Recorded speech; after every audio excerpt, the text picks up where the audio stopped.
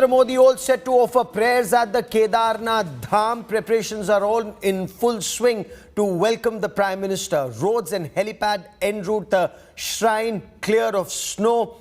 It's not just about the beautification of the temple, but also improvement all across Kedarpuri and the route to Kedarpuri. The Prime Minister's aircraft took off from the national capital at 5:55 this morning. He is expected to land at Dehradun shortly and then will take a helicopter to Kedarpuri. The Prime Minister's darshan at the temple is scheduled for around 8 this morning, after which he will also inaugurate Jagadguru Shankaracharya's Samadhi Sthal. The saint had visited Kedarnath shrine. He breathed his last, attained moksha at the young age of 32 after India's cultural unification. Prime Minister Narendra Modi's Kedarnath visit will conclude with laying the foundation stone of various development projects and also inaugurating several others worth 400 crore rupees. Security, of course, stepped up all across the temple area for the Prime Minister's visit. India Today has the biggest team of reporters on ground to get you the latest on this big story. We have Ashutosh Mishra, we have Sanjay Sharma, we also have guests who will join us. We have Pandit Ajay Gautam, Hum Hindu Association, to tell us more about the significance. But Ashutosh, if I may come to you first, tell us the latest, the preparations, and what all will the Prime Minister inaugurate today? Good morning, Gaurav, and wish you a very happy Diwali. And yes, this is going to be a significant day. The Prime Minister, fifth time visiting Kedarnath Valley. And right behind me, the Chinook has just landed at Kedarnath. Looks like the security personals have just arrived. And as you rightly said, the security has completely been beefed up.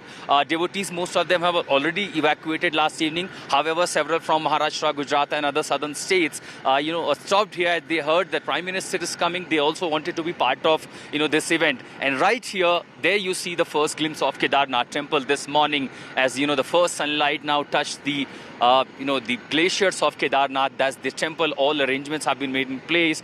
Not just only unveiling the statue of Adi Jagadguru Shankaracharya, but also the development projects worth 130 crore. Those projects will also be inaugurated by Prime Minister, and subsequently some new schemes, new projects will also be announced by the Prime Minister for the Kedar Ghati. And remember, Gaurav, you were here. We all have seen the devastation that brought everything completely destroyed here in 2013, and that was more than an uphill task to rebuild Kedarnath. It was the Prime Minister's pet project, and everyone know here that it is Prime Minister's personal intervention post 2014 that he ensured that how Kedarnath should be rebuilt. More than what it was pre-2013, the infrastructure has been strengthened here. Medical infrastructure, a parallel tracks, more helicopters, everything has been made in place, and that's why we see the more number of pilgrims are coming here every year. Now, taking you directly to these live shots from Kedarnath, a Chinook helicopter carrying the security personals. And as we know, when the events begin, as you mentioned out that how Jagadguru Shankaracharya unified India culturally, 12 Jyotirlingas were established. Most of the chief ministers and also the top government leadership, perhaps, be it from Gujarat, Somnath Temple, Kashi Vishwanath, or also Mahakal Mandir in Madhya Pradesh, the chief minister likely to also join those events. And that's, I see the Chinook first vehicle coming out of the Chinook helicopter. That's the Indian Air Force chopper. We can see the vehicle coming out from this helicopter, heavy vehicles which have been brought here by the first sortie. This is perhaps the first sortie in the morning. As we know, the Prime Minister is likely to land somewhere between 7:50 to 7:55, and from the helipad he will directly proceed to the temple as per the schedule. 30 minutes there will be special prayer, as every year for last 5 years Prime Minister have been attending this event, and followed by that he will unveil the statue of Lord Jagadguru Shankaracharya. That's right behind the temple, and then right in front of the temple, if I could take you to those images, there's a stage has been set up. Some dignitaries have been invited, also some priests, saints and sheikhs have been invited, where the Prime Minister will also address a small gathering, most likely focusing on the infrastructure that the government is planning further to boost the tourism, to boost the pilgrimage here in Holy Shrine Kedarnath. Gaurav.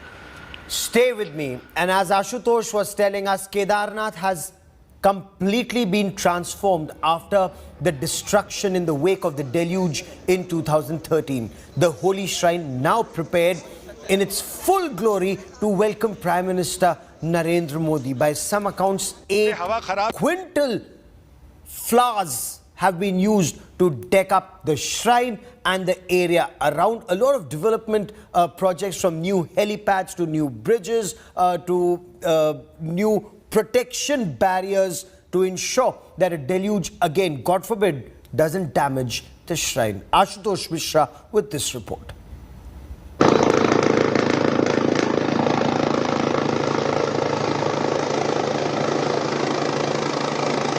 The majestic Himalayas, the mighty glaciers, and a holy shrine. Kedarnath weaves beauty and sentiments alike.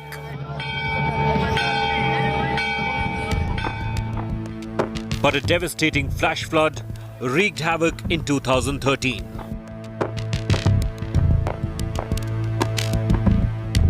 And left footprints hard to forget. Now, years later, the holy shrine is all decked up. Prime Minister Modi will offer prayers to Lord Shiva and also unveil statue of Jagadguru Shankaracharya.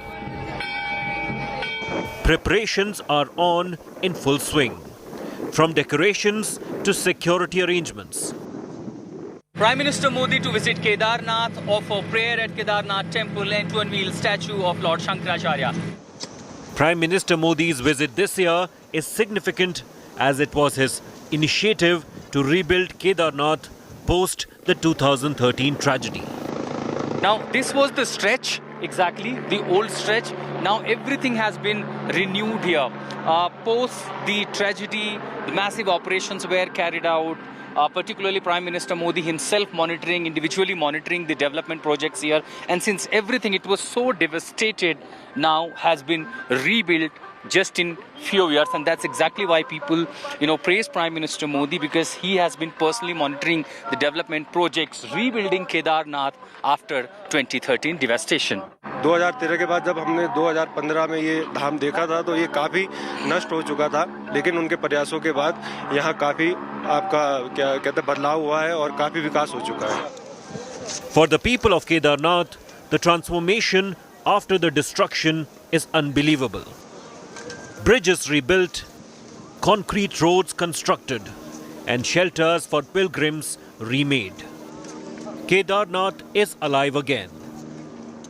महाराज ये बताएं, 2013 में हमने बहुत कुछ यहाँ पर देखा, तब से लेके 21 में लगभग ये 7-8 साल, कितना बदला केदारनाथ? बहुत बदल गया. ये देखो ना, नवनिर्माण काम हो रहा है. मोदी जी का जो ड्रीम प्रोजेक्ट चल रहा है, बहुत सुंदर हो रहा है. इससे कोई दिक्कत नहीं उसमें. Entire foot track from Gaurikund to Kedarnath was swept away in the deluge. Now a movable concrete track has been prepared to facilitate pilgrims at Kedar Valley. Administration, the SDRF, the Mountaineering Institute, Army, all agencies were roped in to ensure a proper trek is made before pilgrimage resumes post-devastation. And now, since the Prime Minister is visiting this place, everything is now being decorated to welcome and greet the Prime Minister as he has gifted various development projects to this holy shrine. Kedarnath now has a sound health facility too. A 4-bed dedicated hospital to treat COVID-19 and hypothermia patients has been set up. With oxygen cylinders and reserve oxygen concentrators, the hospital is prepped up to tackle emergencies. We have new oxygen concentrators. Was it brought recently post-COVID? Yes. It is brought recently post-COVID, and we have few oxygen new cylinders. Okay. And there are also oxygen backup cylinders kept inside these hospitals. Here, if I could tell Pradeep Gupta to pan the camera, these are the reserve oxygen cylinders. Besides the oxygen concentrator, and we've seen during the COVID second wave, the kind of tragedy unfolded. All this hospital, yes, at 11,000 feet altitude, these arrangements have been made in place. Doctors at this facility have only the Prime Minister to thank for the new infrastructure at Kedarnath. The government has been very supportive and very kind, and PM Modi is very directly looking at the health facilities in the Kedarnath. A lot has been achieved, but the rebuilding of Kedarnath will continue. But for now, Kedarnath is decked up in all its glory to welcome the Prime Minister. It was more than an uphill task to rebuild Kedarnath post-2013 tragedy. Prime Minister Modi's personal intervention and his initiative ensured rebuilding of all the infrastructure here in the holy shrine of Kedarnath. Every year, thousands of the pilgrims come from different parts of the country and all across the world. That's the Prime Minister's initiative to rebuild Kedar Valley. At Kedarnath, with Pradeep Gupta, I'm Ashutosh Mishra for India Today. So as devotees chant Bol Kedar Baba Ki Jai, the question also remains the significance of the event today. And let me quickly bring in Pandit Ajay Gautam for more on this. Pandit Ajay Gautam, the Prime Minister at Kedarnath, Uttar Pradesh Chief Minister at Kashi Vishwanath, you have other BJP leaders at Mahakal, Ujjain Temple, Somnath Temple. Explain the significance of what is being planned today, sir.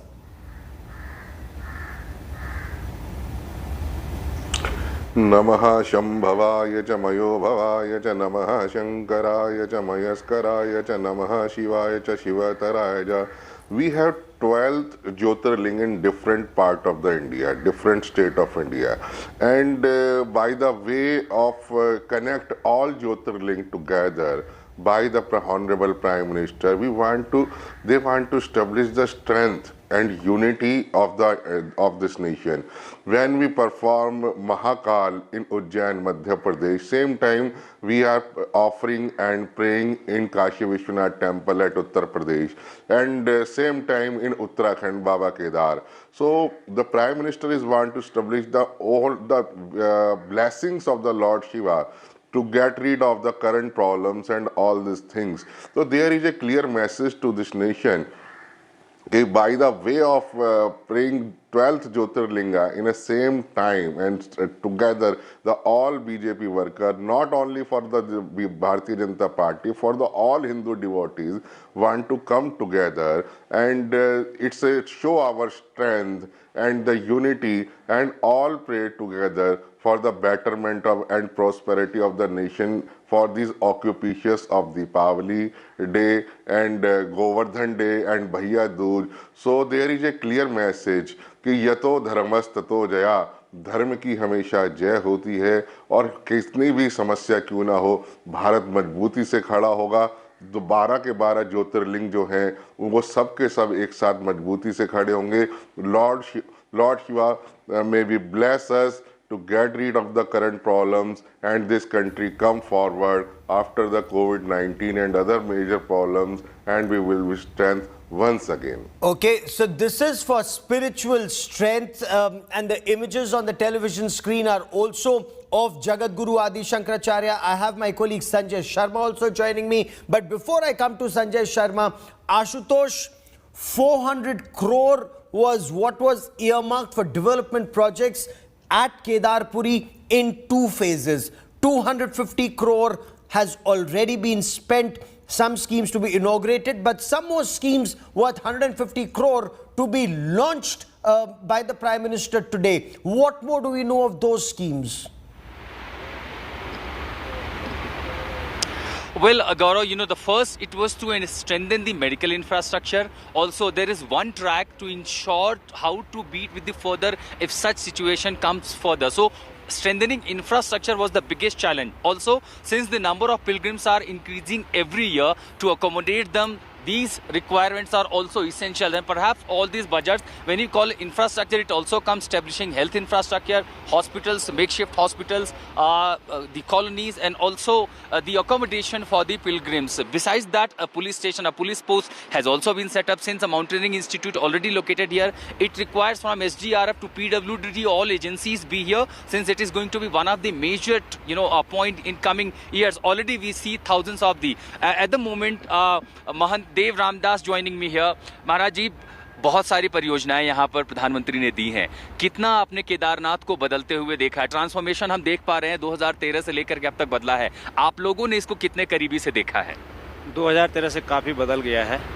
पहले तो मैं जय सिया राम, जय बद्री विशाल, जय केदारनाथ, और समस्त देशवासियों को जो है दीपावली की और नए साल की शुभकामनाएं देते हैं। ये मोदी जी की जो अथक प्रयास से जो है इसमें काफ़ी परिवर्तन हुआ है मंदिर में और रास्ते में जो भी है बहुत। आज का ये दिन कितना महत्वपूर्ण है, क्योंकि जगत गुरु शंकराचार्य की प्रतिमा का अनावरण, वो प्रतिमा यहाँ पहले भी थी जो तबाही में काफी उसको नुकसान हो गया था, तो ये दिन कितना महत्वपूर्ण हो जाता है और जगत गुरु शंकराचार्य इतने महत्वपूर्ण क्यों हो जाते हैं सनातन में? जगत गुरु शंकराचार्य जी ने हमारे 12 ज्योतिर्लिंग और 4 धामों का जो है मठों की स्थापना की है, इसलिए हमारे लिए पूजनीय हैं वो।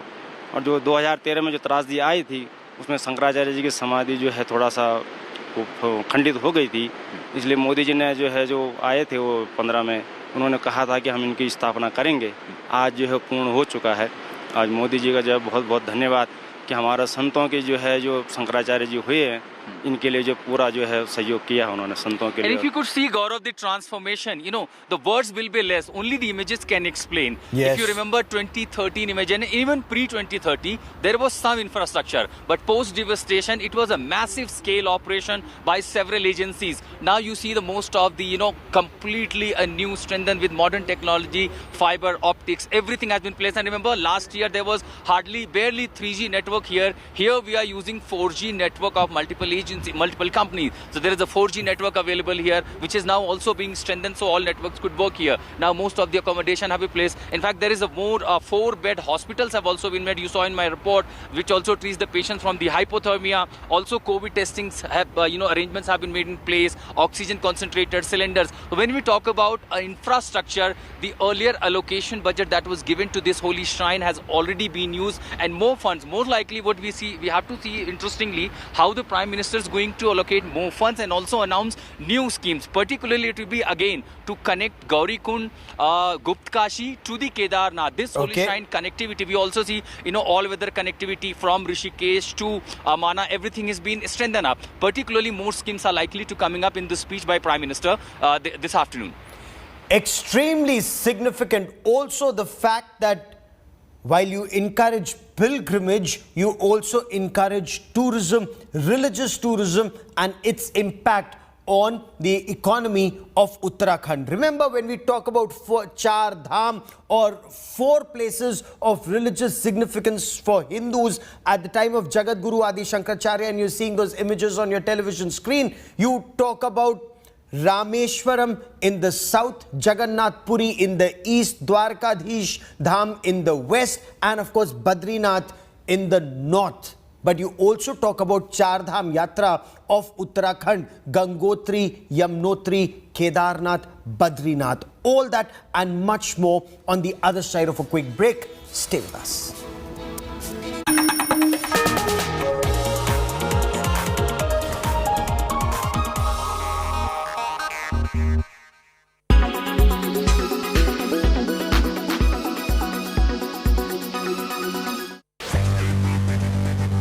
So if you have to renew the registration certificate of your car, earlier it costed rupees 600, now it's going to cost rupees 5,000. Yes, there is a new regime in place, and now renewing your vehicle's registration is going to cost more than 8 times what it did earlier. Now the Road Transport and Highways Ministry has stated that this new regime, this new set of rules, it will be applicable from April 2022. This new regime is going to apply to anyone who owns a car which is older than 15 years and is due for a renewal of registration, or if you have an old bike which needs to be renewed. Apart from this, if you own any heavy commercial vehicle, then fitness certificates, the fitness tests will also be at a hiked price. Now the renewal for registration of cars which earlier costed 600 is now going to cost 5,000 rupees. If you own an old bike, earlier a renewal of registration for that old bike would have costed you rupees 300, but now it will cost you rupees 1,000.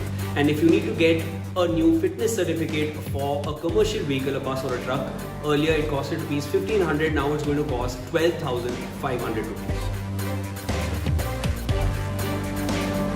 So if you're from Delhi or any of the neighborhood areas around Delhi, then this new regime will not apply to you, mainly because any diesel vehicle over 10 years and any petrol vehicle over 15 years in Delhi and around is already banned. So a renewal of registration, that question does not arise. Now this increase in fee for renewal of registration and an increase which is nearly 8 times the earlier amount, it is basically to discourage people from keeping their cars too long. Not only is it a discouragement to keep your car beyond that certain prescribed age, but it is also a way to get people to purchase more vehicles. Obviously, it will boost the automotive sector, which is also a major revenue generator for the government. Apart from this, the government also plans to do away with the manual system of a fitness test, which can easily be done. So all in all, if you wish to continue keeping your car even after its prescribed age, it will cost you much, much more.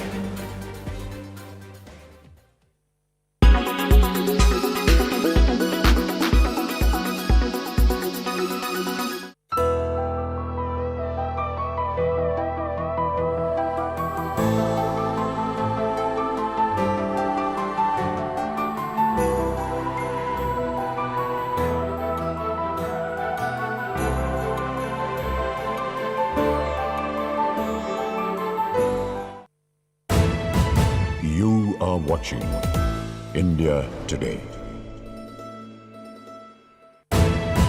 You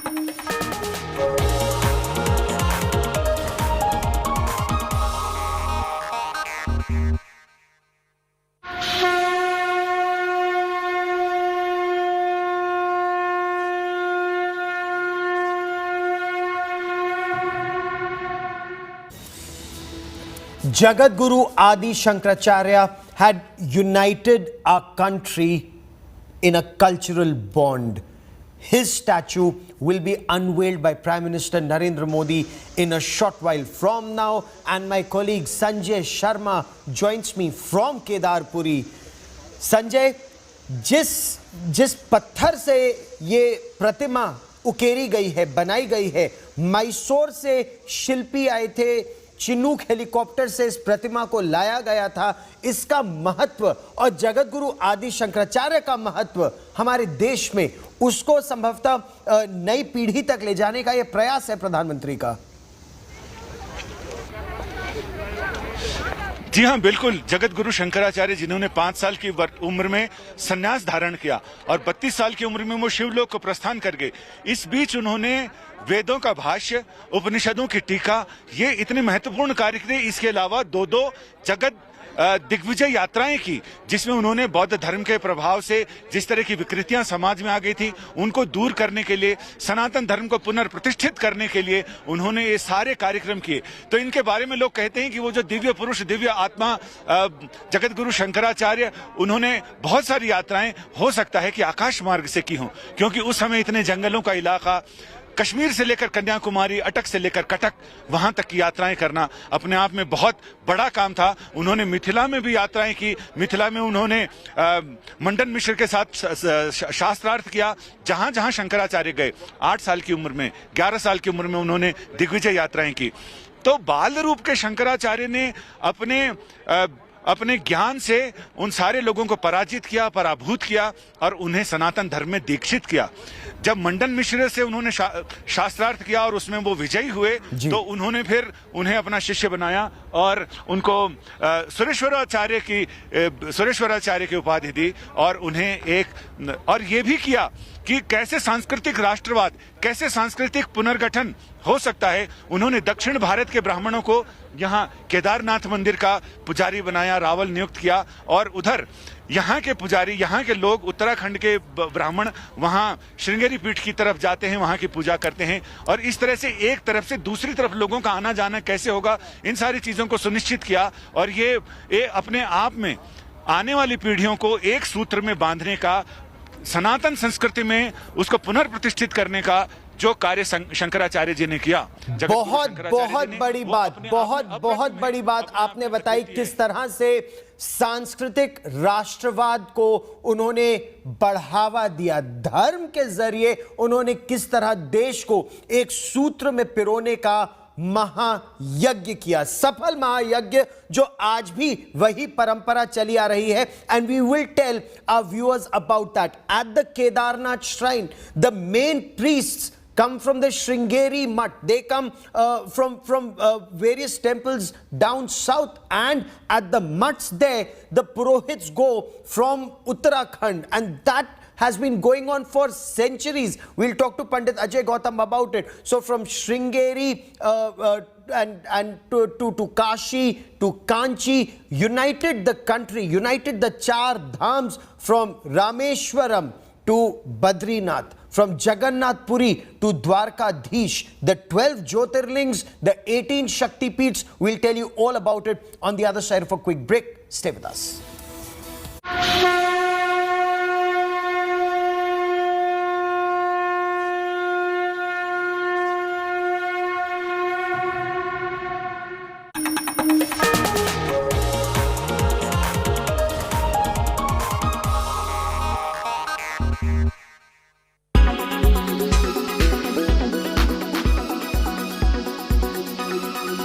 دا غزما لور د اتو کال انجلې د 3 لک روپۍ ما د مجبورې ورکړې د بلجو د پورولو د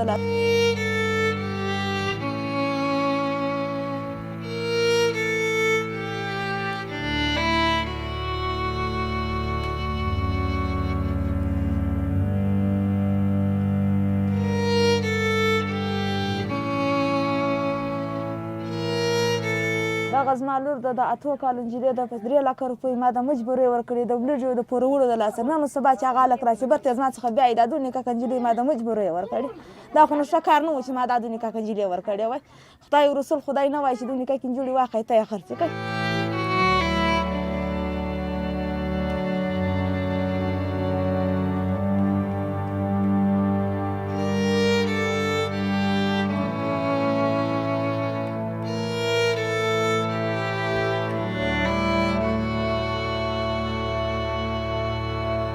تا دختر خو فروختم، یک 10 ساله یک 9 ساله، یکی هیدگوله یک سیامویه. او هیدگول که آب کمریه، سیاموی هم در وبه. از دیست همین بدبختی و گوشنگی و لقی و پریشانی که همین کم بوده، من همین تو پریشانی و همین بدبختی ها در سر ما آمده.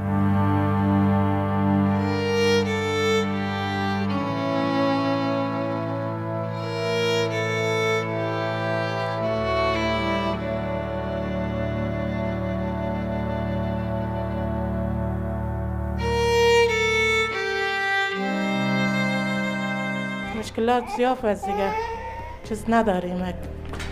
به خاطر همون هر جای که رفتیم نتانستیم پیسه شکل پیش دکتر جای ببریم.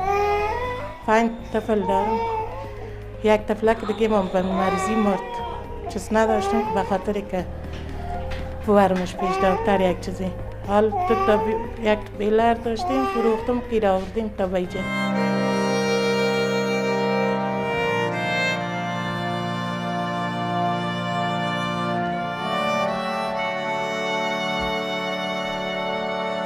شرکت دا خوشحالی ده چې مرګره دغه د امزه کوم ته ویني دغه وبو مته ویني ولاکه د خوراک وبلرو یا د انسانانو وبلرو یا د مالو وبلرو مالونه مم دغه سید خلاص په علاق رسیدلی اولادونه مم په علاق رسیدلی مرګره هیڅ سیاسل مرشد نه لیدلې د نو ماخسته دي بس دا خبره ده چې وتشته مجبور یو چې خپل دغه ځایونه پریږدو ولاړ یو بل ځای ته انتقال.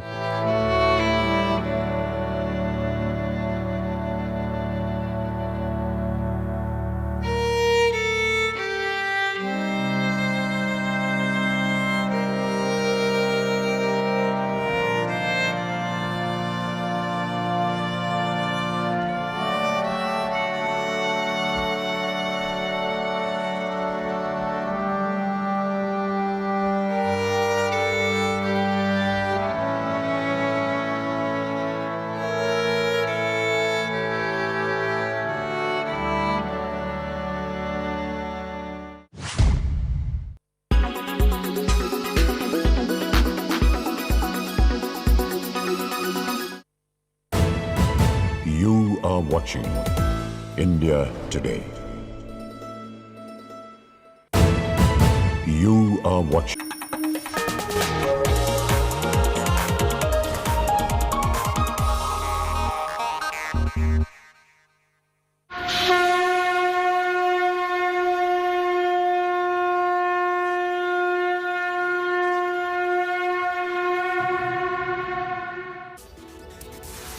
Prime Minister Narendra Modi is to arrive at the Kedarnath Dham shortly. He will offer Rudrabhishek at the Kedarnath shrine at 8 and then inaugurate a statue of Jagadguru Shankaracharya at the Samadhi Sthal.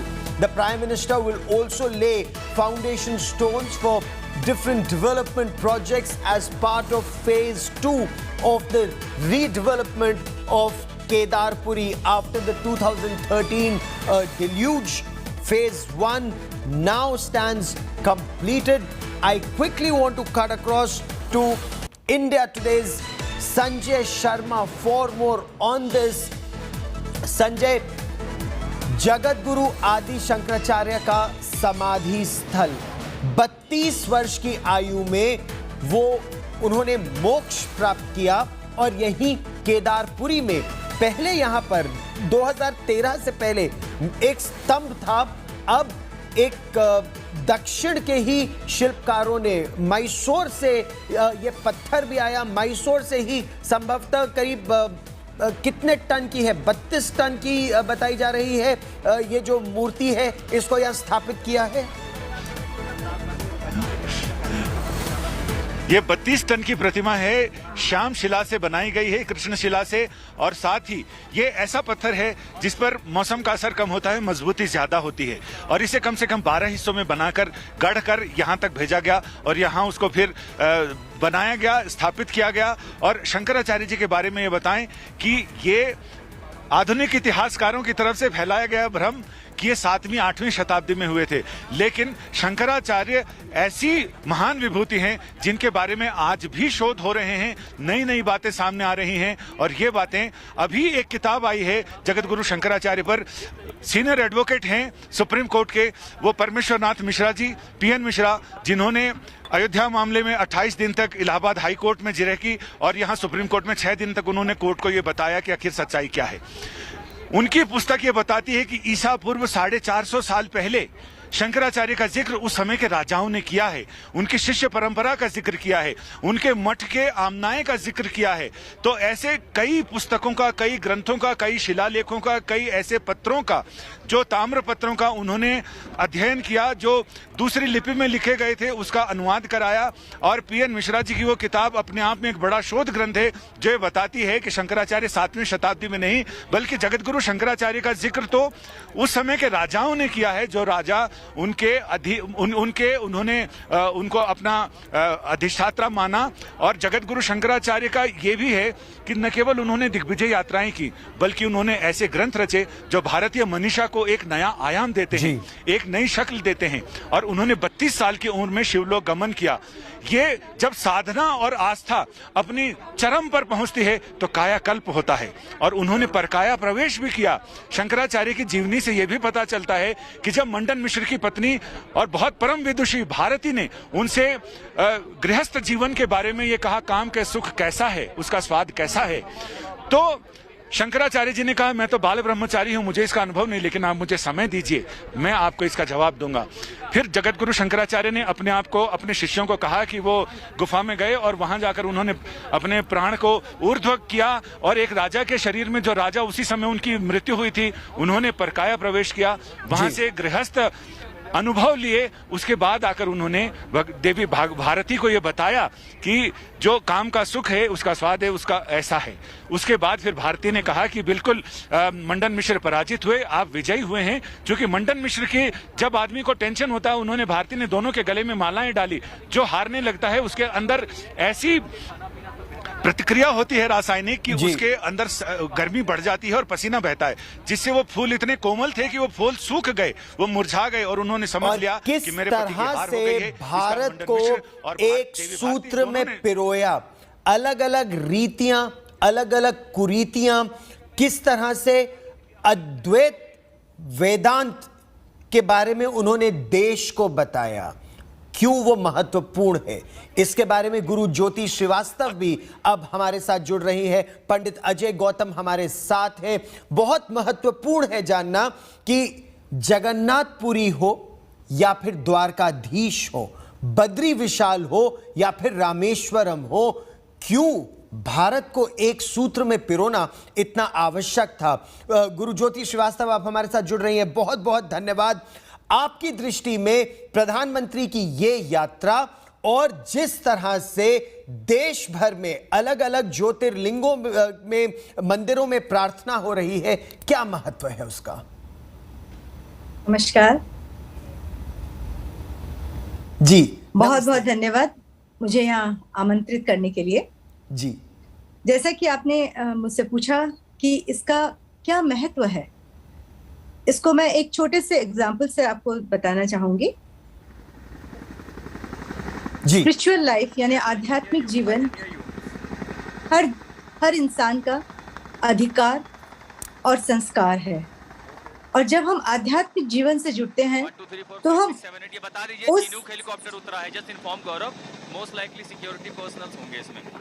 उस परमपिता परमात्मा के साथ जुड़ जाते हैं, जिसे हम ऑलमाइटी या सर्वे सर्वा मानते हैं। और ये जो हमारे चारों धाम हैं, ये चारों धाम उस मैग्नेटिक फील्ड को बनाए हुए हैं। वहां पे ऐसा एक मैग्नेटिक फील्ड है जहां जाके मनुष्य का स्पिरिचुअल या आध्यात्मिक उत्थान होता है, और आध्यात्मिक उत्थान के लिए ही हम वहां जाते हैं। इसीलिए भारतीय सभ्यता में ये परंपरा है कि हम सब अपने जीवन में एक बार इन धामों की यात्रा जरूर करें। लेकिन मेरा अपना अनुभव यह है कि एक बार काफी नहीं है, हमें कई बार उन धामों में जाना चाहिए, क्योंकि वहां जो एक हमारे पूर्वजों ने, हमारे सभी डेटीज ने, हमारे सभी जिनको हम देवता बोलते हैं, उन सब का पदार्पण वहां हुआ है।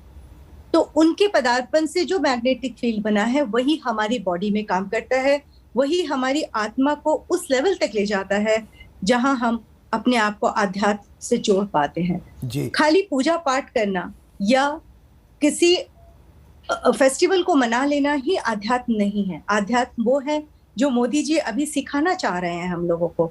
उन्होंने इन सारे धामों पर इतना काम किया है, खासकर केदारनाथ का मुझे देखकर इतना आश्चर्य होता है कि जहां मंदिर सैकड़ों दुकानों के पीछे छुपा हुआ था, जिसके दर्शन के लिए मीलों चल के जाने के बाद जब आप मार्केट को क्रॉस कर लेते हैं तब आप देख पाते थे उस मंदिर को।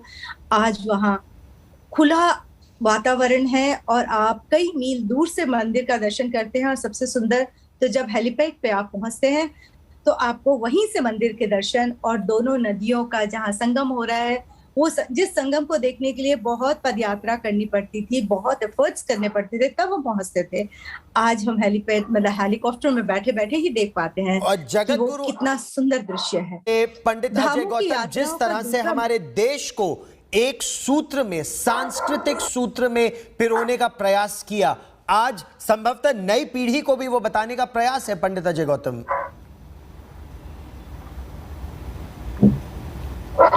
Gaurav bhai, it is pleased to inform you that the statue of Adi Shankar, which is going to inaugurate by the Honorable Prime Minister, I got the same order from the Uttarakhand High Court in 2018. And if you do the Google ki the public interest litigation /Ajay Gautam /Uttarakhand High Court, then you find ki I am fighting for this cause since 2014. And finally in 2018, the Honorable High Court of Uttarakhand passed a order on my favor and against the state of Uttarakhand when I established this thing, the Adi Jagadguru Shankaracharya, and its samadhi is a shrine for the all akhadas, all 13 akhadas and millions of sadhu, because the Adi Shankar has established our sannyas parampara, our 13 akhada and our 4 feet, and he left his body for the heaven at Kedarnath only, and he is the person who established the 4 dhams and reconstructed and rebuilt and re-established the Kedarnath dham. And it's the tomb of the samadhi of the Adi Shankar is very important, and we are deprived with their praise and their establishment for the last many years after the devastation of 2013. So then court passed an order to Stay with me for a moment. News just coming in. Prime Minister Narendra Modi is to arrive at the Kedarnath Dham shortly. Ahead of his visit to this temple complex. The area is being evacuated. Both devotees and journalists have been asked to go behind a certain cordon that's been laid for the Prime Minister. Ashutosh, this is standard operating procedure. Is it the manner in which now that area is being cleared to be sanitized and checked before the Prime Minister's visit? Point one. And point two, it's the Rudrabhishek that the Prime Minister performs today in about 20 minutes from now at 8 this morning.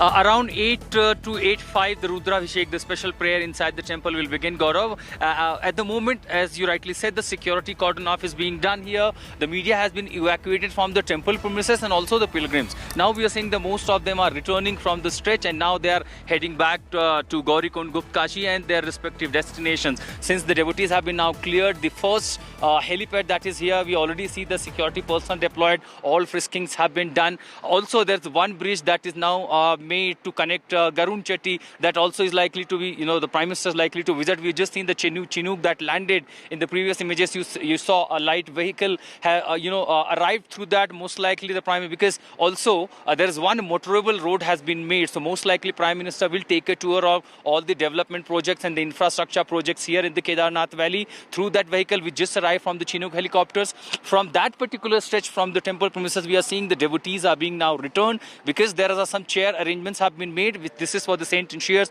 who are invited from Uttarakhand, and also those who are already living here at Kedarnath, because Prime Minister is also likely to address a gathering at around 10:30 a.m. this morning after the unveiling the statue of Shankaracharya and offering special prayer at Kedarnath Temple. So that's the standard procedure, that's the SPG protocol. When the Prime Minister visiting, area has to be sanitized completely, and now devotees are returning. The media has also been asked to clear that particular stretch. When Prime Minister will address subsequently those. These are the first images that are coming in. Prime Minister Narendra Modi has landed at the Jolly Grant Airport in Dehradun, received by the Chief Minister Pushkar Singh Dhami, also the Lieutenant General Gurmeet Singh, the Governor of Uttarakhand. They have received Prime Minister Narendra Modi. Images just coming in of a short while back of Prime Minister Narendra Modi landing at the Jolly Grant Airport in Dehradun, received by the Governor, Lieutenant General Gurmeet Singh,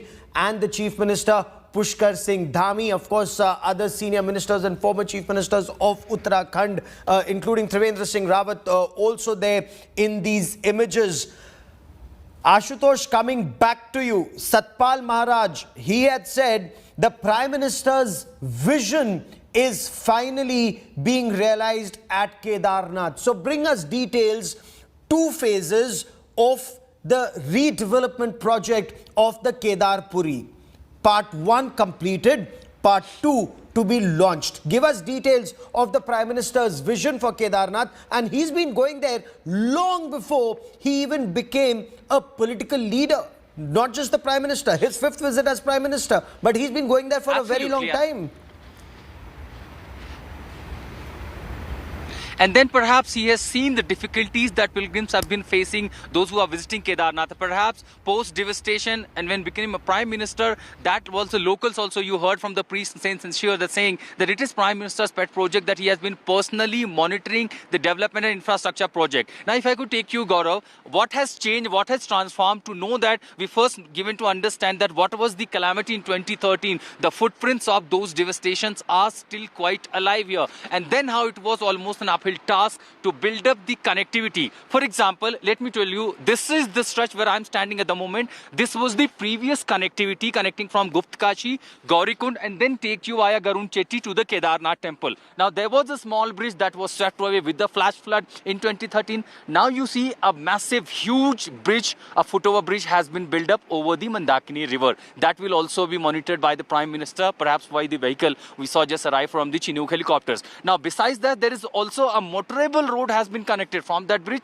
that takes you to the Lord Shankaracharya's statue behind the temple. So that's the connectivity. Now, other side, since this road was completely disrupted, that's a huge task, almost 20-kilometer track from Gaurikund, a completely new movable track with modern lights, facilities, LED flash lights, and also accommodations at multiple places. All these arrangements to felicitate the pilgrim.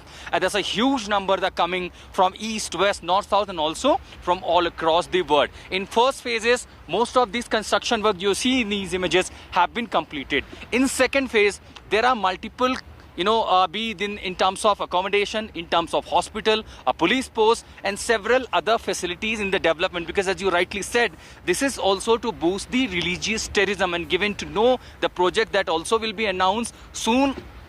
This Kedarnath Holy Shrine could be, the epicenter of religious tourism, particularly in Uttarakhand. As we know, the government is trying to boost the religious tourism, connecting Char Dham, all-weather connectivity roads. This is going to really be significant. As far as the state government is concerned, perhaps the initiative taken by the Prime Minister, the state government will try to take it to the public. As we know, the Uttarakhand is going to be under the assembly poll within 3 months. Yes. The state government will also take this to the public, that look, under the leadership of the Prime Minister, this is what we have done for the Holy Shrine. This is how we are boosting the religious tourism. We are also ensuring more economic activities in this part, and also all-weather connectivity road, which will also bring tourism and better economy for this hilly state, Gaurav. Oh, absolutely. And these are images of the Dehradun airport. Prime Minister Narendra Modi has arrived at the airport, received by Governor Lieutenant General Gurmeet Singh. Remember, General Gurmeet Singh used to be the Kashmir Corps commander earlier. Also, Pushkar Singh Dhami, the Chief Minister, former Chief Minister Trivendra Singh Rawat, several other dignitaries there received the Prime Minister. The Prime Minister is expected to take one of those Chinook helicopters now to fly into Kedarpuri and review development projects before the Rudrabhishek. Big signal that the Prime Minister sends out when he inaugurates the statue of Jagadguru Shankaracharya, a man, a saint responsible for credited with the cultural unification of India in extremely difficult times, extremely trying times. And as we talk about development projects at Kedarpuri and Char Dham, Jyoti Srivastav ji, Char Dham extremely significant, 12 Jyotirlings, 18 Shakti Peeths, 87 temples across the country all come together today, and those giant screens that have been put up all across. कितना महत्वपूर्ण संदेश और क्या संकेत आपकी दृष्टि में? चारों धाम, मैं एक कलाकार की दृष्टि से बोलना चाहूंगी जी। जैसा कि आप सभी जानते हैं, हमारा जो सबसे इम्पोर्टेंट शास्त्र है वो नाट्य शास्त्र है, एक कलाकार के लिए, जो हमारी सारी कलाओं के बारे में बताते हैं।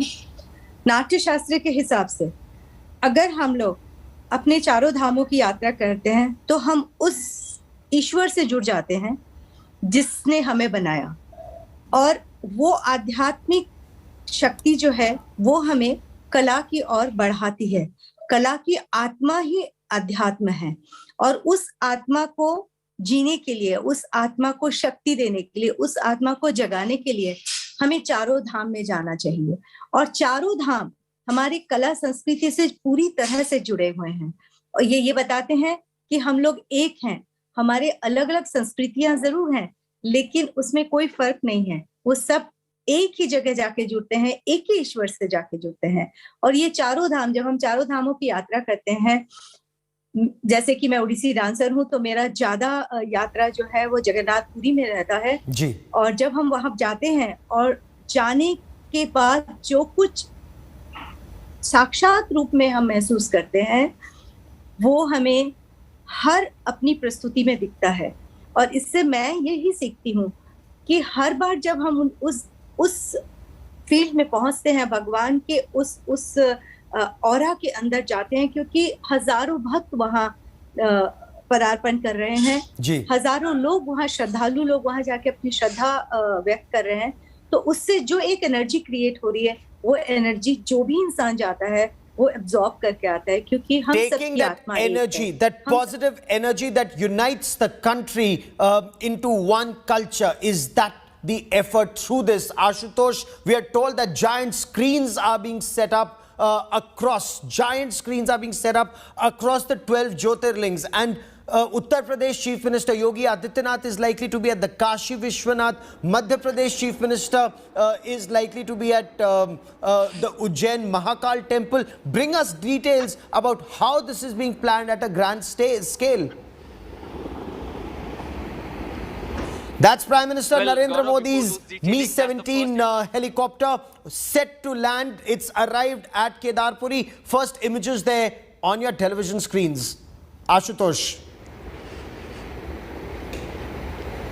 Yes, that's the Mi-17, perhaps out of 3 helicopters that fly with the Prime Minister. The first has landed right behind the Kedarnath Temple at the helipad. Another chopper is expected shortly. That's the first Mi-17 that we just landed here. We already see the Chinook that brought a light vehicle here for the motorable road, which Prime Minister will take a tour of the development projects. And yes, you rightly mentioned, not only at the 12 Jyotirlingas, but several other places. The giant screen have been placed for the people, for the devotees. And that's the another helicopter. That's another Mi-17. So as we know that 3 choppers that fly in the cavalcade, most likely the Prime Minister could be in one of them.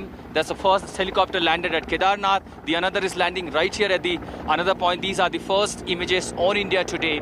The Prime Minister's cavalcade with the helicopters is now landing at Kedarnath Holy Shrine. And in within few minutes, we'll have the first images of Prime Minister at Kedarnath. As we know, that's around 50 to 55 minutes sortie from Jolly Grant Airport, Dehradun, to Kedarnath helipad. So 2 choppers have landed here. Massive security deployment.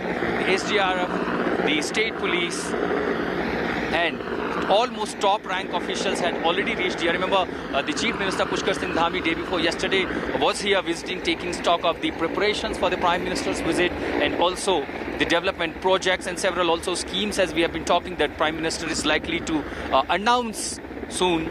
Also given to understand that the Governor of Uttarakhand and also the Chief Minister will also be coming along with the Prime Minister Modi at Kedarnath. So 2 choppers have landed, Gaurav, at Kedarnath. And now in these images, that's the 3rd chopper. The 3rd Mi-17 is arriving at Kedarnath. That's the another sortie. All 3 choppers now at Kedarnath. And that's the first images of the SPG that is coming out of the Mi-17 helicopter. That's the first helipad, Gaurav. Almost all the commercial choppers that carry, devotees, the pilgrims to Kedarnath, they all arrive here, they land here. And that's the special helipad that is made up right behind the temple, where the VVIPs land either through the state chopper, private choppers, or the government facility. That's the Air Force Mi-17. We see the security personals, the SPG group arriving here, and that's the 3rd. And most likely this could be the Prime Minister Modi here with this Mi-17 arriving at Kedarnath. 5th visit consecutively by Prime Minister Modi, taking stock of the development projects, offering prayer. Since the first chopper, Gaurav, that landed at the helipad right behind the temple had just took off, most likely this could be the Prime Minister Modi in these images. The first images on India Today. Prime Minister is landing at Kedarnath. This is going to land right at the VIP helipad behind the temple, which is very adjacent to the temple and also close to the statue of Jagadguru Shankaracharya, which is going to be unveiled by the Prime Minister Modi in few minutes from now. Once he arrived, he'll directly be heading to the temple. A special 30-minute prayer session. How is the weather this morning? Yesterday it was extremely cold, Ashutosh. How is the weather this morning, and is the weather likely to hold at least till 12 noon? It's quite bright sky, Gaurav. Let me take you to these glimpses. The glaciers, the Kedarnath glaciers, completely sunny, bright shine. Prime Minister is landing at Kedarnath. Though last evening I was completely shivering. It was -7, -8 degree. Even this morning at around 7 o'clock, it was -2. The temperature at the moment is 1 degree, but it's completely sunny, bright sky. Barely any possibility of snowfall or even rainfall. It's completely clear sky. This is going to be an extraordinary event. The devotees, those who were invited, have already reached at Kedarnath Temple. The dignitaries, Kedarnath, the priests, saints and seers, those who were invited to be part of this event have already reached here. Pilgrims, devotees have been cleared from that place. The media has also been asked to clear that particular area. For around 30 minutes, Prime Minister will be inside the temple. And now we can confirm the Prime Minister Narendra Modi has landed at Kedarnath helipad. Now, in 5 minutes from now, he'll be visiting the temple to offer prayer and then follow the schedule, taking the stock of the development projects, inaugurating almost 130 crore rupees projects that was announced by the Prime Minister in the previous years in his previous visit to Kedarnath, and then also announce new schemes. So this is going to be a significant day for this state and also for the state government, because soon once they go to the elections, they will carry forward these schemes to the people. They'll take these schemes to the people that is going to be announced by the people. Prime Minister has landed at Kedarnath. In few seconds, few minutes, we will have first glimpse of Prime Minister at Kedarnath once he step out of the helicopter and then walk through the temple. Barely that's 50 meters from the helipad to the temple. The distance, he traveled around 50 to 55 minutes from Jollygrant to Kedarnath helipad. Of course, it's a clear sky, sunny sky. Now you see the sun rays, sunshine is now touching the Kedarnath glaciers. And just right behind that, that's the temple, the divine place, the holy shrine, Kedarnath. Prime Minister just landed. Most likely we have to see whether he was escorted by the Chief Minister and the Governor, as we know that they all had to come here, to be along with the Prime Minister. And between 10:30 to 10:45, Prime Minister will also be addressing the saints and seers and the locals here at Kedarnath. With all the arrangements have been made in place right in front of the temple. A stage has been set up and also few chairs, of course following the COVID protocol, social distancing norms have been placed here.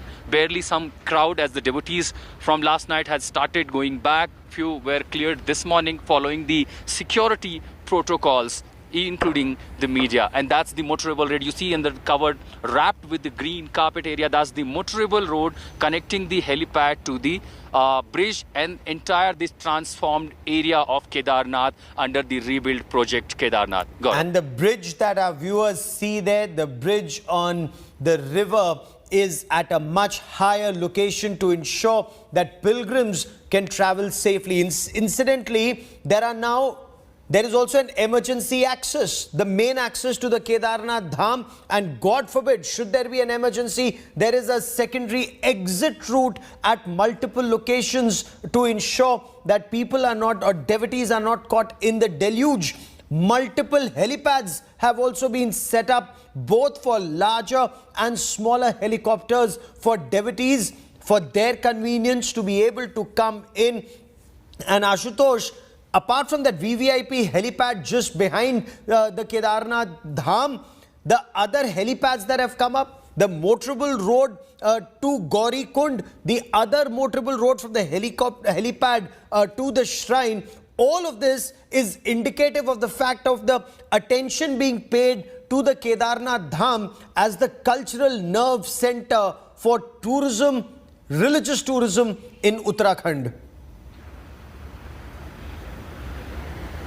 And to also ensure, Gaurav, bring in the fact that the tragedy that this state and this shrine saw in 2013, this is to also bring in the confidence to the people that government is here and now they are more prepared to deal with any such calamity. There's one VIP helipad and right behind me that's the another helipad which is largely for the commercials, and also if there are giant choppers like Chinook or Mi-17, they can also land up here. And there you see the devotees, those are going, that's the road, movable road, but also motorable road. We never know that in coming days if there are planning to bring out the electric vehicles also on this stretch, because that's quite, wider than the previous narrow road. So that's a completely smooth motorable road that connects to Gauri Kund and then it connects to Gupt Kashi. When you travel from Rishikesh to Rudraprayag, the entire road that we see, the 2-lane, though the fragile ecosystem Uttarakhand, people also raised alarm on that. But this was also significant given the fact that these are also connecting Indo-China borders. And perhaps more than that, the religious tourism to bring in this part of that will bring the development, prosperity for this, not only the state, but also this part of Uttarakhand, the Rudraprayag district and also the adjoining district. And that's exactly what the Prime Minister in the rebuilt Kedarnath development project brought into several schemes and also likely to announce many other. A few minutes from now, Prime Minister Modi will be seen in the first images offering prayer at Kedarnath Temple, Gaurav. And are these images at this stage or subsequently going to be broadcast live across the 12 Jyotirlings? Is that the government's plan? Is that the BJP's plan that we are being told? Uttar Pradesh Chief Minister would be at the Kashi Vishwanath Temple. Madhya Pradesh Chief Minister will be at the Ujjain Mahakal Temple. Top BJP leaders would be at Somnath Temple. Is all of that part of the event that's about to begin right now? So when you have to bring that message to the people, these arrangements are quite in place. Remember, there have been several events even in past when the Prime Minister has been inaugurating several events. Those were also telecasted through the giant screens. Yes, this has been part. Shivraj Singh will be, the Madhya Pradesh Chief Minister will be at Mahakal Temple. We have to see whether, because there is no confirmation whether the Yogi Adityanath is going to be at Kashi Vishwanath Temple or not. But certainly a giant screen has been placed there at Kashi, at Somnath Temple in Gujarat. There are also the Chief Minister will be attending here with also the cabinet ministers, and at several other places, as we know, the 12 Jyotirlingas. More than that, several other places, these joint screens by the BJP are being placed, and this is, as they say, since it's a mega event, that this is for the devotees, for the pilgrims, that those who are not able to reach Kedarnath, they could see these things, how the Prime Minister is offering prayer. But subsequently, this has also a political dimension, that how when 5 states are going to be under poll within 3 months, these images the BJP will try to take out to the people. So of course, anything that happens, it always has 2 dimensions. But for now, for Kedarnath, this is more about the development and also the boosting the economic activities, as we have seen destruction in 2013, several years, often years, even just couple of months back, we have seen a kind of flash flood in the Kumaon region. So certainly the challenge is to this eco-fragile system of Uttarakhand, this hilly state, how to ensure build-up, how to ensure infrastructure, but at the same time taking care of the fragile ecosystem of this hilly state, Gaurav. Indeed. And Pandit Ajay Gautam, is this perhaps an effort, the way Jagadguru Adi Shankaracharya united the cultural reunification of the country in those times? Is this an effort to tell this generation and perhaps future generations about the importance and the significance? Actually, all Sanatani peoples believe that the Adi Shankaracharya ji is an incarnation of Lord Shankar. And the importance of Adi Shankar in present time is very, very significant. Because when the people have lot of differences about the language, caste and different kind of culture, and that same time the Adi Shankaracharya,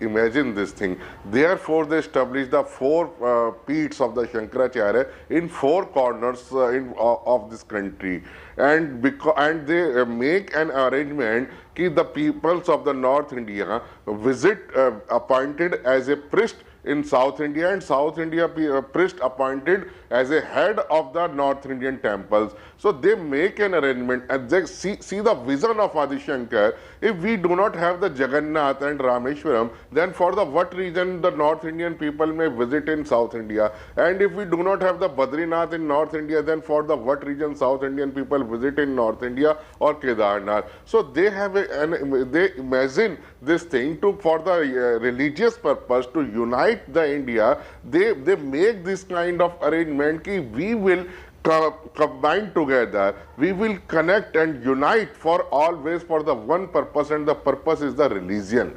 And the Adi Shankaracharya wrote many and many manuscripts and many granth like Ganga Ashtakam, in which he said Gangam Vari Manohari Murari Charana Yutamma Tripurari Shirashtikari Papahari Punatum Amma Pap Apahari Duritari Tarangadhari Shaila Prachari Giriraj Guha Vidari Jhankar Kari Hari Pad Apahari Gangam Punatu Satatam Shabakari Vari.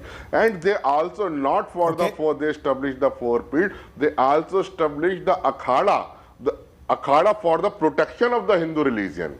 And because of this purpose, we have the millions of sadhu in our 13 akhadas, and they take Adi Shankar, Shankaracharya ji, as the incarnation of Lord Shankar, and the statue and the samadhi of Adi Shankar is not less than as a shrine for the all sannyas parampara. बड़ी बात आप कह रहे हैं कि ये एक तीर्थ है अपने आप में, भगवान केदार का मंदिर और जगत गुरु आदि शंकराचार्य की जो प्रतिमा वहां पर स्थापित की गई है। गुरु ज्योति श्रीवास्तव, कहा यह जाता है कि राजा राम अयोध्या से रामेश्वरम या श्रीलंका गए तो उत्तर से दक्षिण को जोड़ा। योगेश्वर श्री कृष्ण अगर द्वारिकापुरी गए तो पश्चिम से देश को जोड़ा। और जगतगुरु आदि शंकराचार्य की बात करें तो बद्रीनाथ से लेकर रामेश्वरम, भगवान जगन्नाथपुरी से लेकर द्वारकाधीश, उत्तर से दक्षिण, पूरब से पश्चिम, और कश्मीर में श्रीनगर में भी शंकराचार्य हिल है, भगवान शंकराचार्य का मंदिर है, मां शारदा की पीठ है। एक तरह से पूरे देश को एक सूत्र में भगवान शंकर के अवतार कई लोग कहते हैं, जगतगुरु आदि शंकराचार्य ने देश को जोड़ा। ये आप बिल्कुल ठीक कह रहे हैं।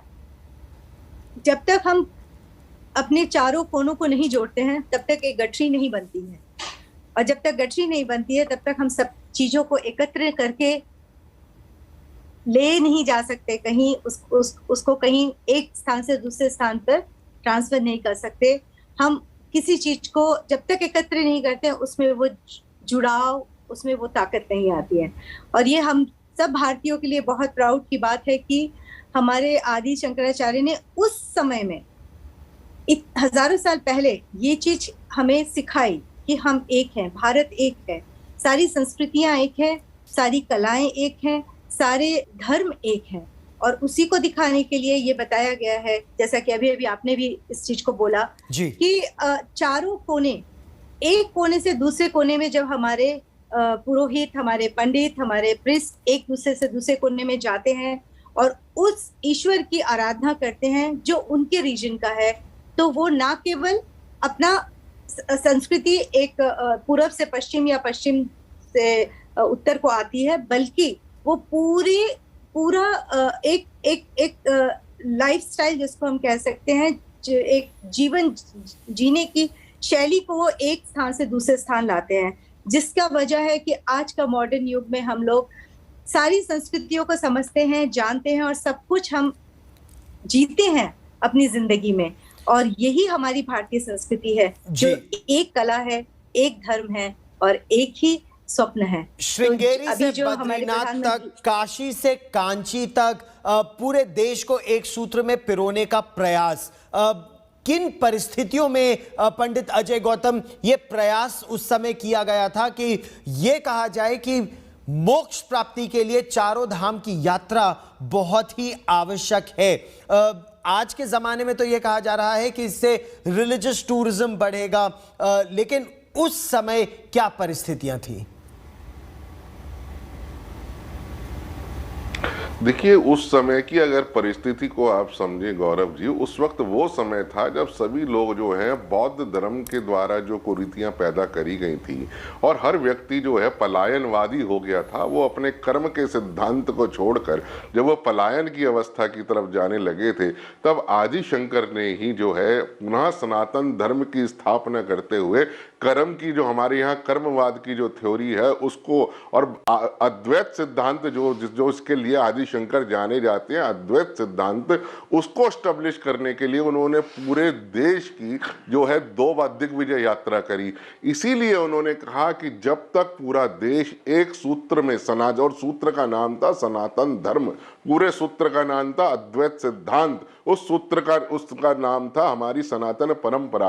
वो जब तक वापस से लोग इसमें नहीं आएंगे तब तक जो है ये देश जो है, ये भारत जो है, ये भारत नहीं बनेगा। इसीलिए उन्होंने देश में चारों पीठों की स्थापना करके एक ऐसी व्यवस्था को बनाई और उन्होंने अनेकों ग्रंथ लिखे। उन्होंने जितने भी उस वक्त के अंदर जो कुरीतियां, जो पलायनवाद, हर व्यक्ति जो था वो जीवन में सिर्फ जो है निराशा और एक तरीके की कह लीजिए कि घोर निराशा को देखता था और पलायन की तरफ बौद्ध भिक्षु बनने के लिए कर्म के सिद्धांत को त्याग देता था।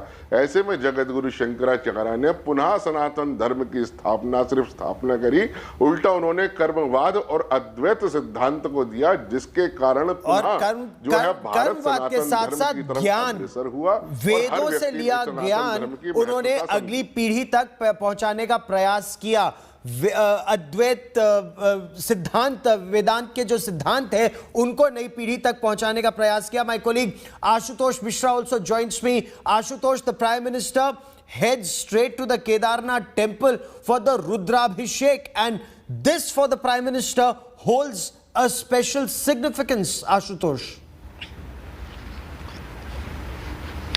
Absolutely, for 5 years, and as you rightly said, that even becoming Prime Minister or even entering in the active politics, he was often coming here. He spent a great time here in Kedarnath, and after becoming Prime Minister, this is his 5th visit consecutively in this year also. Once he arrived, that was the given time. It was 8 a.m. in the morning when the Prime Minister entered in the temple, and it is 30-minute Rudrabhishek, a special prayer that Prime Minister will be holding with the chief priest of Kedarnath inside the temple, and after that it's over. Prime Minister will have the first glimpse when he'll be stepping out. And every year when we see the devotees, be it the going at Kumbh in Prayagraj and then visiting Kedarnath, the Prime Minister has his connect with the Lord, and that's exactly why we see every year he visit Kedarnath shrine. But more significantly than the religious perspective, what I see the development project, the economic perspective of this hilly state. Remember, when you have a eco-fragile system, activities in Uttarakhand, and also challenging the border which connects to your enemy nation China, then the activities, the economic activities, the strengthening infrastructure, development projects, those become really significant. And more than the religious visit by the Prime Minister, what he has announced and what he is going to announce will also be seen very importantly, not only by the people but also for the BJP ruling party in the state of Uttarakhand. And within 3 months, they'll have to go to the public and announce what all they have done, what all the central government has done for this state, Gaurav. Oh, absolutely. And when it comes to the Kedarnath Dham, when it comes to Uttarakhand, what is it that the Prime Minister is likely to talk about? Pushkar Singh Dhami, the Chief Minister, has been talking about at least some of the achievements at Kedarpuri post 2013. What details can you share with our viewers?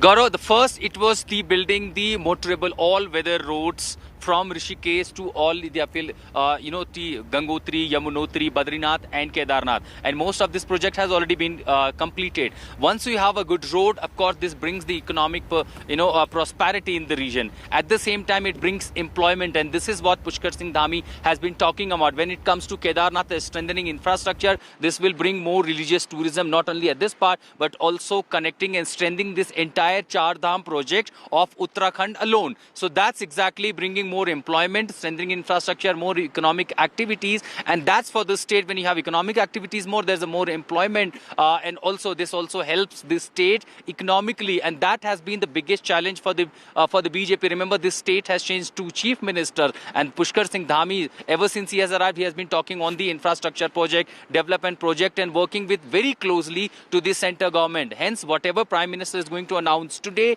this will be taken up by Pushkar Singh Dhami, the state chief minister, across the state to all the people when he begins campaigning in the state, be it the और ये पहली तस्वीर है प्रधानमंत्री नरेंद्र मोदी की. And for the benefit of our viewers, Ashutosh, give me a moment.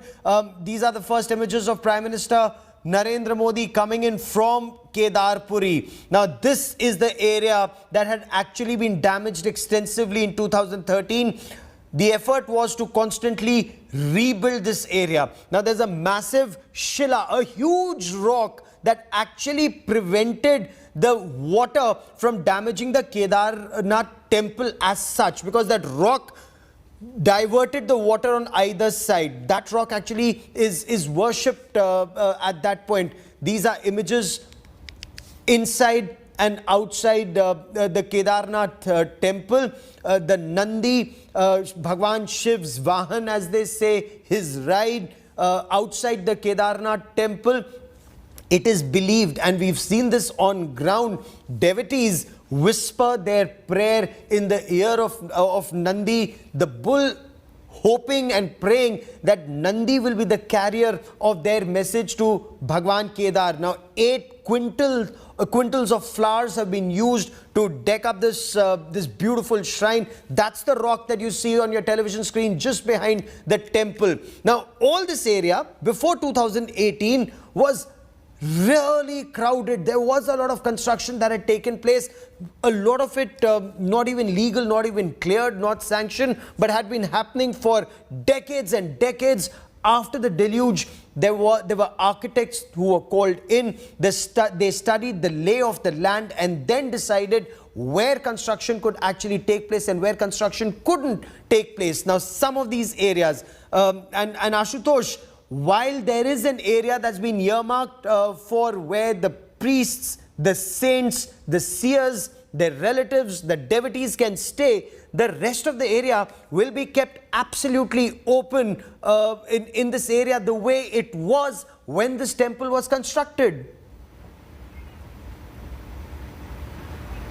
Well, that was the idea when the rebuilding, the Kedarnath was announced. That was the idea, that eco-sensitive zone. This becomes an eco-sensitive zone. And why it is, let me take you through, because I'm standing at least 400 meters from the temple. Here it is quite visible. Right behind the temple, that the rock you mentioned about that protected the flash flood entering, huge stock of debris to the temple. But behind that, that's the flow that you can see. Still, those are the images alive of the destruction of 2013. And right under the glacier behind this helipad, there is a lake. That was where the flash flood triggered and which brought huge debris, and that created a kind of destruction in 2013. So that was the idea, that to prevent any further such calamity, the rest part of the areas around the temple, that will be kept as it is, as how it was previously. However, those development projects that have been carried out, that at certain distance, keeping in the mind that what had happened in 2013, there is also a bridge that has been relocated, has been made now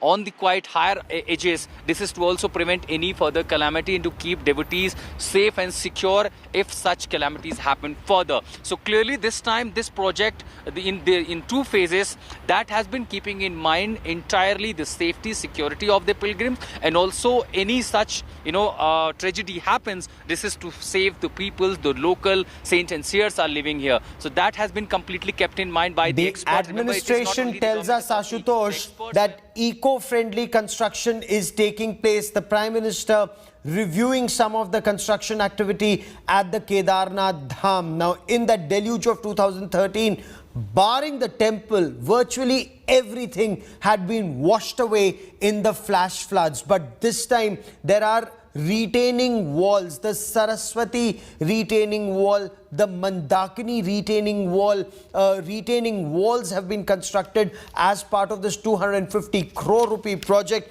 We are also told there's a bridge that's come up at Garud Chatti, the Garud Chatti bridge. We are also told that apart from inaugurating the Sabarmati and Mandakini retaining wall, there is a residential complex for the saints and the seers that the Prime Minister is also likely to review and launch. Ashutosh, tell us more about these development activities that have taken place, the significance of the two retaining walls too.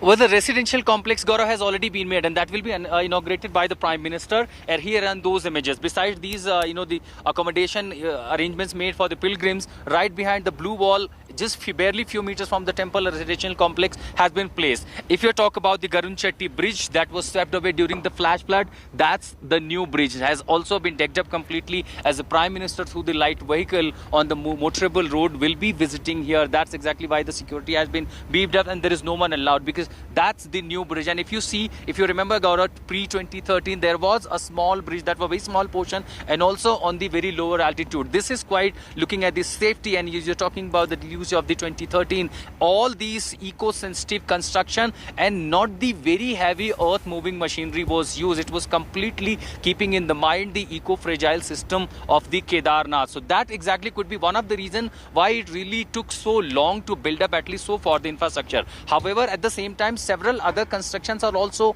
underway. So that is also being done, but very heavy machinery, earth-moving machinery, we are not really seeing here. As you mentioned, the administration is saying that eco-fragile system is Kedarnath is a must to take note of before building up any infrastructure further, because that was also an alarm raised by the experts when the review was done post 2013 calamities. When you construct further, keep in the mind the eco-fragile system of this part of Kedarnath, Gaurav. Oh, absolutely. Images of the Prime Minister. He's coming down from the helipad, going towards initially, of course, reviewing some of the projects, then going to the Kedarnath Temple, then, of course, Jagadguru Shankaracharya, the saint who's credited with the cultural unification of India, his statue. And Ashutosh, we are told that even at the peak of winters, efforts will be made to ensure that the Krishna Shila that's been used to construct or to make that 35-ton statue is not damaged. How is that being ensured? Again, because the machinery and the workers from the PWD and several other agencies for last at least 365 days, even during last winter, they were working here. The technology, the most advanced technologies were used. And since the damaging part that was to be rebuilt completely, even during last winters, they were working here. Though it is quite very harsh. And if I could tell you that here when the snow falls from November 2nd week, by January it goes up to 20 feet at certain parts. So that was really a challenging task for the administration, but few officials from the PWD, from the agencies and those companies, those who are working here with the modern advanced technologies, ensured the safety of the entire construction work. And that's exactly seems to be working here, why we see a such transformation has been done of this Kedarnath shrine. Gaurav, ये पंडित अजय गौतम, ये जो कृष्ण शिला से बनाई गई है जगतगुरु आदि शंकराचार्य की प्रतिमा, इसका महत्व, क्योंकि आप अदालत भी गए थे इस मामले को लेकर, तो इसका महत्व हमारे दर्शकों को यहां बताइए कि ये अपने आप में केदार धाम में एक धाम कैसे है। देखिए, अगर हम इसकी महत्वता समझें तो जब केदारनाथ जी के मंदिर की जो पुनः स्थापना हुई थी, क्योंकि ये मंदिर जो था बहुत लंबे समय तक कह लीजिए दुनिया के उससे गायब था, नक्शे से गायब था, और इसकी रिलीजियस इंपॉर्टेंस अगर दोबारा किसी ने स्टैब्लिश करी थी तो दोबारा इसको स्टैब्लिश करने में आदि शंकर का काम था। और भगवान आदि शंकर जो थे, हम क्योंकि उनको भगवान कहते हैं, शंकराचार्य परंपरा से जुड़े हुए लोग, तो उन्होंने अपना जो साल्वेशन था, उनका जो मोक्ष की प्राप्ति थी, वो उनके मंदिर के पास ये गुफा थी, वहीं पर उसे उन्होंने वो स्वर्ग चले गए थे, मोक्ष की प्राप्ति करी थी। और उसके बाद में ये जो प्रतिमा, जिसको हम कृष्ण पत्थर की प्रतिमा कहते हैं या वो कहते हैं, तो क्योंकि वहाँ पर ये हमारे यहाँ जो मूर्तियों को बनाने की जो प्रतिष्ठा करी जाती है, उसके अंदर उस पत्थर का और उस तरीके से बनाने का बड़ा महत्व है, जिसके अंदर हमारे यहाँ वेदों में लिखा गया है, ओम मनोजूतिर्जुखतामा जस्य बृहस्पतिर्जज्जैमिमं तनो त्वरिष्टं जज्जैघुं समीमं ददातु विश्वे देवा सह्यमादयन्ताम् ओम प्रतिष्ठा। यानी कि वो मूर्ति जिसके अंदर देवत्व का भाव आ जाए, वो पत्थर जिसकी क्वालिटी, जिसका गुण इस तरीके का हो कि उसके अंदर देवत्व की प्राप्ति हो, और वो मूर्ति वहाँ पर स्वयं अपने आप में प्रतिष्ठित होकर जो है वो पूरे वातावरण को देवत्व कर दे, एक धाम बन जाए। आप देखिए गौरव भाई, आज जो हमारे यहाँ कुंभ की परंपरा है और कुंभ के अंदर पूरी दुनिया से लोग आते हैं, उसको वो कुंभ की परंपरा भी आदि शंकर के द्वारा ही शुरू करी गई थी। उन्होंने ही अखाड़े बनाए और अखाड़ों के द्वारा ही कुंभ की परंपरा शुरू करी गई। और मैंने रिट पिटीशन नंबर 183/2018 और रिट पिटीशन 85/2014, ये दोनों उत्तराखंड हाई कोर्ट के अंदर, जिसके अंदर ये बताया गया कि केदारनाथ में जो डेवलपमेंट है, वो स्मार्ट सिटी परियोजना जो प्रधानमंत्री जी ने शुरू करी थी, वो स्मार्ट सिटी परियोजना के अंतर्गत केदारपुरी को डेवलप किया जा रहा है। और ये बहुत बड़ी बात है, बहुत बड़ी बात जो आप बता रहे हैं कि जिस तरह देश को एक सूत्र में पिरोया जाए, उसमें केवल गुरु ज्योति श्रीवास्तव सिर्फ 4 धाम यात्रा या 12 ज्योतिर्लिंगों की यात्रा या 18 शक्तिपीठ की यात्रा ही नहीं, कुंभ के मेले और महाकुंभ के मेले भी हैं, जिसमें देश भर से सभी लोग एकत्रित होते हैं और उसका एक अलग महत्व है। गुरु ज्योति श्रीवास्तव, जहां तक कुंभ के मेले की बात है, ये एक बहुत सुंदर अनुभव होता है वहां जाकर के, जहां सरस्वती त्रिवेणी का संगम, मैं प्रयागराज कुंभ की बात कर रही हूँ, जी। और पिछले दिनों जब मोदी जी के व्यवस्था के अंतर्गत उन्होंने इतना लार्ज कल्चरल इवेंट भी किया था वहाँ पे। कुंभ का मेला तो सालों से आ रहा है, लेकिन कल्चरल इवेंट्स के लिए जब हम पहले जाते थे तो बहुत परेशानियों से गुजरना पड़ता था, क्योंकि वहाँ सुविधाएं नहीं थी। जैसे अभी आप लोगों ने बात किया कि टूरिज्म एक धार्मिक टूरिज्म डेवलप हो रहा है, स्पिरिचुअल टूरिज्म डेवलप हो रहा है, वही नहीं हो रहा है। उसके ये जो प्रोजेक्ट्स चल रहे हैं अलग अलग धामों के डेवलपमेंट के, उससे कलाकारों को भी बहुत ज्यादा प्रोत्साहन भी मिल रहा है और एक एनर्जी हम भी वहां से लेके आ पाते हैं अब, जो हम पहले नहीं ले पाते थे, क्योंकि जनरल ऑडियंस में जा नहीं पाते थे, वैसी व्यवस्था नहीं थी। लेकिन अभी जो लेटेस्ट हम लोगों ने परफॉर्म किया कुंभ में, वहाँ इस बार हम लोग बिल्कुल वहां तक जा पाए जहां जहां यज्ञ हो रहे हैं, और त्रिवेणी में स्नान का हम लोगों को बहुत ही सिक्योर्ड सिस्टम मिला।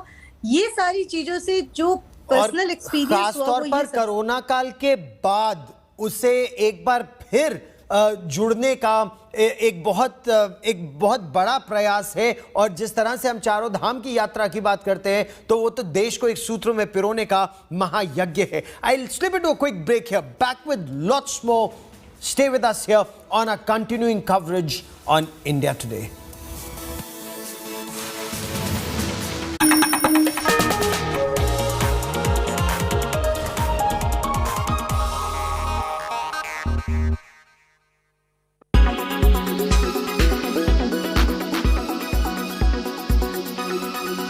It has not been easy. Come on, let's not lie. But you've been great.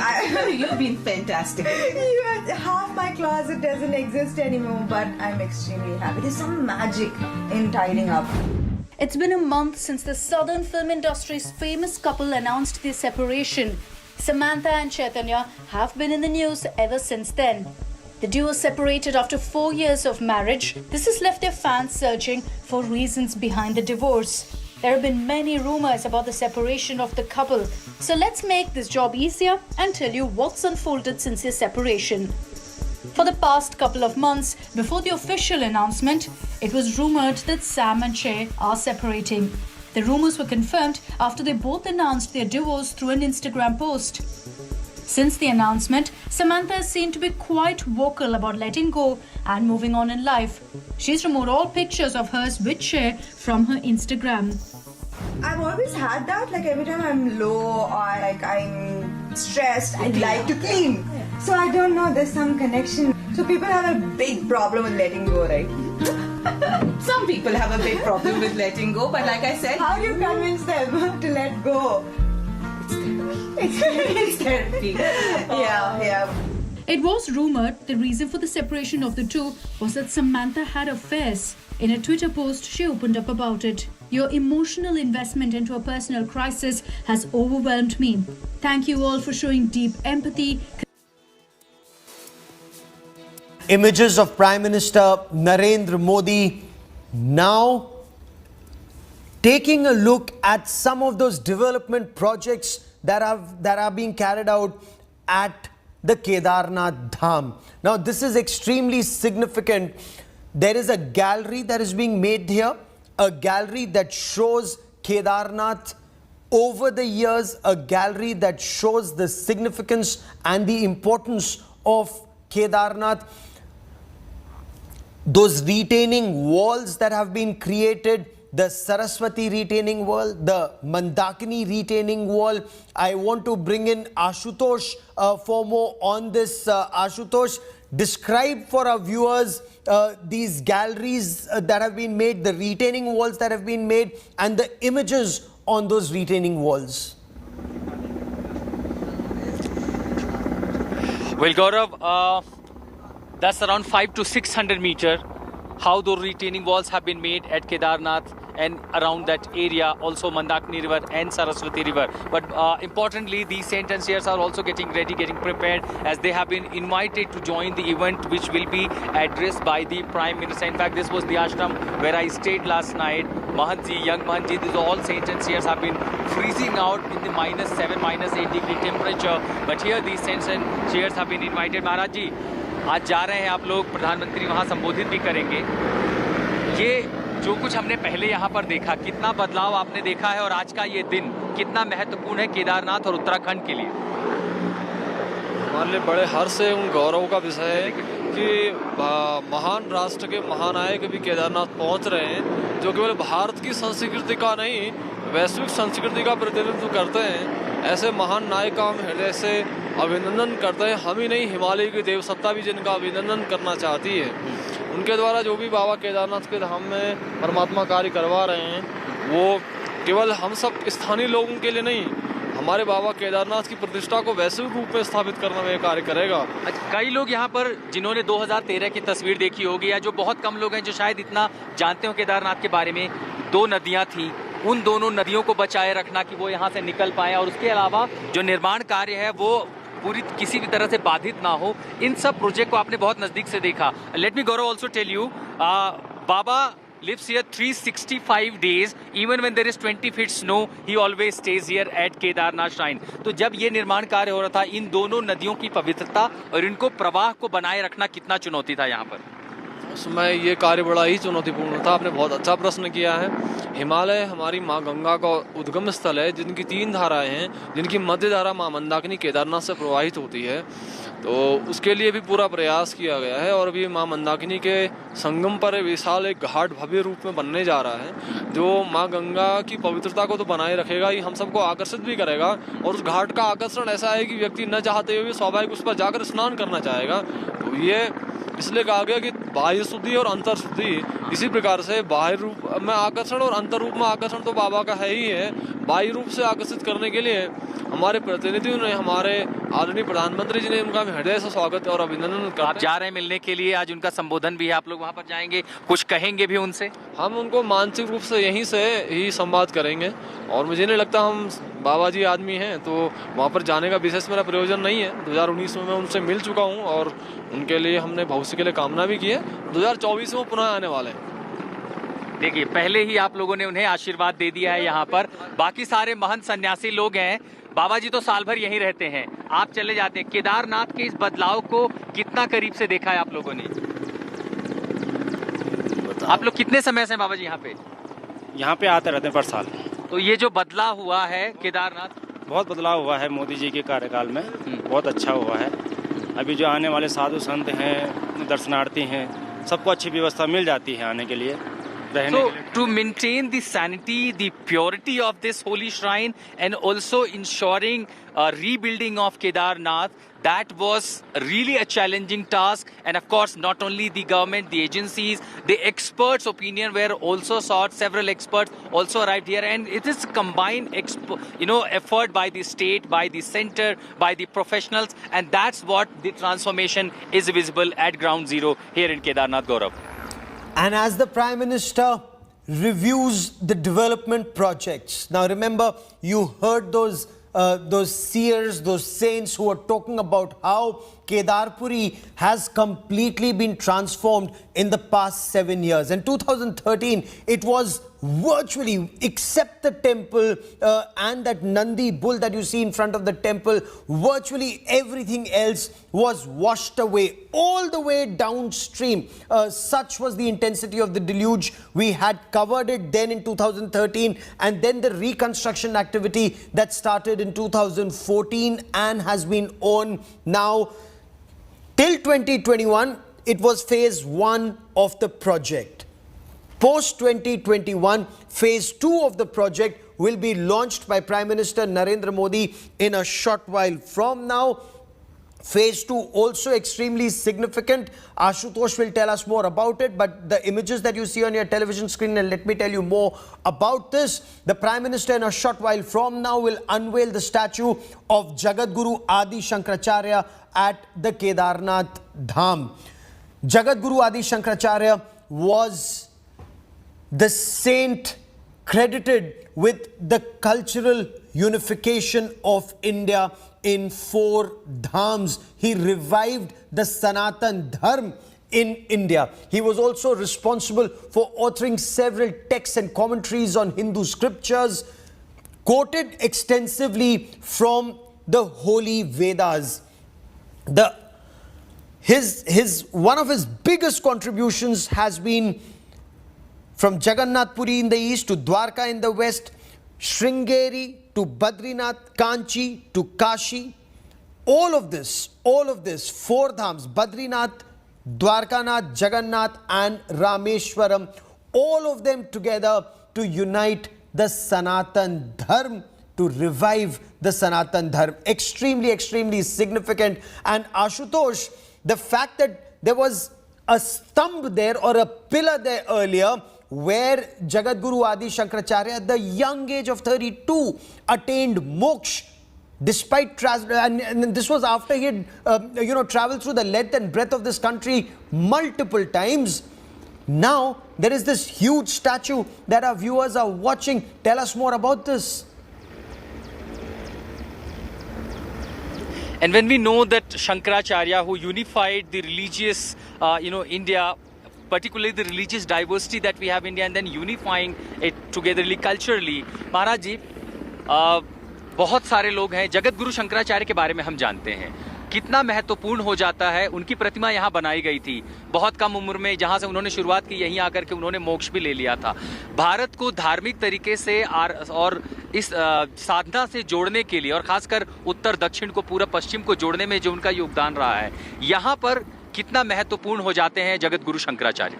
Shankaram शंकराचार्यम Keshavam बादरायणम सूत्रभाषम कृतो वंदे भगवंतः पुनः पुनः। आदिगुरु शंकराचार्य भगवान शिव के ही अंशावतार हैं और भगवान शिव की शक्ति जिसमें पूरा ब्रह्मांड समाया हुआ है हम सभी जानते हैं। तो उन्होंने अपना अंशावतार लेके भारत में वैदिक धर्म की पुनर्स्थापना की, जिसका उत्तर में ज्योतिष मठ, द्वारिका में, पश्चिम तट पर शारदा में, पुरी में मठ और कांचीपुरम में, चारों दिशाओं पर चारों वैदिक धर्म की स्थापना के लिए आदिगुरु शंकराचार्य जी ने मठ स्थापित किए। उसी क्रम में वर्तमान महाना राष्ट्रनायक ने केदारनाथ में जो भगवान शंकराचार्य जी का स्मारक स्थापित किया है, ये हमारे लिए ही नहीं, हमारे आने वाली पीढ़ी के लिए एक संस्कार और शिक्षा के लिए बड़ा प्रेरणास्पद स्रोत है। सनातन परंपरा में सबसे पहले पूजा भगवान शिव की होती है, या अगर आप कह रहे हैं कि शंकराचार्य भगवान शिव के ही अवतार थे तो सबसे पहले उनकी पूजा होती है? हमारे यहाँ संतों की परंपरा में पहले गुरु का पूजन होता है, फिर भगवान का क्रम आता है। उसी प्रकार से शंकराचार्य जी हमारे संन्यास परंपरा के आचार्य हैं, इसलिए प्रथम वंदनीय वही हैं, उसके बाद ही भगवान शिव हैं, क्योंकि भगवान शिव तक ले जाने वाले हमारे आदिगुरु शंकराचार्य जी ही हैं। गुरु का स्थान सबसे पहले दिया जाता है। So that explains the significance of Shankaracharya and why this rebuilding Kedarnath project, at the same time the rebuilding the statue of Shankaracharya who got moksha here has been built up. And as you heard Swamiji, you heard Mahanji, that before praying Lord Shiva, the gurus, the priest, the people, the devotees, they first offer prayer to Shankaracharya as he was the guru, unifying India religiously and then connecting everyone from east to west, north to south with Sanatan Sanskriti. Gaurav. In fact, Guru Jyoti Srivastav, if I may, this is the parampara that India has been following throughout. Guru Gobind dono mile kako lage pae, balihari Guru ke Gobind diyo milaye. That's exactly what the priests are also telling us. First pray to Jagadguru Adi Shankaracharya and then to Bhagwan Shiv. Yes, Guru Parampara is very important in Indian life. And when we talk about the prayer, we always pray Guru first and then Ishwar. But in my personal view, we should pray God first and then Guru, because Guru is a physical form and God is a spiritual form. But yes, when we talk about Adi Shankaracharya, it's absolutely different, because Adi Shankaracharya was not only a human being, he was something else. He like a priest was saying, he was the embodiment of Lord Shiva. That's true, because I think all the human beings are the part of Lord Shiva. But yes, Shankaracharya had the most power of Shiva in his life. That's why in such a young age, he could have done amazing work to connecting one corner to another corner through culture and spiritualism. So we all should salute Adi Shankaracharya ji. He was a Param Guru. Absolutely. And ma'am, these are images that our viewers are watching of Prime Minister Narendra Modi, who was taking a look at some of the development projects that are being carried out at Kedarpuri, at Kedarnath Dham. He's seen these now. He's en route the temple.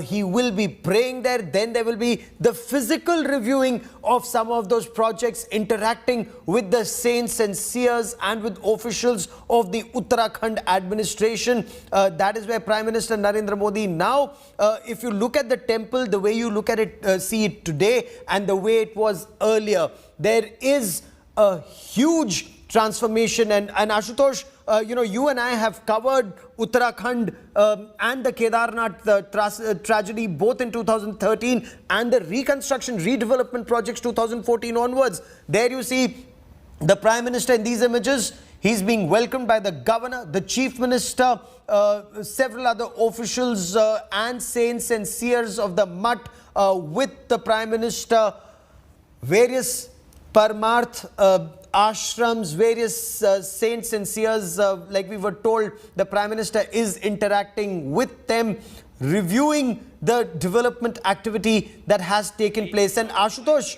the Prime Minister also wanted to know from them, from the saints and seers, as these development projects were carried out, what is it that they wanted at the Kedarnath Dham for eco-friendly development for religious tourism?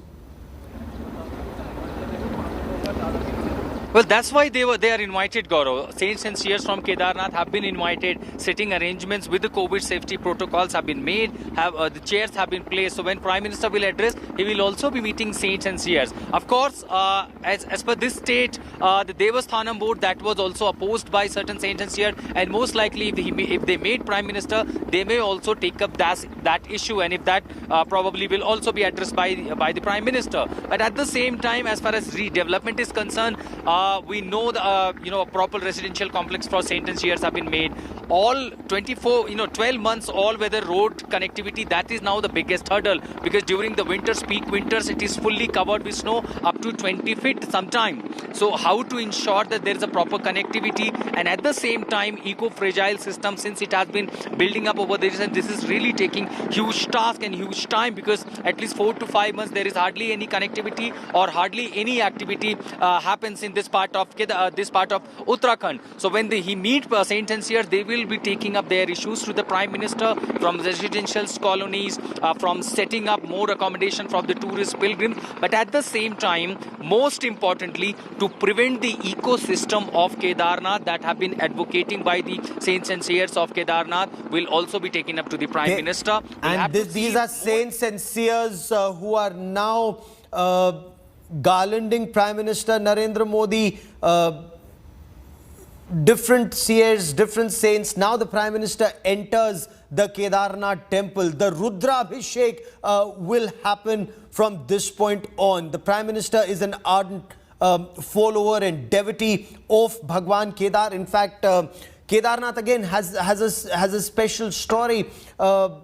Kedarnath Temple and the Pashupatinath Temple at Kathmandu in Nepal, and the Prime Minister has visited both. He is a Shiv Bhakt. He has taken this opportunity to visit various Jyotirlings across the length and breadth of India, and also, of course, the Pashupatinath Temple. The significance of Rudrabhishek, Pandit Ajay Gautam, Rudrabhishek, भगवान शिव का रौद्र रूप, चाहे वो पंचामृत हो, चाहे वो उसमें शहद हो, घी हो, दूध हो, भगवान शिव को शांत करके उनकी उपासना की जाती है। रुद्राभिषेक के बारे में हमें बताइए पंडित अजय गौतम। देखिए, जो रुद्राभिषेक है वो भगवान शिव को बहुत प्रिय स्नान है। आप देखिए कि पूरे भारतवर्ष में जितने भी शिवलिंग हैं, कोई भी व्यक्ति, किसी के पास कुछ भी ना हो तो एक लोटा या अंजलि में जल भरकर भगवान को चढ़ा देता है, और भगवान भोलेनाथ, आशुतोष, औगणदानी सिर्फ एक अंजलि भर जल से ही प्रसन्न हो जाते हैं।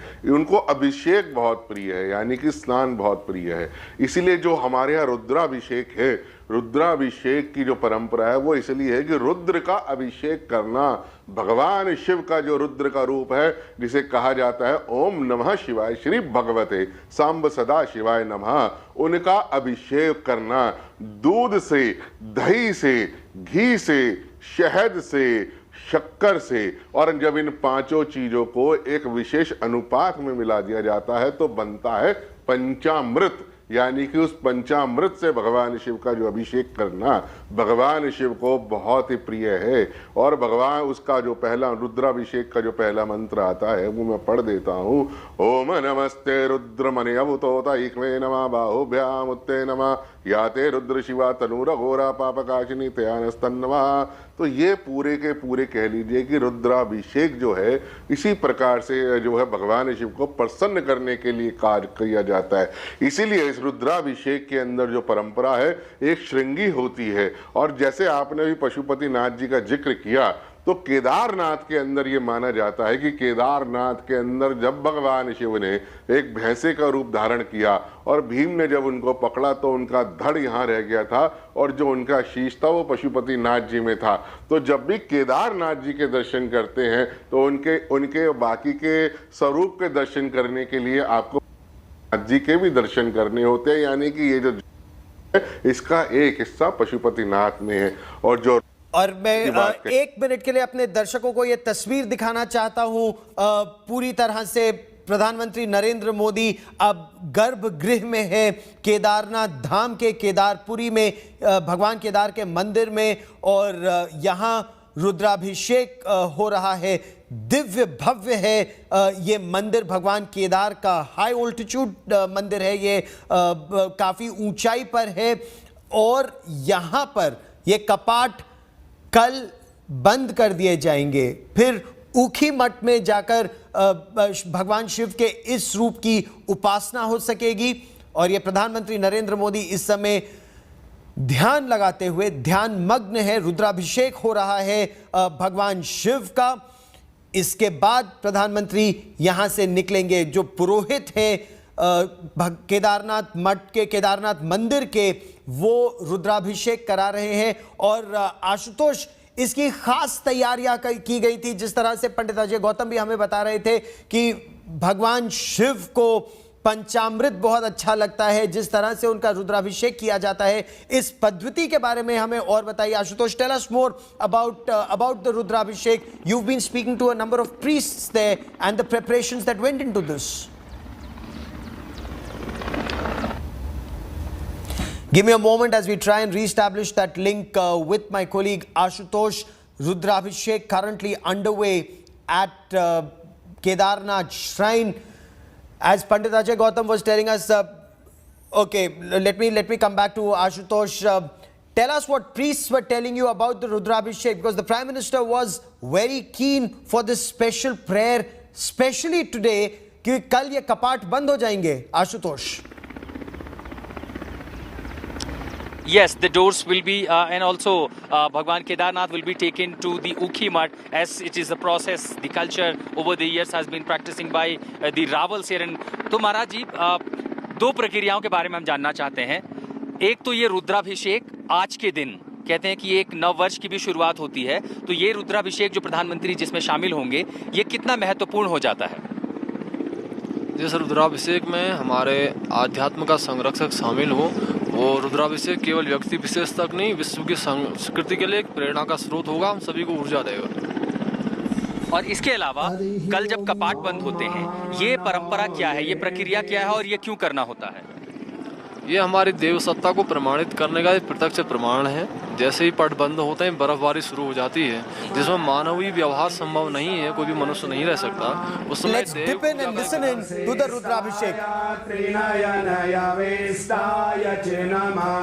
नमः शर्वस्मेते तलनिमिति शर्वाय च नमः केदारलिंगं च उदारलिंगं श्रीशूलपाणिं भवदुःखभाजं केदारपीठे सुरपूजितं तं केदारनाथं शिरसा नमामि केदारनाथं मनसा स्मरामि मृत्युंजय त्र्यंबकाय नमो त्र्यंबकाय नमो त्रिपुरांतकाय नमो कालाग्निरुद्राय नमो कैलाशवासिने नमो भक्तवत्सलाय नमः सर्वात्मने नमो सर्वध्यक्षाय नमो लोकाध्यक्षाय नमो नमः साम सदा शिवाय नमः।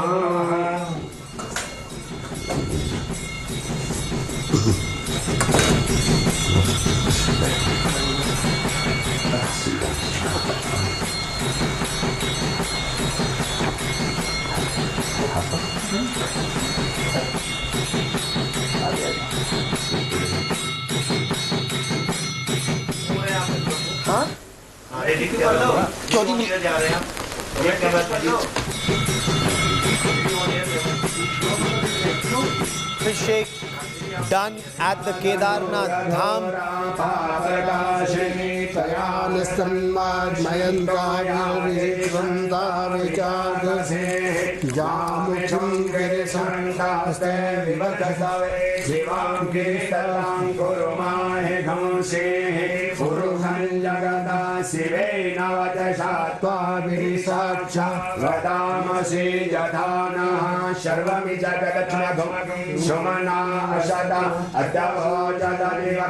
प्रथमो देव्यो भिखकः अहिंस सर्वांगं भयं दुर्वा सजातु धान्य धराचेः पराशुभ अशोकस्ताम्रो अरुणौतपरो शुमङ्गलः जय जय नभो Rudra अभितो दक्षश्रिताः सहस्रसो वेखा कुम्भेडहेर्महे असोजो वशर्पति नीलग्रीव विलोहितः उदेनङ्गोपा अत्रसन्नत्रहर्ज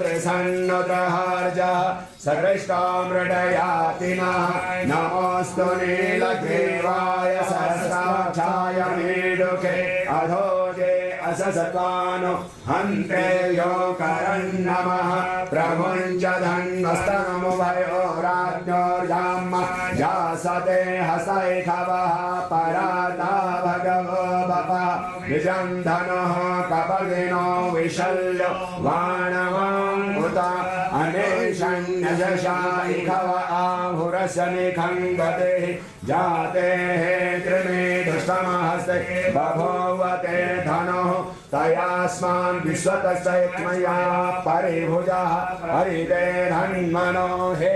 Now when you look at these images, there is a significance, special significance of every offering made to Lord Shiv, to the Shivling. For example, it is believed that when you use milk, and especially cow milk, it is to be healthy. When you use honey or shahad, it has its own significance. When you use sugar or shakkar, it has a special significance. Bhasma, again for Lord Shiv, Bhasma has a special significance. It is said that when Bhasma is used, it is for moksha, so that you're no longer trapped in the cycle of life and death, you attain moksha. So that is why all the items that are used for the Rudrabhishek, special offerings to Lord Shiv, they all have a special significance, especially flowers like you see in these images. Let's start from the beginning. Ghee, again, extremely important for prosperity, for future generations, for the country. In some context, for honey is for good health. As some of the priests were telling us, there is a special significance of every offering in a Rudrabhishek, and this is where you see priests are with Prime Minister Narendra Modi, symbolic to a very large extent. Some of the offerings that are made to Bhagwan Shiv here. A lot of activities that have been taking place in this area, and I once again want to cut across to India Today's Ashutosh Mishra joining us from Ground Zero. Ashutosh, this is not just a personal offering from the Prime Minister. There is a lot that is being done for devotees who will come to Kedarnath. The changes that they are seeing from 2013 and now in 2021 and in the years to come. I could very well remember, Gaurav, after devastation 2014, people and the government authorities were really apprehensive that post-devastation, whether the devotees, the pilgrims will come back to Kedarnath or not. But it was the assurance from the government and also the work that started from at the ground here, the transformation work, several other projects, that brought a sense of confidence amongst the devotees. And then within couple of years, the number of pilgrims, the number of devotees reached at par at 2013, even previous to those years when people were coming in a huge number to offer their prayer, Lord Kedarnath.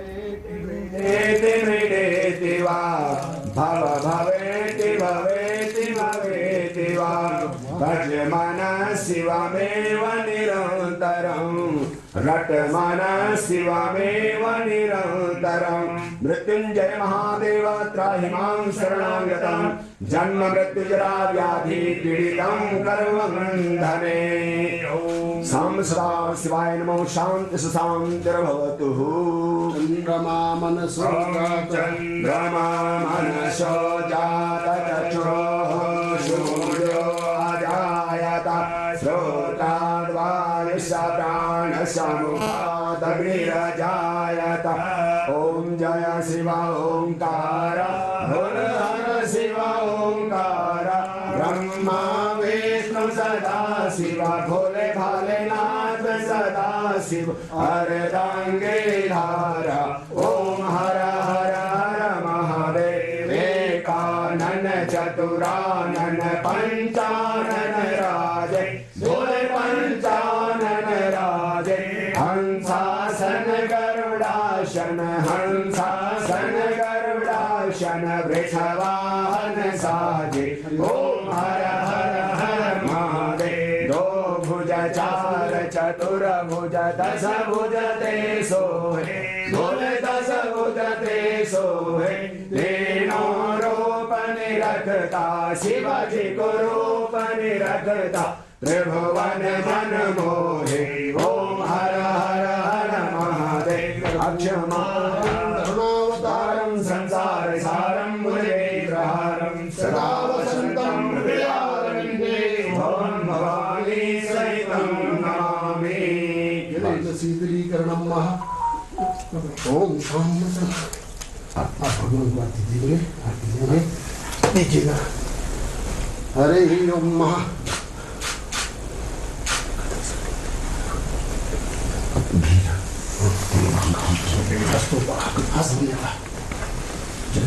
ओम भद्रं कर्णेन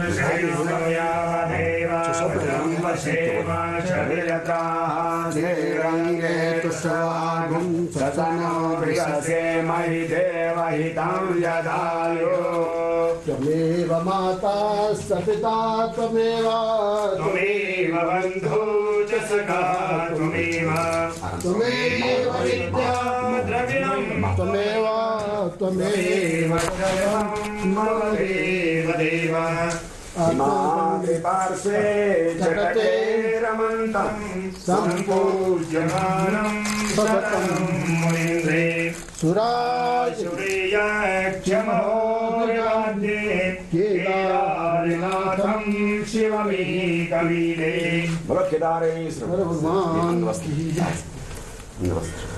केदारेश आपकी रक्षा करें और भारतवर्ष की उन्नति हुई कामना है भदम करें विष्णुयाम देवा भदम पश्चिमा शंकर भगवान की जय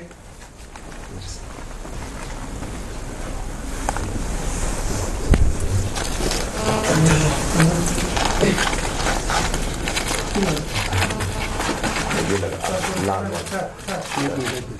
ये निकाले सफेद वाला ये वाला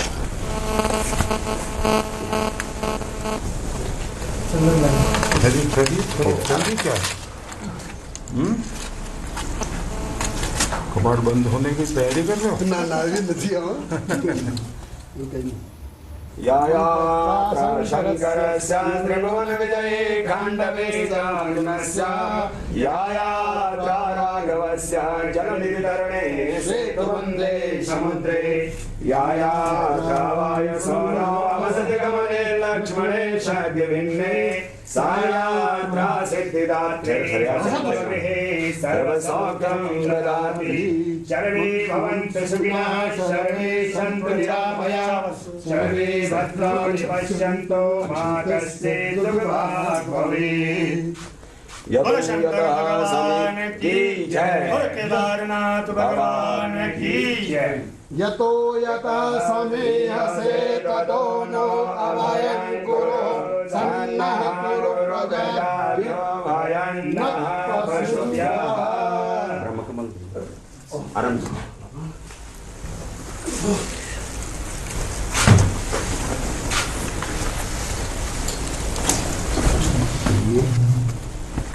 Rudrabhishek has now been completed.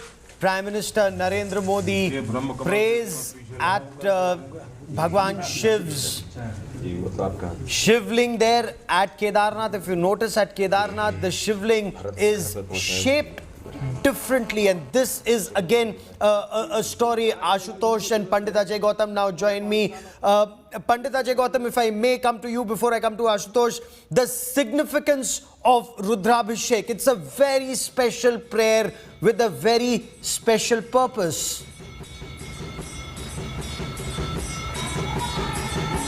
Yeah, that's because the Rudrabhishek is performed for the shanti purpose, for the wellness, for not for the itself, for the all.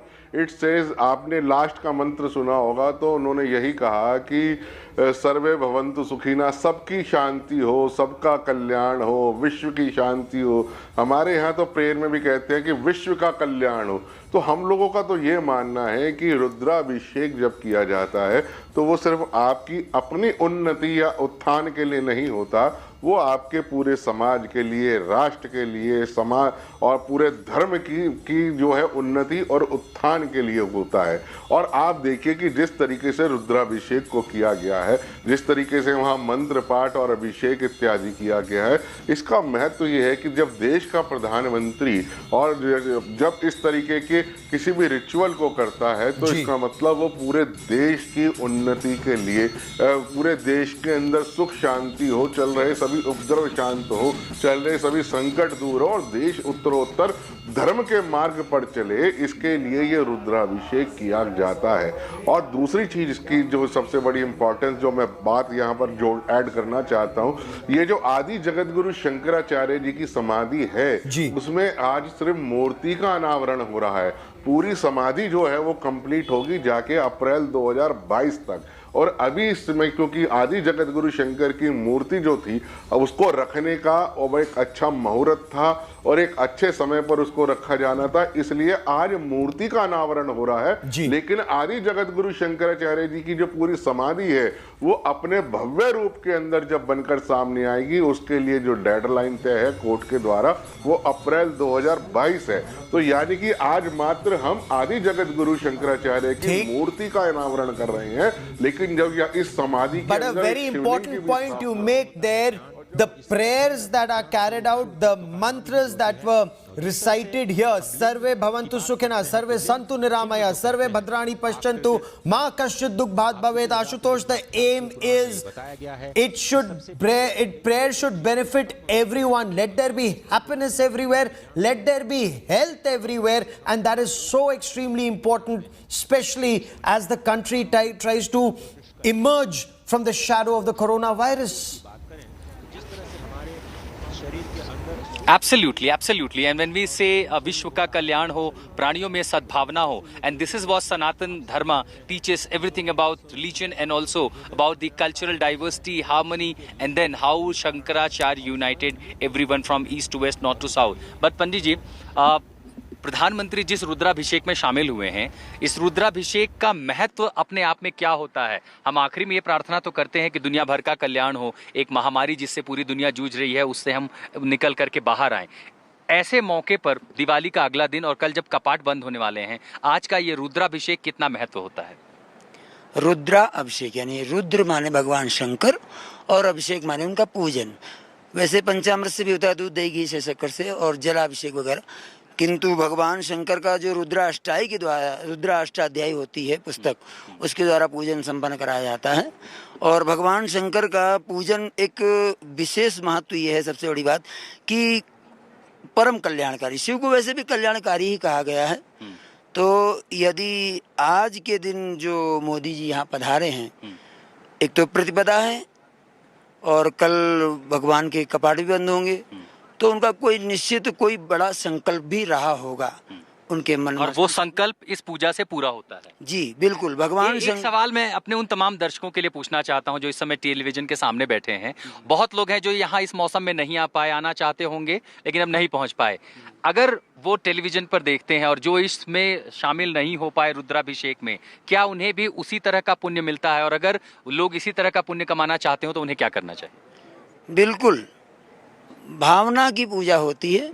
और जो लोग दूर भी बैठे हैं, अगर वो बाबा के हो सकता है लाइव दर्शन उन्होंने किए हों, तो बाबा को वहीं से मानसिक रूप से प्रणाम करें और वहीं से ध्यान करें, अपनी भावना व्यक्त करें कि बाबा यदि हम नहीं आ पाए हैं तो हम आपको यहीं से प्रणाम कर रहे हैं। और निश्चित नेक्स्ट ईयर, अगले वर्ष, यदि आपने कृपा की, कोई ऐसी विपदा ना आई प्राकृतिक, जैसे कि अभी हम जिन विपदाओं से हम लोग गुजरे हैं कोरोना काल में, तो बाबा ने कृपा की और बाबा की ऐसी कृपा हुई कि कोई विपत्ति ना आई, तो जो लोग नहीं आ पाए हैं वो भी निश्चित अगले वर्ष बाबा के दर्शनों का लाभ। बहुत बड़ी बात कह दी आपने।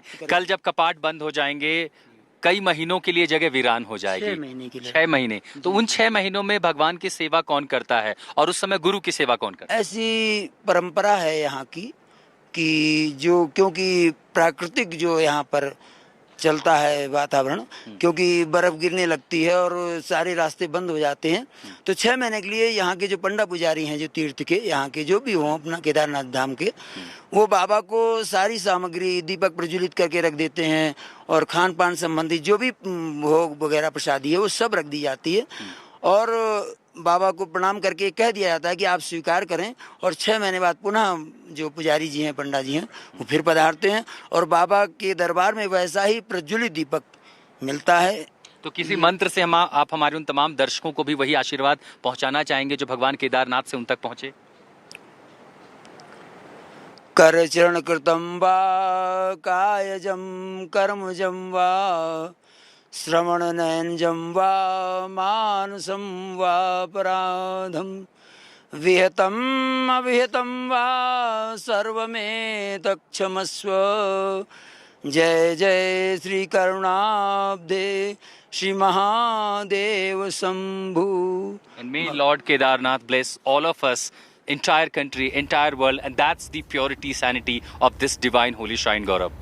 It indeed is, and once again we get you images of Prime Minister Narendra Modi after visiting the Kedarnath Dham, now reviewing the progress of, he's doing a parikrama of the temple even as we speak. As you can see in these images, after the parikrama, he will once again review some of the development activities and then walk to where the samadhi of Jagadguru Shankaracharya is. The Prime Minister prays outside the temple, gives a lot of peace of mind when you visit the Kedarnath Dham, when you visit this place. High altitude, extremely cold, whatever time of the year you go there. And this is where, in fact, for most devotees, for most pilgrims, there is a very long walk. Earlier, the gradient was very steep as devotees walked. Of course, there were various places where you could rest. But after 2013, when all of that was washed away, the Himalayan Mountaineering Federation, they came out with an alternate track. There, the gradient was gentler, slightly longer the route, but there were also several exit routes. God forbid if the river was in spate once again, broke its banks and a deluge came like 2013, devotees could be taken to the other side. Then various places were earmarked for helipads for emergency evacuation and also for devotees to be able to come in. Now, there is a special significance of the Kedarnath Dham. In the good old days, Guru Jyoti Srivastav, if I may bring you into this conversation, पुराने ज़माने में तो ये मान्यता थी कि आपकी जब सांसारिक सुखों से विरक्ति हो गई, तब आप केदारनाथ धाम जाते थे, यात्रा करते थे, मोक्ष प्राप्ति की प्रार्थना थी। लेकिन फिर यह कहा जाने लगा कि अगर आपने केदारनाथ में भगवान शिव के दर्शन किए हैं तो उसके बाद आप फिर पशुपतिनाथ जाके उनका दर्शन पूरा करते हैं, नेपाल जाके, काठमांडू जाके, और उसके बाद मनोकामनाएं पूरी होती हैं। ये बहुत सुंदर सवाल आपने किया है गौरव जी। ये बहुत बड़ा पार्ट है हमारे लाइफ का, लेकिन जो हमारी एक पहले धारणा थी कि एक उम्र दराज होने के बाद ही हमें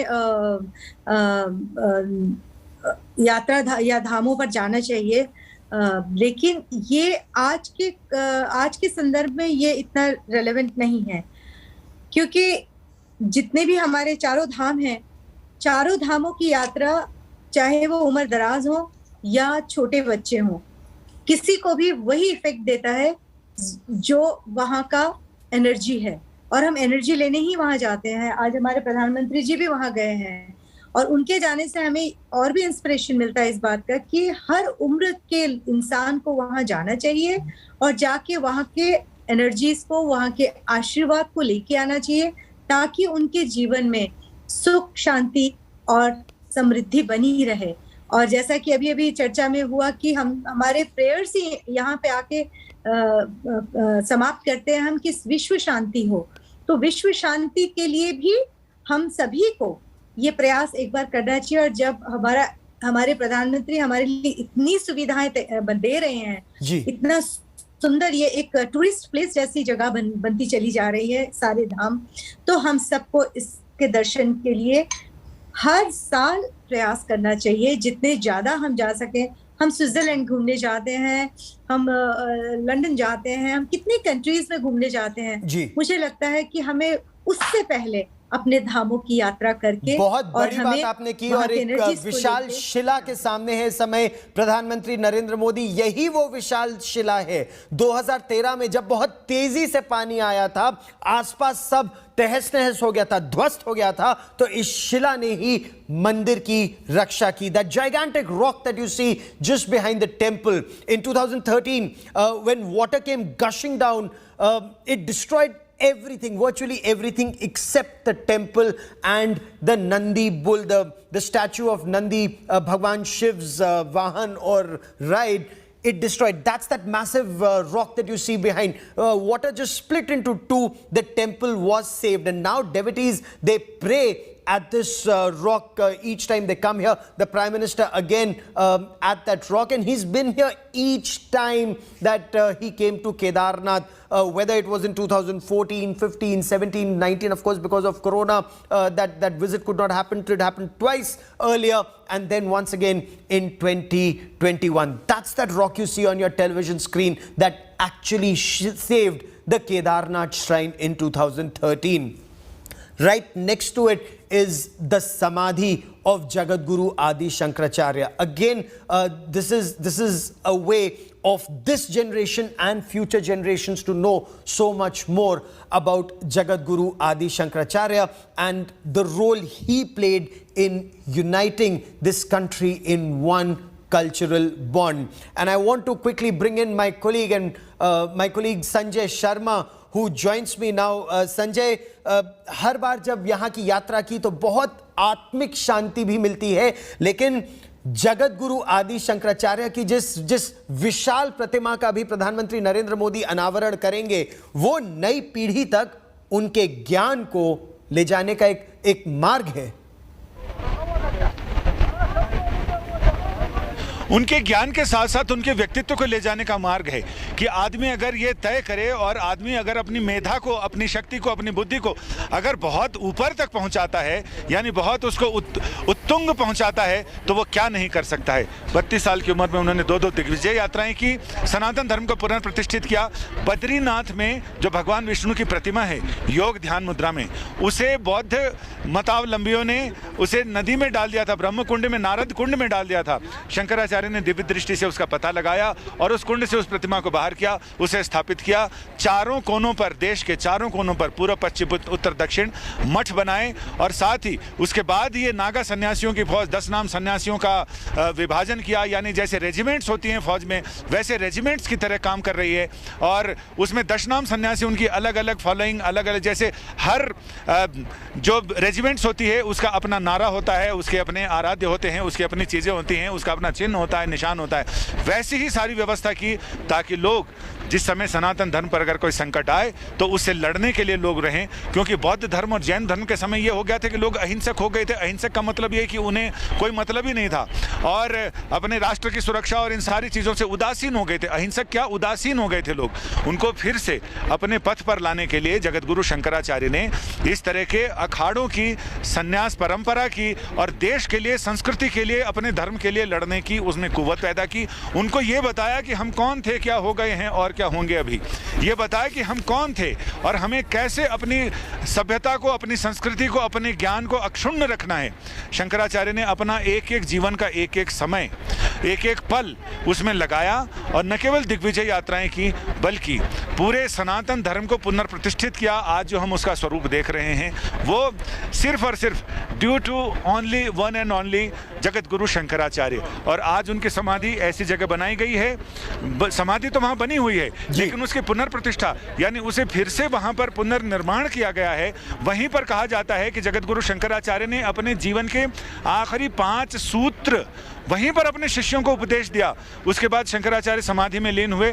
शंकराचार्य फिर किसी को दिखे नहीं। निरीक्षण इस समय प्रधानमंत्री नरेंद्र मोदी कर रहे हैं। The prime minister is reviewing some of these developments, but is this a way, Sanjay, to take this to future generations? मतलब अगर जगतगुरु आदि शंकराचार्य की हम बात करें तो कालड़ी एक छोटा सा गांव, नंबूदरी परिवार, निर्धन परिवार में उनका जन्म हुआ था। केरल में पूर्णा नदी के तट पर जन्मे, नर्मदा नदी के तट पर ज्ञान प्राप्ति, फिर काशी में मंडन मिश्रा के साथ शास्त्रार्थ, और उसके पास किस तरह से उन्होंने ज्ञान परंपरा को, वेदों के आधार पर ज्ञान परंपरा को आगे बढ़ाया।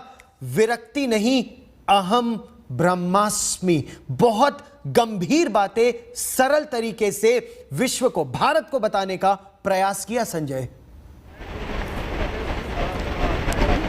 जी हाँ, जो हमारी पौराणिक मान्यता थी अद्वैतवाद की, वो अद्वैतवाद उन्होंने बताया। उन्होंने कहा कि ईश्वर में और आप में यथा पिंडे तथा ब्रह्मांडे, जो आपके अंदर है वही शक्ति। आप उसका चीनी का अगर एक बड़ा क्यूब लें उसमें भी उतनी मिठास है और एक कण लें उसमें भी उतनी मिठास है, उतना ही गुण है। जो इलेक्ट्रॉन, प्रोटॉन, न्यूट्रॉन की चीज़ें बताई जाती हैं वही उसमें बताई गई। और उन्होंने कहा कि हम उसी परम ब्रह्मांड का एक हिस्सा हैं, जो उस परम पुरुष है उसी का परमात्मा के हिस्सा है, और इसलिए हम अहम ब्रह्मास्मि हैं। और अद्वैतवाद है, उसमें कोई द्वैत नहीं है, कोई ड्यूअल सिस्टम नहीं है, वो सिंगल मोनो सिस्टम है और हम उसी के हिस्सा हैं। और उन्होंने इसी को संस्थापित करने के लिए काशी में उन्होंने काशी के अन्य विद्वानों से साक्षात्कार किया। ऐतिहासिक है इस समय ये तस्वीरें। संजय रहिए मेरे साथ, अपने दर्शकों को मैं ये तस्वीरें दिखाना चाहता हूं।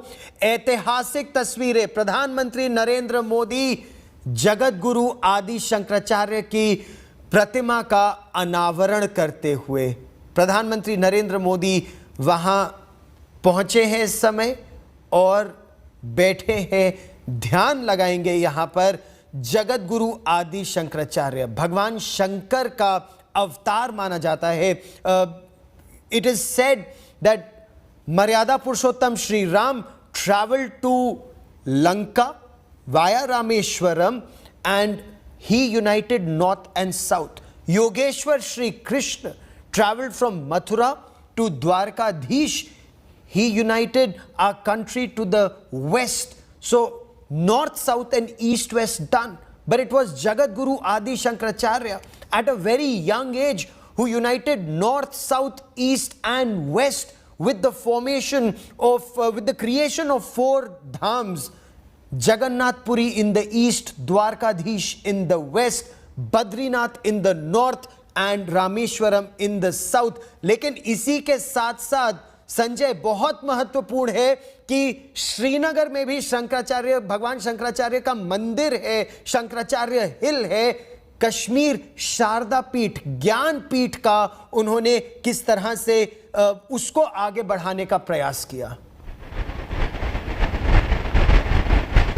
जगतगुरु शंकराचार्य की जो पहाड़ी है वो पहाड़ी उनके नाम से अभिभूत हुई, पूरे दुनिया में प्रसिद्ध हुई। वहाँ पर भी उन्होंने तपस्या की और वहाँ पर भी उन्होंने कुछ उपदेश किए, कुछ ज्ञान लोगों को बताया, क्योंकि वो जो उत्तर का इलाका है वहाँ बौद्ध धर्म काफ़ी अच्छे बहुत फैला हुआ था और वहाँ पर बहुत सारी कुरीतियाँ आ गई थी। उन सारी कुरीतियों को बलि प्रथा, तंत्र, ये सारी चीज़ें ऐसी आ गई थी जिसको दूर करने के लिए और वापस उस नई पीढ़ी को सनातन धर्म से जोड़ने के लिए जगतगुरु शंकराचार्य ने जगह जगह यात्राएं की। और जैसा कि मैंने बताया कि अभी यहाँ पर अपने अंतिम 5 भाष्य, 5 सूत्र यहाँ उन्होंने अपने शिष्यों को उपदेश किया। काशी के विद्वानों के साथ काशी में उन्होंने शास्त्रार्थ जगह जगह उन्होंने शास्त्रार्थ किए, क्योंकि पहले ये होता था कि भगवान बुद्ध ने भी राजाओं को अपना शिष्य बनाया और जब राजा शिष्य बने तो प्रजा अपने आप उनके धर्म को मानने लग गई, मत को मानने लग गई।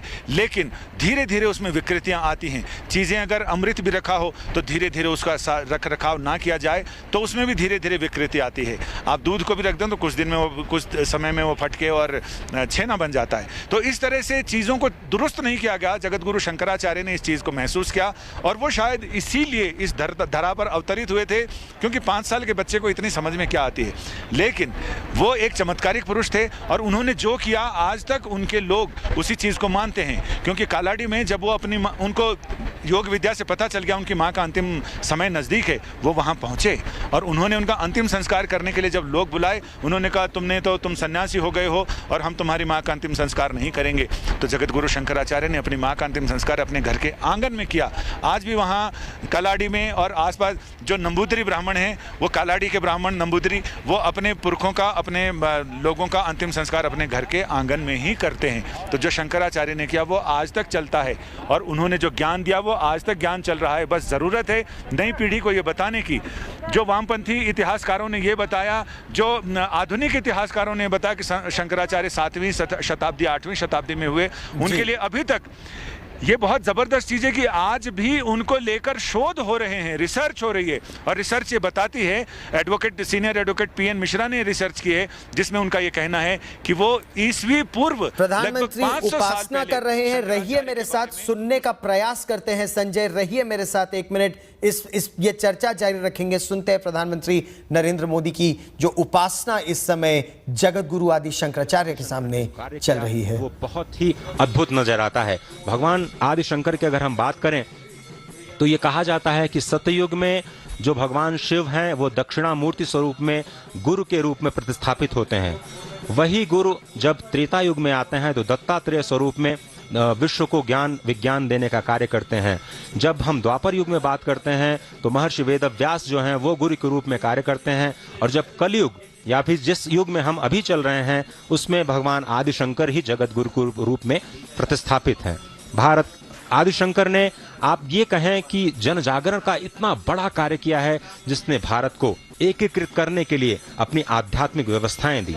आध्यात्मिक व्यवस्थाओं की अगर हम बात करें तो जो 4 जगतगुरु आदि शंकराचार्य 5 वर्ष की आयु में सन्यास, फिर कहां पूर्णा नदी, कहां नर्मदा नदी और नर्मदा नदी के तट पर ज्ञान, फिर काशी में मंडन मिश्रा के साथ शास्त्रार्थ और फिर संजय बल के प्रयोग से किसी को पराजित नहीं किया, अपने ज्ञान से पराजित किया। अपने ज्ञान से देश को एक सूत्र में पिरोने का कार्य किया और उत्तर दक्षिण पूर्व पश्चिम पूरे देश को एक सूत्र में जिस तरह से पिरोया वो आज भी चला आ रहा है, वो परंपरा आज चली आ रही है। और संभवतः प्रधानमंत्री नरेंद्र मोदी का यह प्रयास कि भावी पीढ़ियों तक यह ज्ञान जाए, future generations of our country must know about Jagadguru Adi Shankaracharya and his effort, तो यही प्रयास, यही यज्ञ इस समय चल रहा है।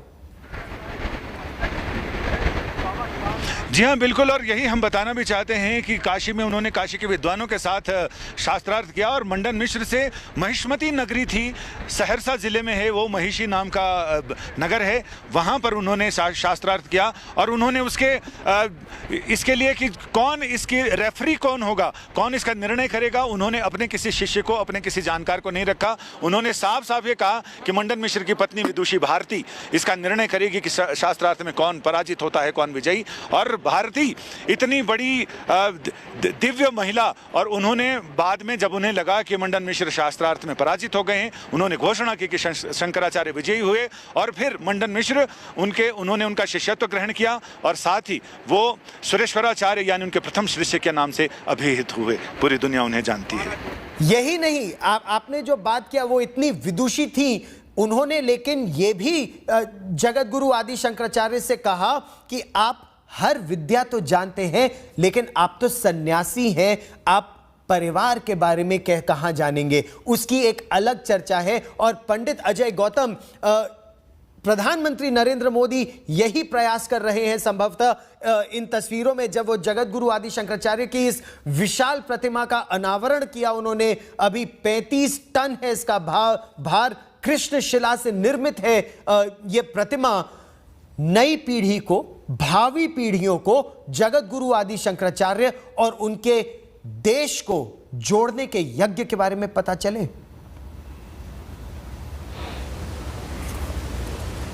देखिए, जिस तरीके से आज से तकरीबन 2500 वर्ष पहले और सनातन धर्म के अंदर विघटन और पलायनवाद आ गया था, आज वास्तव में अगर हम देखें, आकलन करें सिचुएशन का, तो हम वास्तव में उसी स्थिति के अंदर हम लोग खड़े हुए हैं। कहीं ना कहीं हम अपनी जड़ों से हटते जा रहे हैं, कहीं ना कहीं हम अपने धर्म की जो सीख है उससे दूर होते जा रहे हैं, कहीं ना कहीं हम धर्म का जो एक आचरण है उसको छोड़ते जा रहे हैं, कहीं ना कहीं समाज में छोटी छोटी बात को लेकर विघटन आता जा रहा है।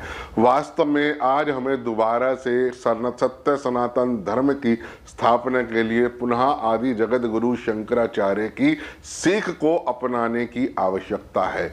अगर इसीलिए आज ये जो मूर्ति जिसकी स्थापना आज केदारपुरी के अंदर केदारनाथ मंदिर के प्रांगण में हो रही है, ये मात्र उत्तराखंड या केदारपुरी के लिए नहीं है, ये पूरे विश्व के लिए एक प्रेरणा है कि आपको अपने धर्म का आचरण किसी भी स्थिति और परिस्थिति में नहीं छोड़ना चाहिए। वास्तव में आज जिस तरीके की स्थिति परिस्थिति का सामना ये भारतवर्ष कर रहा है, मैं उन समस्याओं का जो है उल्लेख यहाँ नहीं करना उचित समझूंगा, लेकिन वास्तव में हमें वापस से सत्य सनातन धर्म से जुड़ने की आवश्यकता है, उसकी सीख को अपनाने की आवश्यकता है, पुनः भारत को संगठित होने की आवश्यकता है। भाषा के नाम पे, कल्चर के नाम पे, क्षेत्र के नाम पर जिस तरीके का अलगाववाद आ गया है, उसको छोड़ के पूरे देश को सत्य सनातन धर्म की एक माला के अंदर पिरोने की आवश्यकता है। और यह कार्य सिर्फ और सिर्फ आदि जगत गुरु शंकराचार्य की सीख और उनका जो अद्वैत सिद्धांत है वो ही पूरे देश को, पूरे विश्व को एक माला के रूप में पिरो सकता है। इसलिए आज इस मूर्ति की स्थापना की जो प्रसंगिता है उसकी बहुत महत्वता हमारे सामने आगे आ गई है, बढ़ गई है। और हमें चाहिए कि आदि जगत गुरु ने जितने भी शास्त्रों की रचना करी उनको यूनिवर्सिटीज में, स्कूल्स के अंदर पढ़ाया जा सके, ताकि जो आने वाली पीढ़ी है वो समझ सके। भी हम बात करेंगे, but for a moment I want to focus on these images on our television screens. Prime Minister Narendra Modi is in Kedarnath. During this visit, as you see in these images, he's unveiled the statue of Jagadguru Adi Shankaracharya. He's inaugurated the Samadhi Sthal. The Prime Minister offered prayers, Rudrabhishek at the Kedarnath shrine. He was greeted by Uttarakhand Chief Minister and by Governor Lieutenant General Gurmeet Singh. A number of saints were also present. We'll show you those images shortly. Now, ahead of the temple visit, the Prime Minister also visited an exhibition and reviewed development projects at the Kedarnath Dham. Prime Minister Narendra Modi's Kedarnath Dham visit will conclude with laying the foundation stone ceremony of various other development projects. Now, initially, this was 400 crore rupees. Development worth 250 crore rupees, according to Uttarakhand government, has already been carried out in phase 1, which includes strengthening of the retaining walls on Saraswati and Mandakini rivers. Now phase 2 begins, and phase 2 carries out a lot of the launching of new development projects worth 150 crore rupees. This, of course, as our viewers now well know, isn't Prime Minister Narendra Modi's first visit to Kedarnath. As Prime Minister, he's visited this place. This is his 5th visit. Now, there are some new helipads, some new tracks that have been built all along. There is also a short metal hardtop road that's been cleared. Of course, snow clearance operations on today, but beyond tonight, this temple, the Kedarnath Dham here, will be shut for the next 6 months. As Ashutosh Mishra was telling us, the deity Bhagwan Shiv will now travel to Ukhimat, stay there for about 6 months, and then once again come back early February, mid-March. Much more on this big story on the other side of a quick break. Stay with us.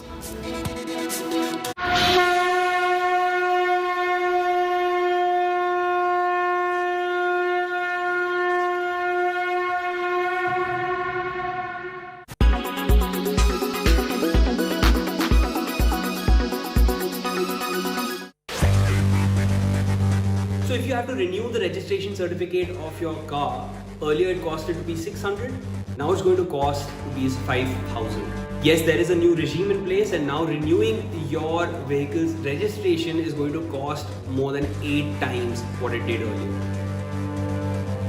Now the Road Transport and Highways Ministry has stated that this new regime, this new set of rules, it will be applicable from April 2022. This new regime is going to apply to anyone who owns a car which is older than 15 years and is due for a renewal of registration, or if you have an old bike which needs to be renewed. Apart from this, if you own any heavy commercial vehicle, then fitness certificates, the fitness tests will also be at a hiked price. Now the renewal for registration of cars which earlier costed 600 is now going to cost 5,000 rupees. If you own an old bike, earlier a renewal of registration for that old bike would have costed you rupees 300, but now it will cost you rupees 1,000. And if you need to get a new fitness certificate for a commercial vehicle, a bus or a truck, earlier it costed rupees 1,500, now it's going to cost 12,500 rupees. So if you're from Delhi or any of the neighborhood areas around Delhi, then this new regime will not apply to you, mainly because any diesel vehicle over 10 years and any petrol vehicle over 15 years in Delhi and around is already banned. So a renewal of registration, that question does not arise. Now this increase in fee for renewal of registration, and an increase which is nearly 8 times the earlier amount, it is basically to discourage people from keeping their cars too long. Not only is it a discouragement to keep your car beyond that certain prescribed age, but it is also a way to get people to purchase more vehicles. Obviously, it will boost the automotive sector, which is also a major revenue generator for the government. Apart from this, the government also plans to do away with the manual system of a fitness test, which can easily be made. So all in all, if you wish to continue keeping your car even after its prescribed age, it will cost you much more.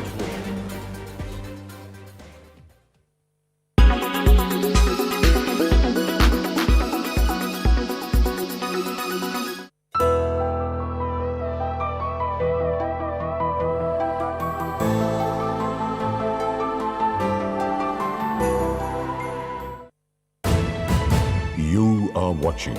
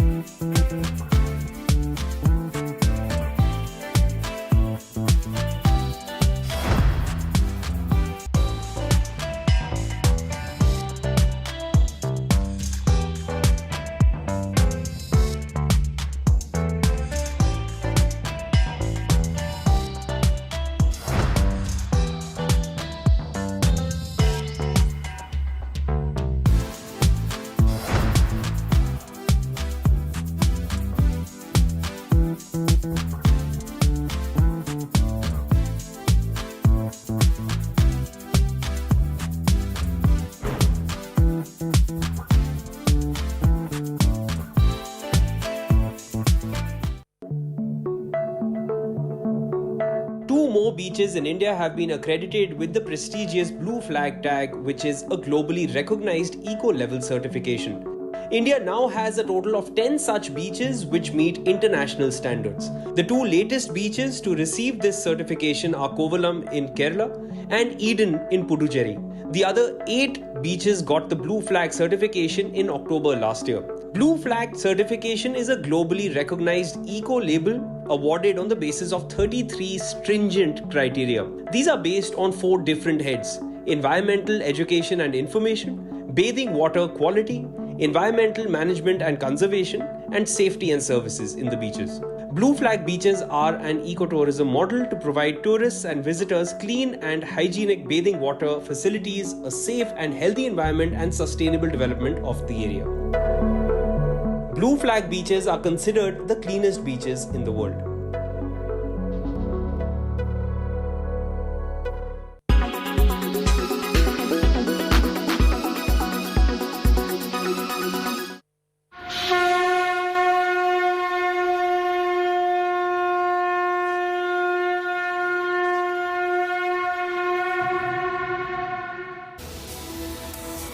Jagadguru Adi Shankaracharya's statue has been unveiled by Prime Minister Narendra Modi at the Kedarnath Dham, and this is a magnificent statue that has just been unveiled. 4 images on your television screen are of the mighty mountain ranges, the Prime Minister performing Rudrabhishek at the Kedarnath Temple, reviewing development projects that are currently underway, also taking a look at the retaining walls that have been set up to ensure safety of this entire area.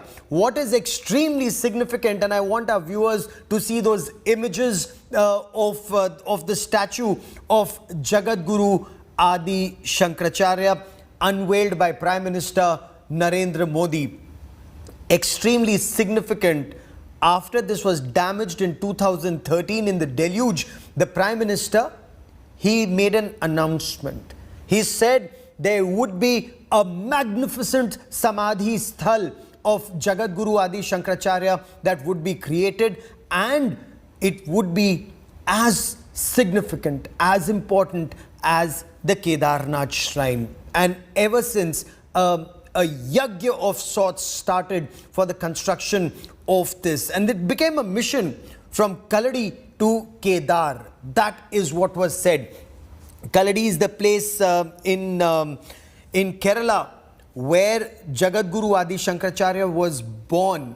He travelled across the length and breadth of our country, uniting it in one cultural bond, one religious bond. Incidentally, he focused extensively on Advait Vedanta, studied the scriptures, the Rig Ved, the Yajur Ved, the Sam Ved, the Atharv Ved, studied the Vedas, imbibed that knowledge and passed it on to future generations. That was his effort.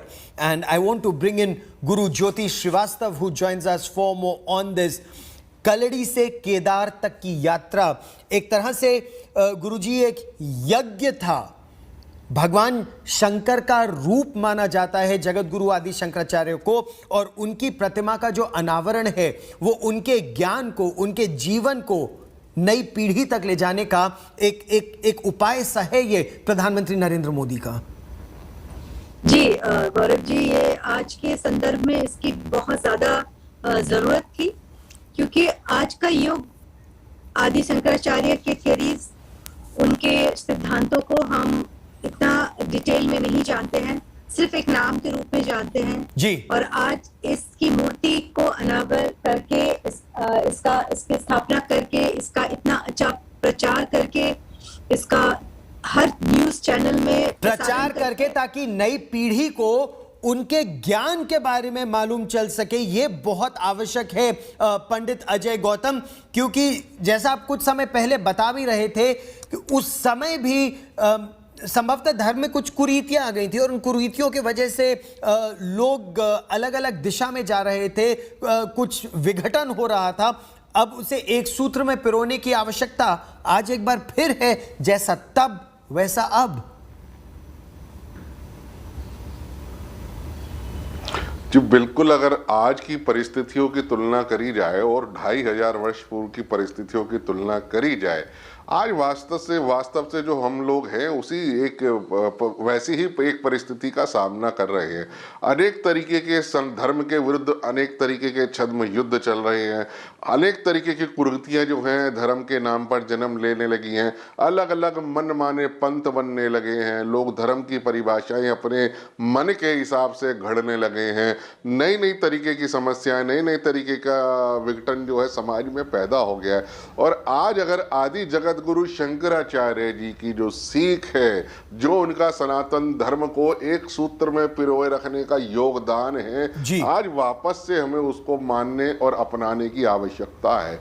मात्र मूर्ति लगाने से कार्य नहीं होगा, उनकी जो दी गई सीख है उसको हमें जन साधारण तक पहुंचाना पड़ेगा, उसको शिक्षा पद्धति के अंदर शामिल करना पड़ेगा। जैसे हम अन्य महापुरुषों के बारे में बच्चों को पढ़ाते हैं सिलेबस के अंदर, इसी तरीके से आदि जगतगुरु शंकराचार्य बड़ी संख्या में इन तस्वीरों में हम देख भी सकते हैं। आप सही कह रहे हैं। And you know, there are devotees who are assembled here. My colleague Ashutosh Mishra joins us from Kedarpuri. And Ashutosh, the Prime Minister in this part of his journey, around 9:40 or a little later than that, will be not just inaugurating some of the old schemes, but also launching new ones, Ashutosh. Exactly. The new schemes are really going to be significant. So in both dimensions, Gaurav. Also for the prosperity of this Kedar Valley and the Uttarakhand state. Also because the state is going for the assembly poll, and the schemes that the PM Modi is going to announce, that will be taken to the people by the Chief Minister and the local leadership in coming days. At the same time, as we have seen the transformation so far, the next scheme that itself makes really significant when Prime Minister few minutes from now going to announce. At the same time, since the prayer is almost over, now he has unveiled the statue of Adi Guru Shankaracharya, as you heard the priest, that overhauling that has been done, an entire statue, and there's a periphery has been made which will be ready by April 2022. So more than these development projects, there are some more schemes will be announced, particularly from connectivity to Kedarnath. Already we are seeing the all-weather road connectivity for Char Dham Yatra, connecting in a better way to have access to the more and more pilgrims with better facilities and safety and security concerns. That is likely to come up in the speech by the Prime Minister when he'll be making at around 10:30, Gaurav. Okay, and this journey from Kaladi to Kedar, that also is extremely significant. You've been speaking to priests, Ashutosh, priests in Kedarnath and Badrinath coming from south of Vindhyas, and priests in temples south of Vindhyas going from Uttarakhand. Now something that was started by Jagadguru Adi Shankaracharya continues till date and in times to come, reuniting in a way north, south, east and west. And that's very interesting. Even at the moment, you know, where I'm standing at this ashram, here I have one priest, one saint who comes from Kerala. Well, you know, he was, while interacting, he said, have you been to Kotem? I said, yes, there was a recently flash flood. I've been there. The priest from Kerala, another priest who's from Kanpur, another priest who's from locally Himachal, Uttarakhand. So that's the culture, you know, the religious diversity and the unification of India, the trend and the culture that was set by Adi Guru Shankaracharya still being seen at Kedarnath. लेकिन महाराज जी, मुझे ये बताइए, बहुत सारे लोग समझना चाहते होंगे कि जो परंपरा जगत गुरु शंकराचार्य की थी, केदारनाथ में जो साधु आते हैं, समाज आते हैं, वो देश के किस किस हिस्सों से होते हैं? आप कहाँ के रहने वाले हैं? मैं, ये तो शरीर मेरा, मैंने पहले भी आपसे कहा, शरीर कानपुर का था, अब मैं आपके सामने। वो महाराज केरल के हैं रहने वाले। हाँ, और बाबा से प्रेम स्नेह के कारण अब ये कैसे कहा जाए कि कौन किधर से कहाँ से नहीं आता है। हर जगह से, हर क्षेत्र से और हर तरफ से, यानी 10 दिशाएं या चारों दिशा, तो चौमुखी एक प्रकार से बाबा की कृपा है वो लोगों पर बरसती है। शंकराचार्य की जो परंपरा है, जो सनातन परंपरा, ज्ञान को भी आगे ले जाए और साथ ही धर्म संस्कृति के जरिए देश के सभी हिस्सों को एक साथ जोड़े रखें। साधु समाज अपनी वो भूमिका कितनी अच्छी तरह से अदा कर रहे हैं? इसी बात के लिए तो शंकराचार्य जी ने 4 पीठों की स्थापना की थी कि सनातन धर्म की भी रक्षा हो और साधु संत ब्राह्मण और जो भी लोग हैं धर्म से जुड़े हुए लोग हैं उनको अपने धर्म के बारे में जानकारी हो कि धर्म है क्या। आज के परिप्रेक्ष्य में देखते हुए ये निश्चित है कि कहीं न कहीं थोड़ी सी कुछ खामियां जरूर हैं, किंतु आज भी धर्म अगर टिका है तो सनातन धर्म जो आदि भगवान शंकराचार्य ने स्थापना की थी 4 पीठों की, उसी पर सनातन धर्म टिका हुआ है। Religious diversity but culturally unified, cultural unification, that was something started by Jagadguru Shankaracharya and all his followers, not only at Kedarnath but 12 Jyotirlinga, 4 Dham, all his followers only taking it forward with spreading knowledge amongst the people all across the country. Gaurav.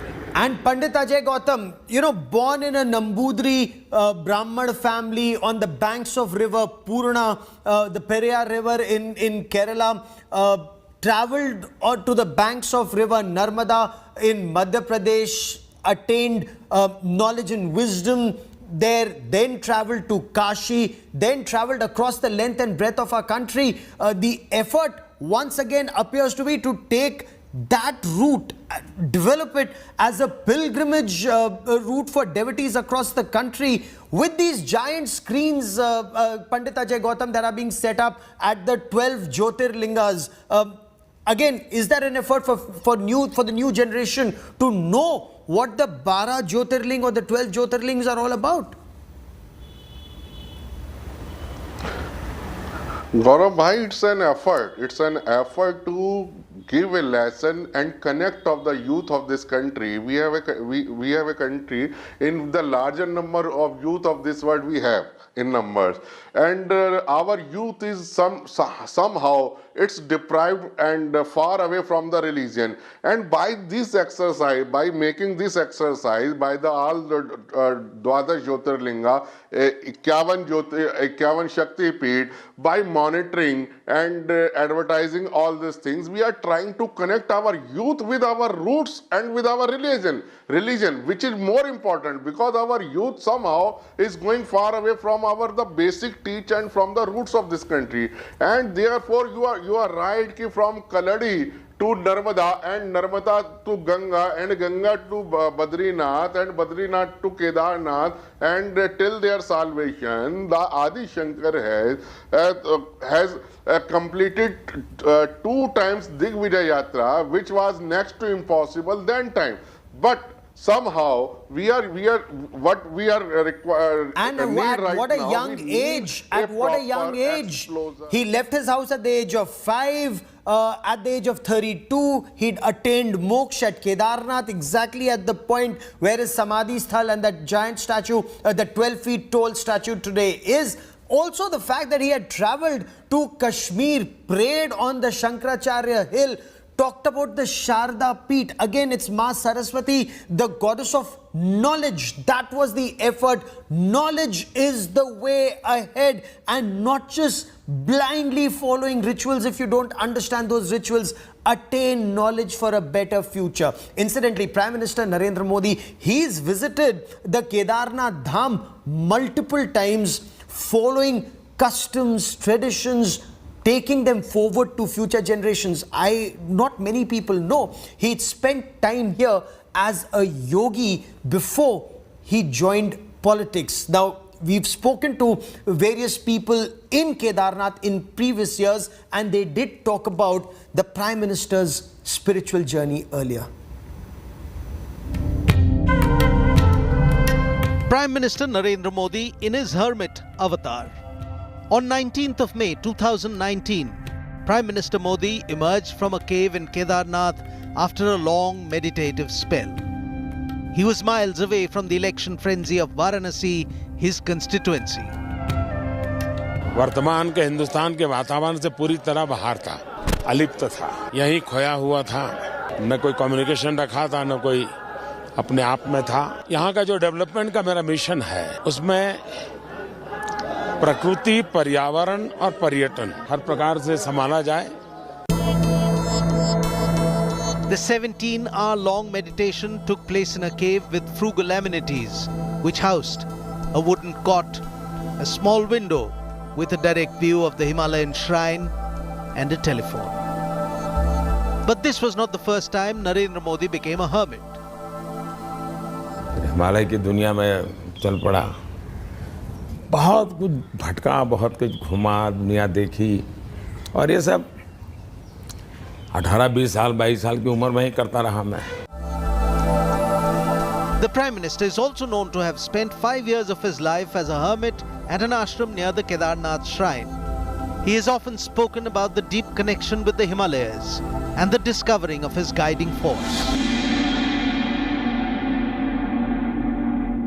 इस धरती से हमारा एक विशेष नाता भी रहा है, तो आने का मन कर जाता है. Prime Minister Modi has led ascetic lives before he devoted himself to politics. But there are people who recognized his inner calling and have been heard to refer to the Prime Minister as a Rashtra Rishi, national sage. देश के महान सपूत को राष्ट्र ऋषि का गौरव सम्मान देते हुए स्वयं को सम्मानित महसूस किया, उसके लिए भी आप सब साक्षी बने हैं. पुनः मोदी जी को हम एक राष्ट्र ऋषि के रूप में गौरवान्वित महसूस कर रहे हैं, उनको सम्मानित करके. मुझे पता नहीं था, बाबा ने सरप्राइज दे दिया. ब्रह्म शांति, सर्वभौम शांति. The hermit in Narendra Modi has had fewer and fewer opportunities of coming out. And since 2019, with even a bigger mandate, Modi, the leader of India, has had to perforce keep Modi the hermit out of the picture. All for the cause of country, which, as he keeps reminding Bharat, comes before everything else.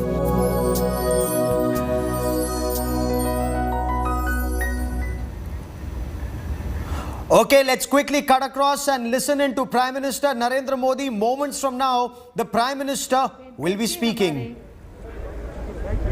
आज के मुख्य अतिथि हमारे देश के प्रधानमंत्री माननीय श्री नरेंद्र मोदी जी का स्वागत करेंगे. एक बार जोरदार तालियां. मैं अनुरोध करूंगी माननीय मुख्यमंत्री उत्तराखंड श्री पुष्कर सिंह धामी जी से कि वे केदारनाथ का स्मृति चिन्ह प्रधानमंत्री जी को भेंट करें. एक बार जोरदार तालियां.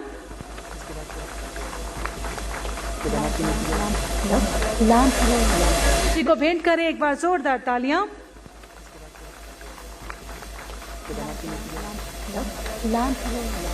मैं अनुरोध करूंगी प्रदेश अध्यक्ष मदन कौशिक जी से एवं सांसद गढ़वाल तीरथ सिंह रावत जी से कि वे ब्रह्म कमल का लैंप, जो कि हमारा राज्य पुष्प है, उसका लैंप हमारे यशस्वी प्रधानमंत्री श्री नरेंद्र मोदी जी को भेंट करें. एक बार जोरदार तालियां. डॉक्टर हरक सिंह रावत जी एवं श्री यतीश्वरानंद जी से गुजारिश करूंगी कि वे ब्रह्म कमल का फ्रेम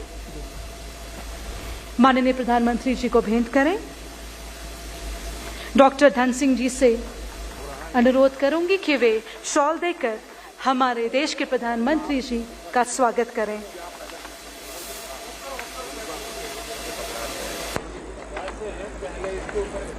मैं प्रधानमंत्री जी की गरिमामयी, एक बार जोरदार तालियां. मैं प्रधानमंत्री जी की गरिमामयी उपस्थिति में माननीय मुख्यमंत्री, एक बार जोरदार तालियां. गरिमामयी उपस्थिति में माननीय मुख्यमंत्री,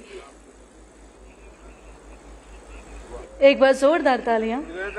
माननीय मुख्यमंत्री उत्तराखंड पुष्कर सिंह धामी जी से अनुरोध करूंगी कि वे मंचासीन संत महात्माओं को शॉल देकर उनका स्वागत करें.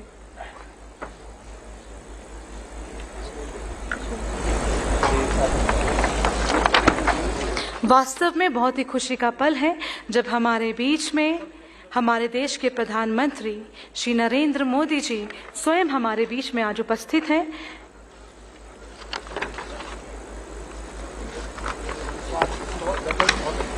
एक बार जोरदार तालियां.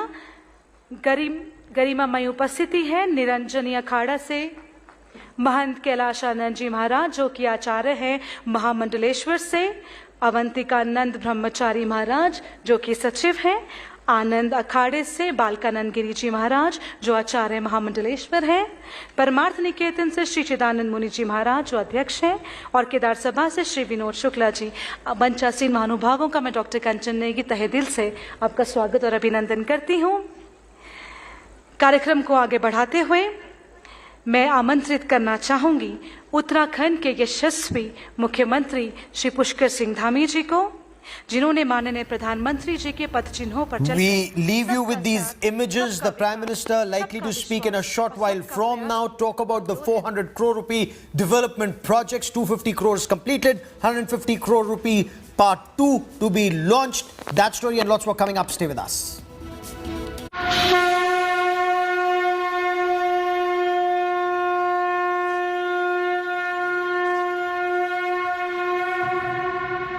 India, India, ha ha ha. Go India, go, go India, go. Ha. हाँ यार. Okay. भाई लोग इंडिया को चेयर करने के लिए एक कड़क आइडिया चाहिए, क्योंकि World Esports presents the ultimate clash of three countries: India, Pakistan, Nepal. चल भाई, लेट्स ट्राई. गेम है तो फेम है.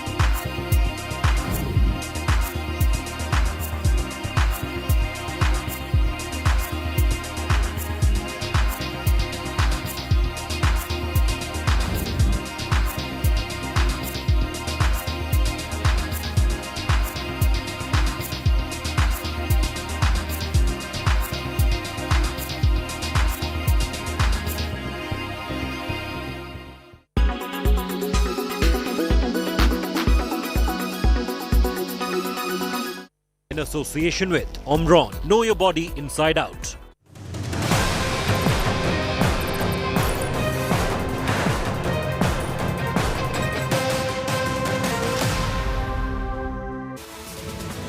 You're watching India Today. I'm Gaurav Sawant. Prime Minister Narendra Modi is at the Kedarnath Dham in Uttarakhand. He also unveiled the statue of Jagadguru Shankaracharya. We will take you to Kedarnath, get you the latest, but first, as always, the headlines.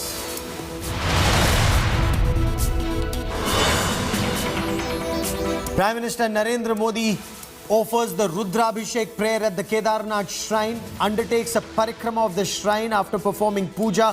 This is Prime Minister Narendra Modi's 5th visit to Kedarnath as Prime Minister.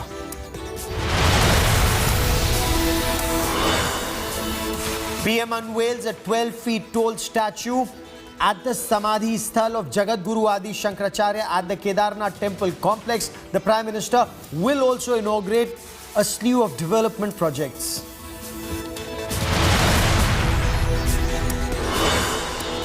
Bharatiya Janata Party fans out at Shankaracharya events across the country. Massive preparations on at over 100 temples, 4 dhams and 12 Jyotirlings. Union ministers and top BJP leaders to participate in the event. After Deepavali's air emergency in Delhi and NCR, air quality index crosses the hazardous category. People burst crackers despite a ban. Thick smog engulfs Delhi's skyline.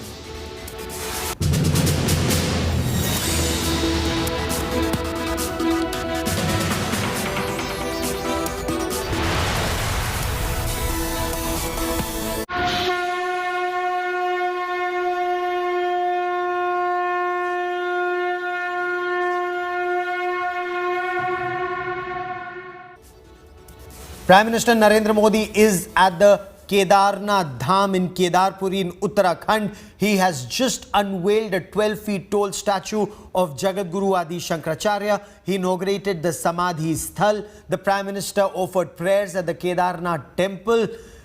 He undertook a parikrama of the Kedarnath shrine. Now, ahead of the Prime Minister's temple visit, an exhibition was also organized. The Prime Minister saw that exhibition, reviewed development projects that are ongoing at the Kedarnath Temple complex. The Prime Minister's Kedarnath visit will conclude with laying the foundation stone of part 2 of the Kedarpuri complex development project worth about 150 crore. He will be inaugurating successful completion, marking the successful completion of projects of about 250 crore rupees.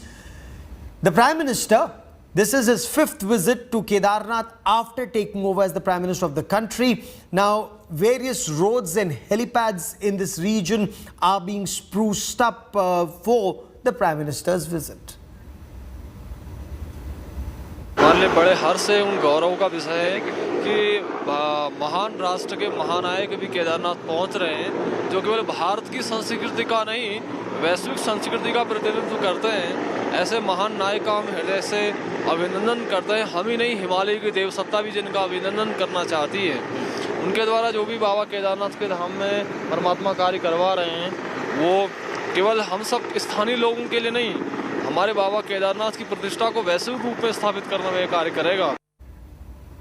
I quickly want to cut across to India today's Ashutosh Mishra, now joining us live from Kedarpuri. Ashutosh, the Chief Minister speaking right now. Take us through some of the development projects that they are talking about, the projects that the Prime Minister will inaugurate and the ones that he is likely to launch as part of phase 2 of Kedarpuri project.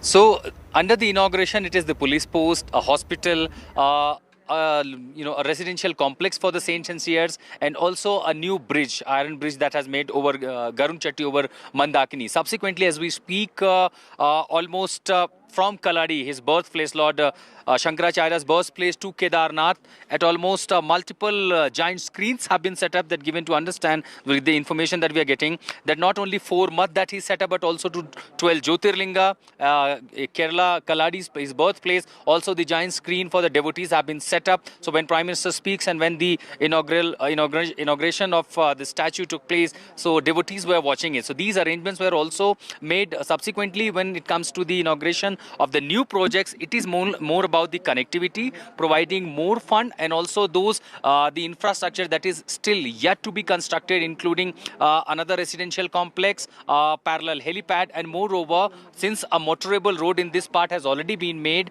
the steep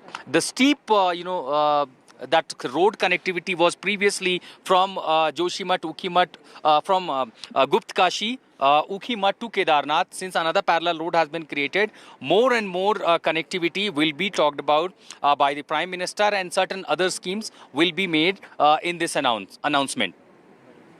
Tell us more about Jagadguru Shankaracharya and the reaction that you are getting from both devotees and priests. Now, a parampara or a tradition that was started by Jagadguru Shankaracharya, that priests from Kerala are at temples at Badrinath and Kedarnath, and priests there are from Uttarakhand. Does that continue since that time? And at least this ashram at Kedarnath, where I saw Gaurav, saints from Kerala, 2 saints from Kanpur, and also from Uttarakhand. लेकिन महाराज जी, हम बार बार कहते हैं कि केरला में कलाड़ी से निकले जगतगुरु शंकराचार्य, कलाड़ी से होते हुए केदारनाथ तक पहुंच गए, कश्मीर में जाकर के वहां भी उन्होंने परंपरा दी और वहां पर आज भी उनका मंदिर है। क्या ये परंपरा उतने ही जो उनकी जो इच्छा थी या जो उनका टारगेट था कि ये हमें करना है, क्या आज भी वो परंपरा जारी है और उतनी ही तेजी से जारी है? कोई शक नहीं इसमें कोई शक नहीं। उन्होंने स्थापना तो इसीलिए की थी ना, और बल्कि उनके शुभ आशीर्वाद से आज का आप ये देखिए, आपको भी दिख रहा होगा। आज आप कहाँ से आए? हम केरल से। केरल के ही कलाड़ी के जगतगुरु शंकराचार्य थे, वो केदारनाथ तक पहुंच गए, कलाड़ी से लेते हुए केदारनाथ तक पहुंच गए। क्या उनकी परंपरा आप केरल से बाहर लाने में सफल हुए? उनके जो अनुयायी हैं उस पूरी परंपरा को आगे ले जा रहे हैं? आप केरल से यहाँ तक पहुंच गए, सबसे बड़ी बात होती है कि आध्यात्म और ज्ञान का प्रसार करना। तो जब साधु सन्यासी मिलते हैं, किस तरह के ज्ञान का प्रसार करते हैं? उनका ज्ञान जो होता है वो परोपकार की दृष्टि से होता है। ये नहीं होता कि अपने लिए सीख लिया और अपने ही लिए। वो जो भी कुछ करते हैं परमार्थ के लिए, संत सदैव परमार्थ के लिए ही कार्य करता है और यही किया उन्होंने। एक परंपरा होती थी चलने की कि आप पूर्व से पश्चिम जाते हैं, उत्तर से दक्षिण जाते हैं और सभी दिशाओं का भ्रमण करते हैं। जितने ज्योतिर्लिंग है वहां तक आप पहुंचते हैं, 4 मठ है वहां तक जाते हैं और जितने भी तीर्थ स्थलों पर जाके प्रसार करते हैं। क्या वो परंपरा आज भी उतनी ही चलती है? क्योंकि ज्यादातर हम देखते हैं कि अगर कहीं पर भीड़ लगती है तो या तो महाकुंभ होता है या अर्धकुंभ होता है। नहीं है, पहले की अपेक्षा आज के समय में आप देखिए नवयुवकों में एक जैसे कहते हैं ना बयार बह रही है धर्म की, कि वो भी उत्साहित होते हैं। आज के जो छोटे बच्चे से लेकर के एक नवयुवक आज जो 18-20 साल का लड़का है वो भी कहता है हर हर बम बम भोले बाबा, बाबा केदारनाथ की जय। कुछ कहना चाहते हैं? जी महाराज जी। एक शंकराचार्य के आज प्रतिमा की अनाच्छादन का काम इधर शुरुआत हो गई। माननीय प्रधानमंत्री जी ने वो किए। ये एक बहुत गर्व की बात है हमारा सनातन संस्कृति का। उसके साथ एक दुख का बात करने को हम चाहते हैं। जो जिस जगह पे आदि शंकराचार्य गुरु जी के जन्म हुए थे उधर आज भी एक प्रतिमा लगाने के लिए उधर के सरकार और उधर के जो भी राष्ट्रीय नेता है, राष्ट्रीय मतलब पॉलिटिकल लीडर्स, उसके खिलाफ खड़ा हो जाता है। तो आपने कभी वहां पर आवाज उठाई कि अगर प्रतिमा केदारनाथ में बन सकती है, जहां उन्हें मोक्ष मिला, तो जहां वो पैदा हो वहां भी हो ऐसा? आज चल रहे उसके खिलाफ आवाज उधर चल रहे, जल्द से जल्द वो शायद हो जाएंगे जितना जल्दी। That's a very important demand, Gaurav. You heard from the priest who himself has come from Kerala and staying here in Kedarnath, battling this chilly weather, which in the midnight it was almost -7 to 9 degrees. Says where he was born, at least one statue should be made here, and it is the responsibility of the political leaders to take this demand forward and fulfill the aspiration, the demand of these saints and seers in Kerala, Gaurav. Oh, indeed. And, the saints who've come from Kerala, do they stay here through the year, and will they now travel with Lord Kedar to Ukhimat? Will the same saints from Kerala travel to Ukhimat? And priests from here, which all temples do they go to south of Vindhyas? If you may ask that the priest with you, Ashutosh. He actually wanted to add something. Go ahead, sir. Go ahead. Shankaracharya ji के नाम पे उधर एक संस्कृत सर्वकलाशाला है। उस सर्वकलाशाला के अंदर भी एक प्रतिमा लगाने के लिए यूनिवर्सिटी का लोग भी मना कर रहे हैं, पॉलिटिकल लीडर्स उसके खिलाफ खड़ा हो जाते हैं। ये एक्चुअली मुस्लिम वोट उसको प्रेरण करने के लिए, तुष्टीकरण के लिए, तुष्टीकरण के लिए शंकराचार्य के खिलाफ पूरा एक समाज खड़ा हो रहा है। अच्छा, आप यहाँ पर कब आए केदारनाथ और कितने सालों से आप यहाँ पे? मैंने ज्यादा टाइम नहीं हुआ है, अभी पिछले हफ्ते में ही इधर। तो आप केरल से यहाँ पर पहुँच गए। यहाँ से आगे जब ये मूर्ति कल जाएगी आप इनके साथ ऊखीमठ जाएंगे, या अब आगे आपकी यात्रा कहाँ की होगी? हाँ, अभी बद्री मूर्ति के साथ जाना है और बद्रीनाथ जाना है। आप बद्रीनाथ भी जाएंगे यहाँ पर। अच्छा, केरल में आप रहते हैं, क्योंकि कोस्टल लाइन है पूरी सी, वहाँ का मौसम 35, 36, 40 डिग्री हो जाता है। यहाँ पर रात को -7, -8 हो गया था। शंकर भगवान की कृपा से आगे बढ़ रहे वो कृपा शायद हम सब पे थी, क्योंकि हम सब ने वो ठंड झेली। आप लोग कहाँ से हैं महाराज जी? And as we speak, we have priests, saints and seers from Banaras, from Varanasi, Kashi have also come here. वहाँ भी तो आज बड़ी-बड़ी स्क्रीन लगाई गई है कि लोग वहाँ पर देख सकें। तो असल में काशी हमेशा से प्राचीन नगरी रही है और बाबा की सबसे प्रिय नगरी है, और वहाँ रहकर भी हम लोग यहाँ पे आने के लिए सभी लालायित रहते हैं। पूरे कितने दिन से हैं यहाँ पे? यहाँ हम लोग परसों से आए हैं। अच्छा। हाँ, और बाबा जी के आश्रम में हम लोग को रहने का मौका मिला, बहुत सौभाग्य मिला कि ऐसे दिव्य स्थान पे हम लोग रह पा रहे हैं। उन्हीं शंकराचार्य ने बनारस में भी स्थापना की, उन्हीं शंकराचार्य ने केदारनाथ को भी बनाया। Okay, give me a moment. Let's just cut across and listen into Prime Minister Narendra Modi.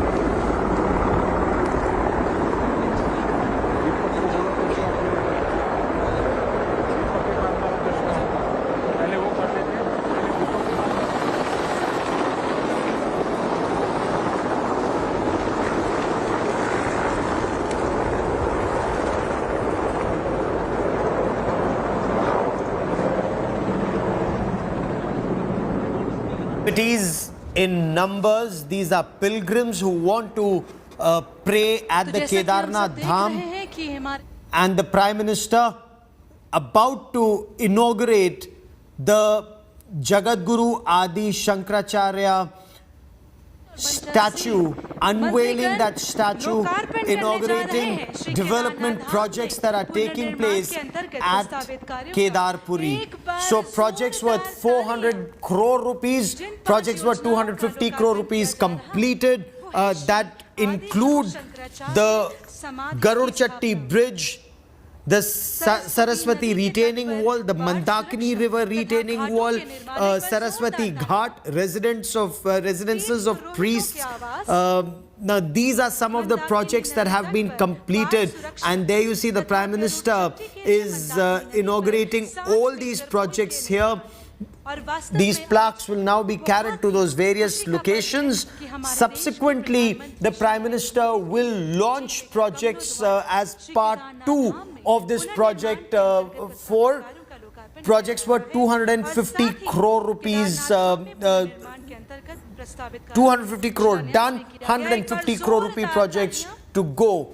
That's the road ahead at this point of time. And now the Prime Minister, after unveiling these projects, is likely to speak. This was especially the Jagadguru Shankaracharya Samadhi, Smriti, and that big statue. That was the Prime Minister's project. He was extremely keen on that project to be undertaken, and that too on a war footing. In fact, the main Shilpkar, or the Shilpi for this project, Yogi Raj, is from Mysuru. Let's listen in to Prime Minister Narendra Modi.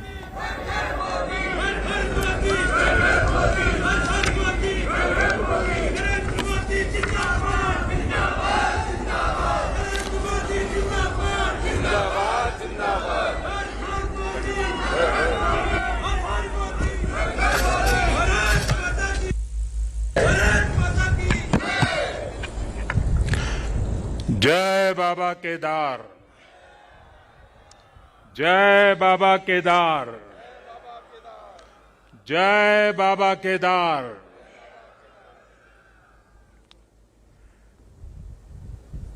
दैवीय आभा से सुसज्जित इस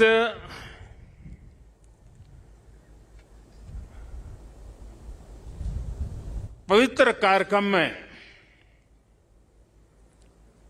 हमारे साथ मंच पर उपस्थित सभी वरिष्ठ महानुभाव, इस पावन पवित्र भूमि पर पहुंचे हुए सभी श्रद्धालुगण, आप सबको आदरपूर्वक मेरा नमस्कार।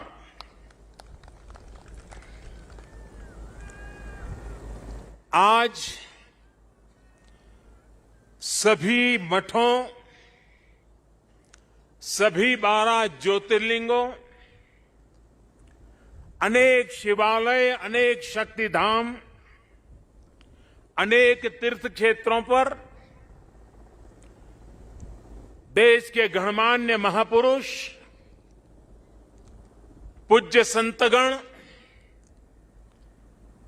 पूज्य शंकराचार्य परंपरा से जुड़े हुए सभी वरिष्ठ ऋषि मनीषी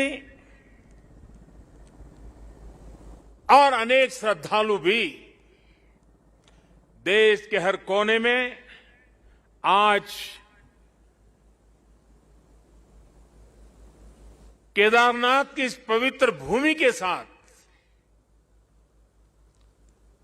इस पवित्र माहौल के साथ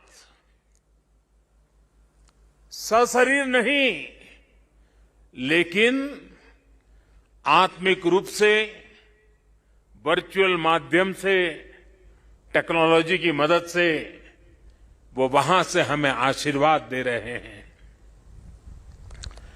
आप सभी आदि शंकराचार्य जी की समाधि की पुनः स्थापना के साक्षी बन रहे हैं। ये भारत की आध्यात्मिक समृद्धि और व्यापकता का बहुत अलौकिक दृश्य है। हमारा देश तो इतना विशाल है,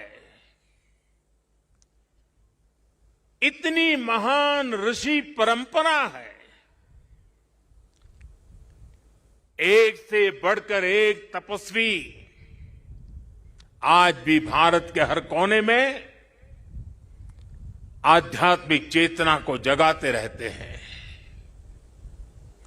ऐसे अनेक संतगण आज देश के हर कोने में और यहां भी हमारे साथ जुड़े हुए हैं। लेकिन संबोधन में अगर मैं सिर्फ उनका नामोल्लेख करना चाहूं तो भी शायद एक सप्ताह कम पड़ जाएगा, और अगर एकाध नाम छूट गया तो शायद मैं जीवन भर किसी पाप के बोझ में दब जाऊंगा। मेरी इच्छा होते हुए भी मैं इस समय सभी का नामोल्लेख नहीं कर पा रहा हूं, लेकिन मैं उन सबको आदरपूर्वक प्रणाम करता हूं। वे जहां से इस कार्यक्रम में जुड़े हैं, उनके आशीर्वाद हमारी बहुत बड़ी शक्ति है। अनेक पवित्र कार्य करने के लिए उनके आशीर्वाद हमें एक शक्ति देंगे, ये मेरा पूरा भरोसा है।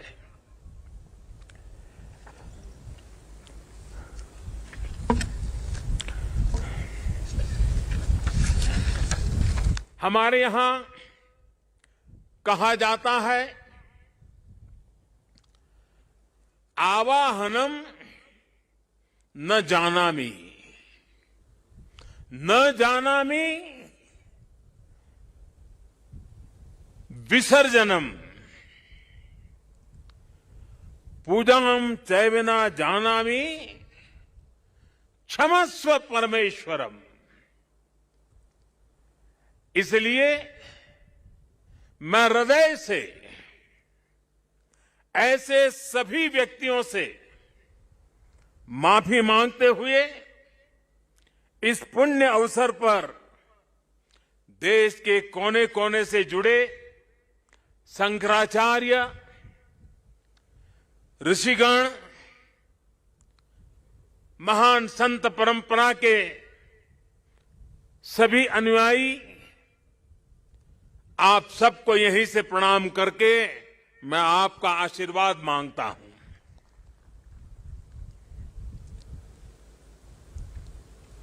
साथियों, हमारी उपनिषदों में आदि शंकराचार्य जी की रचनाओं में कई जगह नेति नेति, जब भी देखो नेति नेति,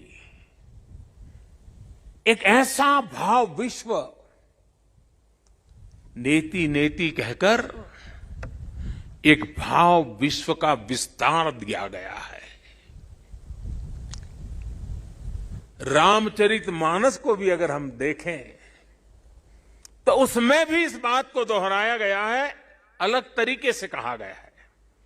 रामचरितमानस में कहा गया है कि अभिगत अकथ अपार, अभिगत अकथ अपार, नेति नेति नित निगम कह, नेति नेति नित निगम कह। अर्थात कुछ अनुभव इतने अलौकिक, इतने अनंत होते हैं कि उन्हें शब्दों से व्यक्त नहीं किया जा सकता। बाबा केदारनाथ की शरण में आकर जब भी आता हूं, यहां के कण कण से जुड़ जाता हूं। यहां की हवाएं, ये हिमालय की चोटियां, ये बाबा केदार का सानिध्य न जाने कैसी अनुभूति की तरफ खींच के ले चला जाता है, जिसके लिए मेरे पास शब्द है ही नहीं। दीपावली के पवित्र पर्व पर कल मैं सीमा पर अपने सैनिकों के साथ था और आज तो ये सैनिकों की भूमि पर हूं। मैंने त्योहारों की खुशियां मेरे देश के जवान वीर सैनिकों के साथ बांटी। देशवासियों का प्रेम का संदेश, देशवासियों की उनके प्रति श्रद्धा, देशवासियों के उनके आशीर्वाद, 130 करोड़ आशीर्वाद लेकर के मैं कल सेना के जवानों के बीच गया था। और आज मुझे गोवर्धन पूजा के दिन, और गुजरात के लोगों के लिए तो आज नया वर्ष है,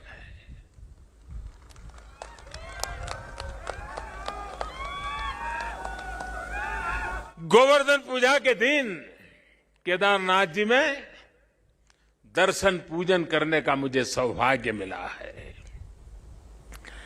बाबा केदार के दर्शन के साथ ही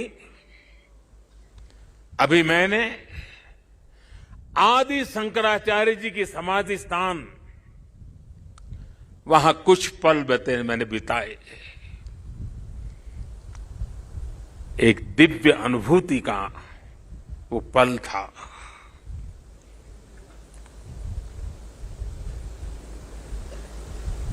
सामने बैठते ही लग रहा था कि आदि शंकर की आंखों से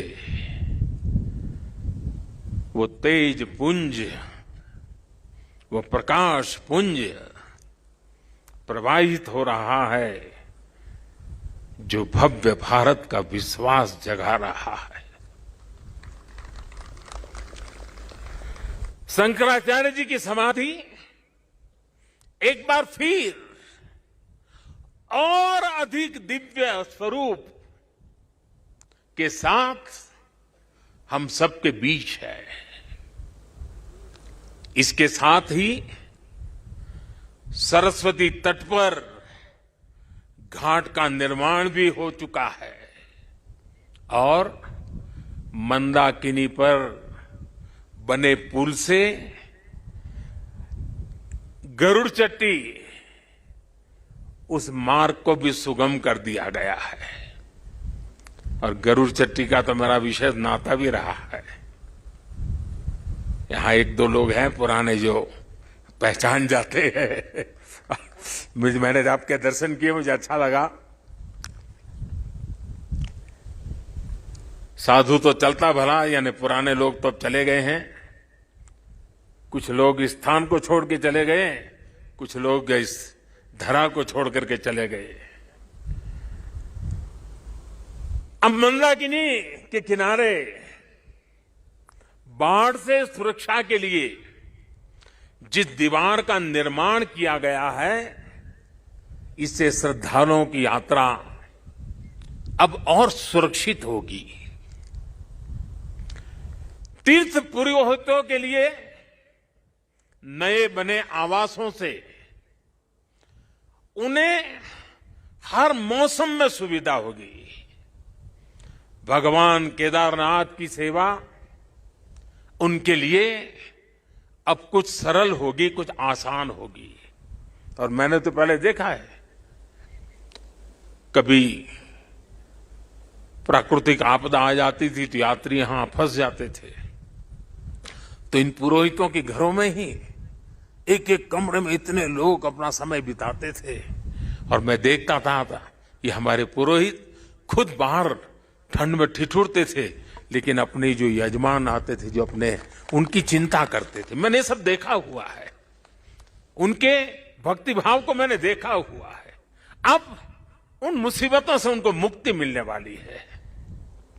साथियों, आज यहां यात्री सेवाओं और सुविधाओं से जुड़ी कई योजनाओं का शिलान्यास भी हुआ है।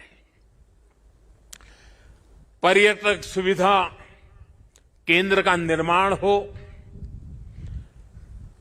यात्रियों की और इस इलाके के लोगों की सुविधा के लिए आधुनिक अस्पताल हो, सारी सुविधाओं वाला अस्पताल हो, रेंज सेंटर हो, ये सभी सुविधा श्रद्धालुओं की सेवा का माध्यम बनेगी।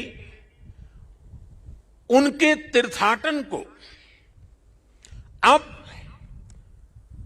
कष्ट से मुक्त, केदार से युक्त, जय भोले के चरणों में लीन होने का यात्रियों को एक सुखद अनुभव होगा।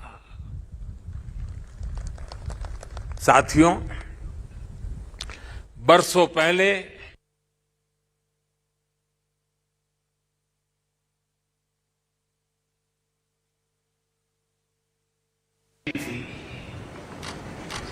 जिस तरह का कल्पनीय था, मैं मुख्यमंत्री तो गुजरात का था,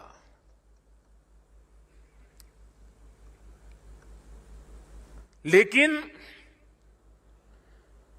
मैं अपने आप को रोक नहीं पाया था। मैं यहां दौड़ा चला आया था। मैंने अपनी आंखों से उस तबाही को देखा था, उस दर्द को देखा था। जो लोग यहां आते थे वो सोचते थे कि क्या अब ये हमारा केदार धाम या हमारा केदारपुरी फिर से उठ खड़ा होगा क्या? लेकिन मेरे भीतर की आवाज कह रही थी, ये पहले से अधिक आन बान शान के साथ खड़ा होगा।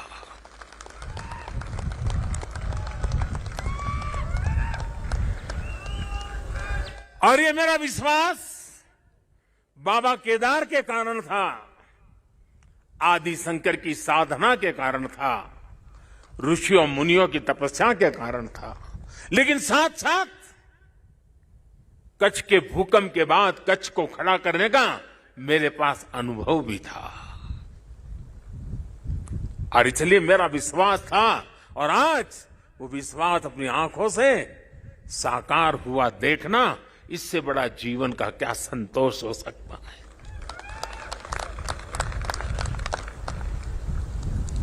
मैं इसे अपना सौभाग्य मानता हूं कि बाबा केदार ने, संतों के आशीर्वाद ने, इस पवित्र धरती ने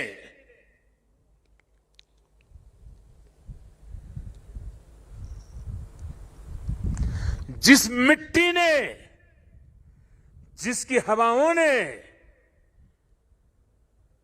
कभी मुझे पाला पोसा था, उसकी सेवा करने का सौभाग्य मिलना, इससे बड़ा जीवन का पुण्य क्या होता है।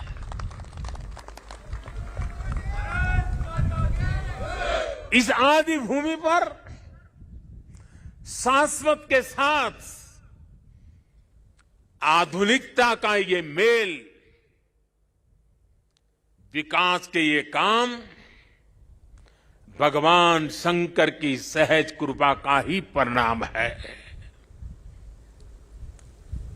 ये ईश्वर नहीं क्रेडिट ले सकता, इंसान क्रेडिट नहीं ले सकता, ईश्वर कृपा ही इसकी हकदार है।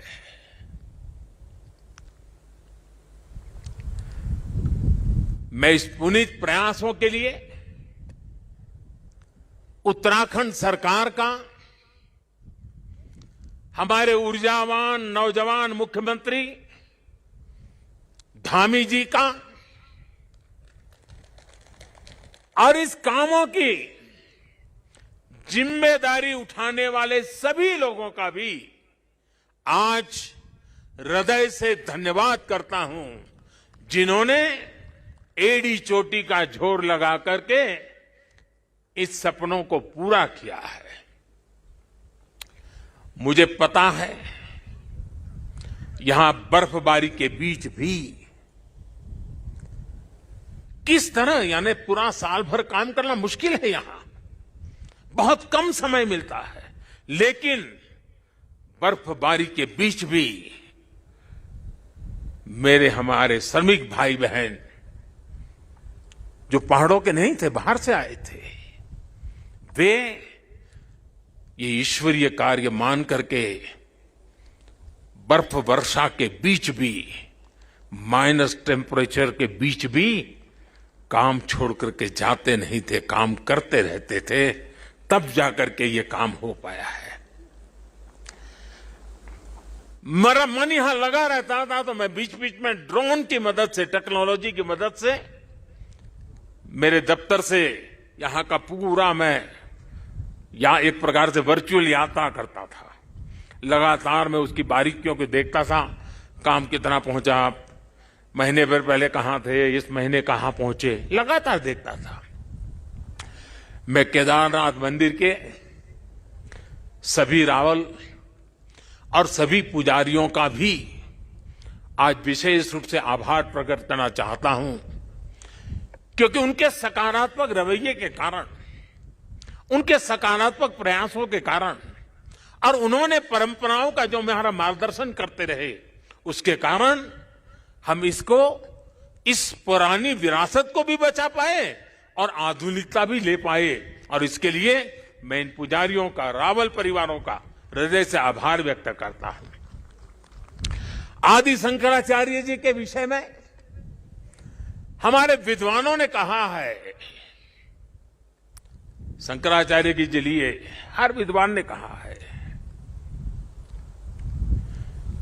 शंकरो शंकरः साक्षात, अर्थात आचार्य शंकर साक्षात भगवान शंकर का ही स्वरूप थे। ये महिमा, ये देवत्व आप उनके जीवन के हर क्षण हम अनुभव कर सकते हैं। उसकी तरफ जरा नजर करें तो सारी स्मृतियां सामने आ जाती हैं। छोटी सी उम्र में, बालक उम्र में अद्भुत बोध, बाल उम्र से ही शास्त्रों का, ज्ञान का, विज्ञान का निरंतर चिंतन, और जिस उम्र में एक साधारण मानवी साधारण रूप से संसार की बातों को थोड़ा देखना समझना शुरू करता है, थोड़ी जागृति का प्रारंभ होता है, उस उम्र में वो वेदांत की गहराई को, उसके गुढ़ार्थ को, सांगोपांग विवेचन, उसकी व्याख्या अविरत रूप से किया करते थे। ये शंकर के भीतर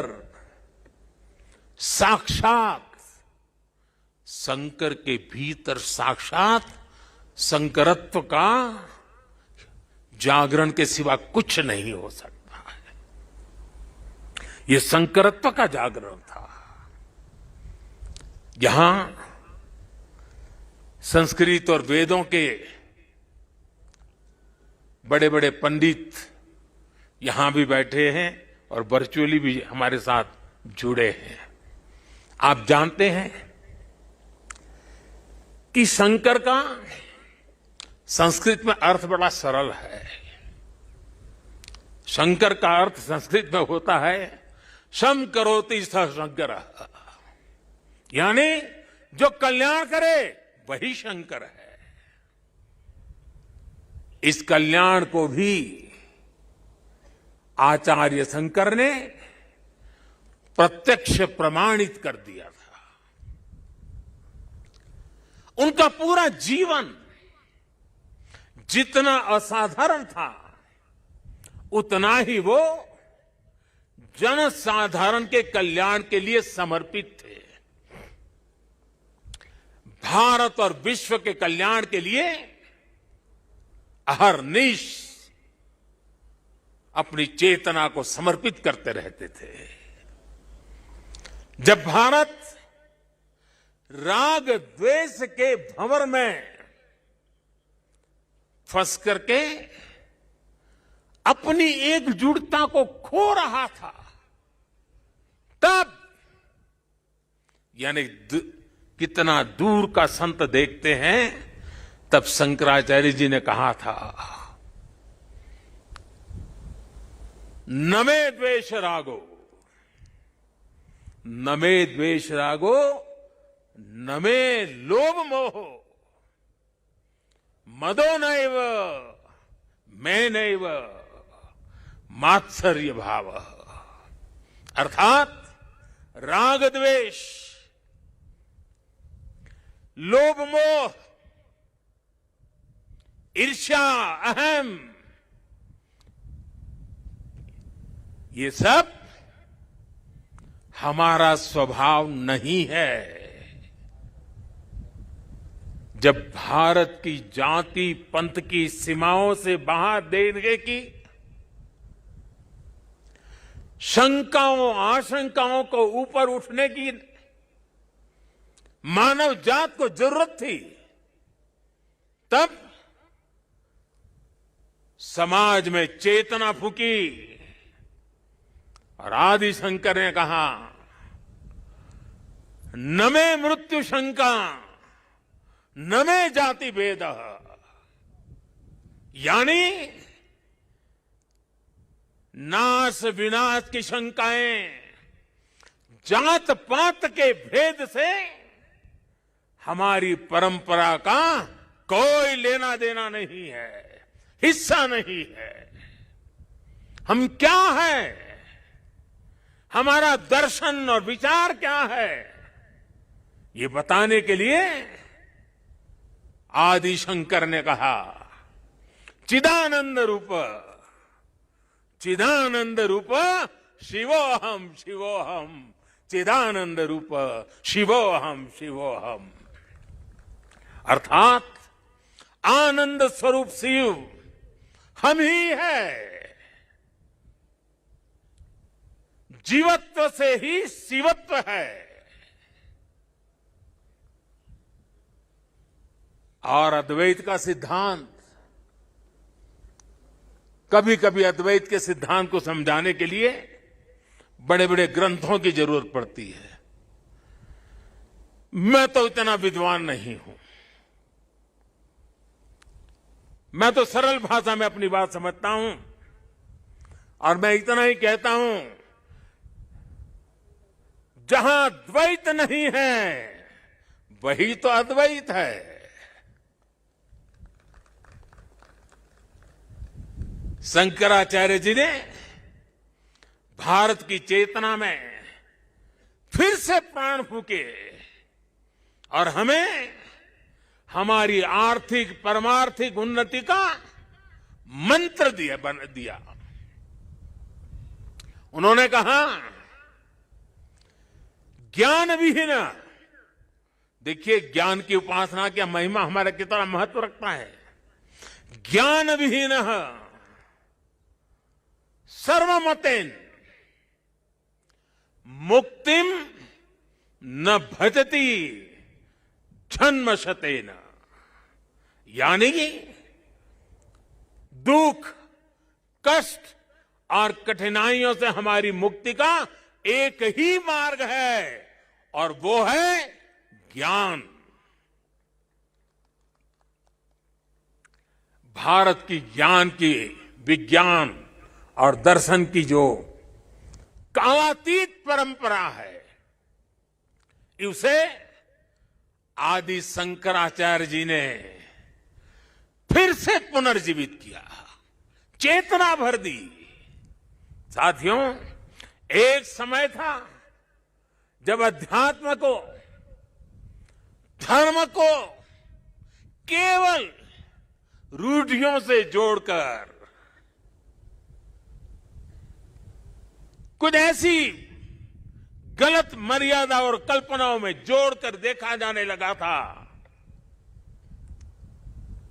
लेकिन भारतीय दर्शन तो मानव कल्याण की बात करता है।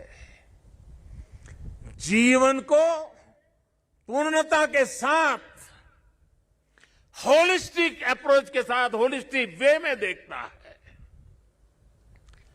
आदि शंकराचार्य जी ने समाज को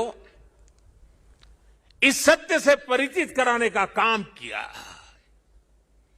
उन्होंने पवित्र मठों की स्थापना की,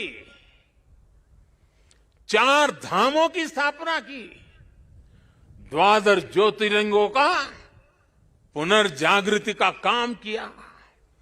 उन्होंने सब कुछ त्याग कर देश, समाज और मानवता के लिए जीने वालों की एक सशक्त परंपरा खड़ी की। आज उनके अधिष्ठान भारत और भारतीयता का एक प्रकार से संबल, पहचान बने हुए हैं। हमारे लिए धर्म क्या है, धर्म और ज्ञान का संबंध क्या है, और इसीलिए तो कहा गया है अथा तो ब्रह्म जिज्ञासा, अथा तो ब्रह्म जिज्ञासा। इसका मंत्र देने वाली उपनिषदीय परंपरा क्या है? तो हमें पल प्रतिपल प्रश्न करना सिखाती है, और तभी तो बालक नचिकेता यम के दरबार में जाकर के यम की आंख में आंख मिला करके पूछ देता है, यम को पूछ देता है, व्हाट इज डेथ? मृत्यु क्या है बताओ? प्रश्न पूछना, ज्ञान अर्जित करना, अथा तो धर्म जिज्ञासा। हमारी इस विरासत को हमारे मठ हजारों सालों से जीवित रखे हुए हैं, उसे समृद्ध कर रहे हैं।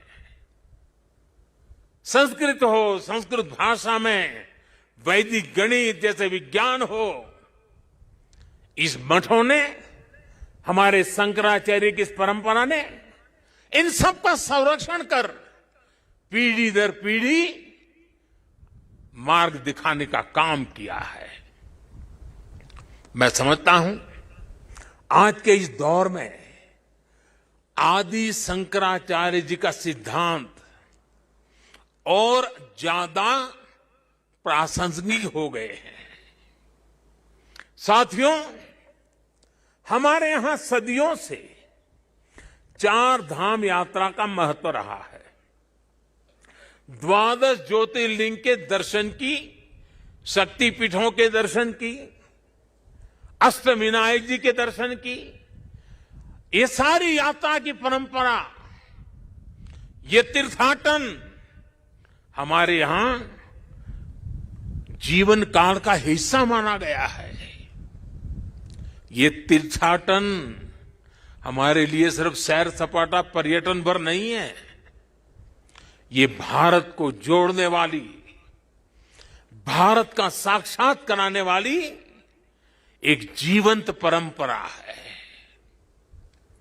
हमारे यहां हर किसी को, कोई भी व्यक्ति होगा, उसकी इच्छा होती है कि जीवन में कम से कम एक बार 4 धाम जरूर हो लें, द्वादश ज्योतिर्लिंग का दर्शन जरूर कर ले, मां गंगा में एक बार डुबकी जरूर लगा दे।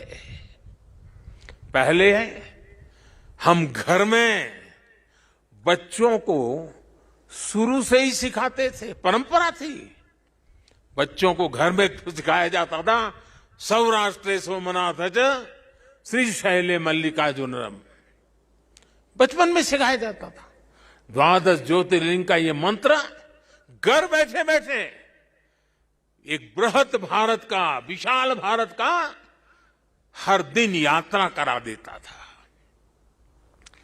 बचपन से ही देश के इस अलग अलग हिस्सों से जुड़ाव एक सहज संस्कार बन जाता था।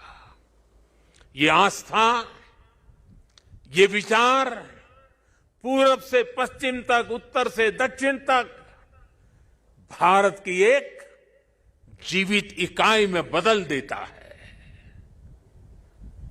राष्ट्रीय एकता की ताकत को बढ़ाने वाला एक भारत श्रेष्ठ भारत का भव्य दर्शन सहज जीवन व्यवस्था का हिस्सा था। बाबा केदारनाथ के दर्शन करके हर श्रद्धालु एक नई ऊर्जा लेकर जाता है। साथियों, आदि शंकराचार्य की विरासत को, इस चिंतन का आज देश अपने लिए एक प्रेरणा के रूप में देखता है। अब हमारी संस्कृति के, हमारी इस विरासत को, आस्था के केंद्रों को इसी गौरव भाव से देखा जा रहा है जैसा देखा जाना चाहिए था। आज अयोध्या में भगवान श्री राम का भव्य मंदिर पूरे गौरव के साथ बन रहा है। अयोध्या को उसका गौरव सदियों के बाद वापस मिल रहा है। अभी 2 दिन पहले अयोध्या में दीपोत्सव का भव्य आयोजन, और पूरी दुनिया ने उसे देखा है। भारत का प्राचीन सांस्कृतिक स्वरूप कैसा रहा होगा, आज हम इसकी कल्पना कर सकते हैं। इसी तरह उत्तर प्रदेश में ही काशी का भी कायाकल्प हो रहा है। विश्वनाथ धाम का कार्य बहुत तेज गति से अब तो पूर्णता की तरफ आगे बढ़ रहा है। बनारस में सारनाथ, नजदीक में कुशीनगर, बोध गया, यहां सब जगह पे एक बुद्ध सर्किट के अंतर्राष्ट्रीय पर्यटन को आकर्षित करने के लिए, विश्व के बुद्ध के भक्तों को आकर्षित करने के लिए एक बहुत तेजी से काम चल रहा है।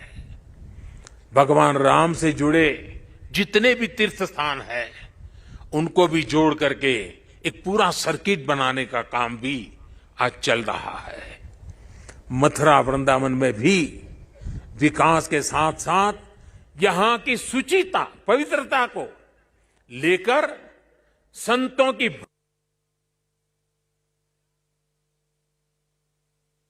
आधुनिकता की तरफ मोड़ दिया जा रहा है।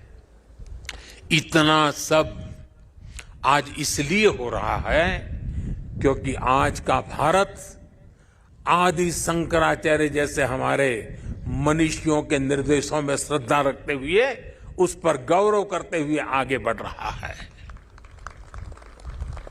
साथियों, इस समय हमारा देश आजादी का अमृत महोत्सव भी मना रहा है। देश अपने भविष्य के लिए, अपने पुनर्निर्माण के लिए नए संकल्प ले रहा है। अमृत महोत्सव के इस संकल्पों में से आदि शंकराचार्य जी को हम एक प्रकार से अपनी बहुत बड़ी प्रेरणा के रूप में देख सकते हैं। अब देश अपने लिए बड़े लक्ष्य तैयार करता है। कठिन समय और सिर्फ समय नहीं, समय की सीमा भी हम निर्धारित करते हैं। तो कुछ लोग कहते हैं कि इतने कम समय में ये सब कैसे होगा। कभी कभी लोग ये भी कहते हैं, अरे यार होगा भी कि नहीं होगा। और तब मेरे भीतर से एक ही आवाज आती है, 130 करोड़ देशवासियों की आवाज मुझे सुनाई देती है और मेरे मुंह से यही निकलता है, एक ही बात निकलती है, समय के दायरे में बंधकर भयभीत होना अब भारत को मंजूर नहीं है। आप देखिए, आदि शंकराचार्य जी को छोटी सी आयु थी, घर बार परिवार छोड़ दिया, सन्यासी बन गए। कहां केरल का कालड़ी और कहां केदार, कहां से कहां चल पड़े, सन्यासी बने। बहुत ही कम आयु में इस पवित्र भूमि में उनका शरीर इस धरती से विलीन हो गया। अपने इतने कम समय में उन्होंने भारत के भूगोल को चैतन्य कर दिया, भारत के लिए नया भविष्य गढ़ दिया। उन्होंने जो ऊर्जा प्रज्वलित की वो आज भी भारत गतिमान बनाए हुए है। आने वाले हजारों साल तक ये गतिमान बनाए रखेगी। इसी तरह स्वामी विवेकानंद जी को देखिए, स्वाधीनता संग्राम में अनेक सेनानियों को देखिए। ऐसी कितनी ही महान आत्माएं, महान विभूतियां इस धरती पर आकर यहां प्रकट हुई, जिन्होंने समय की सीमाओं का उल्लंघन कर छोटे से कालखंड में कई युगों को गढ़ दिया। ये भारत इन महान विभूतियों की प्रेरणाओं पर चलता है। हम शाश्वत को एक प्रकार से स्वीकार करते हुए हम क्रियाशीलता पर विश्वास करने वाले लोग हैं। इसी आत्मविश्वास को लेकर देश आज इस अमृत काल में आगे बढ़ रहा है। और ऐसे समय में मैं देशवासियों से एक और आग्रह करना चाहता हूं। स्वाधीनता संग्राम से जुड़े ऐतिहासिक स्थानों को देखने के साथ साथ ऐसे पवित्र स्थानों को भी ज्यादा से ज्यादा जाएं, नई पीढ़ी को लेकर के जाएं, परिचित कराएं, मां भारती का साक्षात्कार करें, हजारों साल की महान परंपरा की चेतना को अनुभूति करें। आजादी के अमृत काल में स्वतंत्रता आजादी का ये भी एक महोत्सव हो सकता है।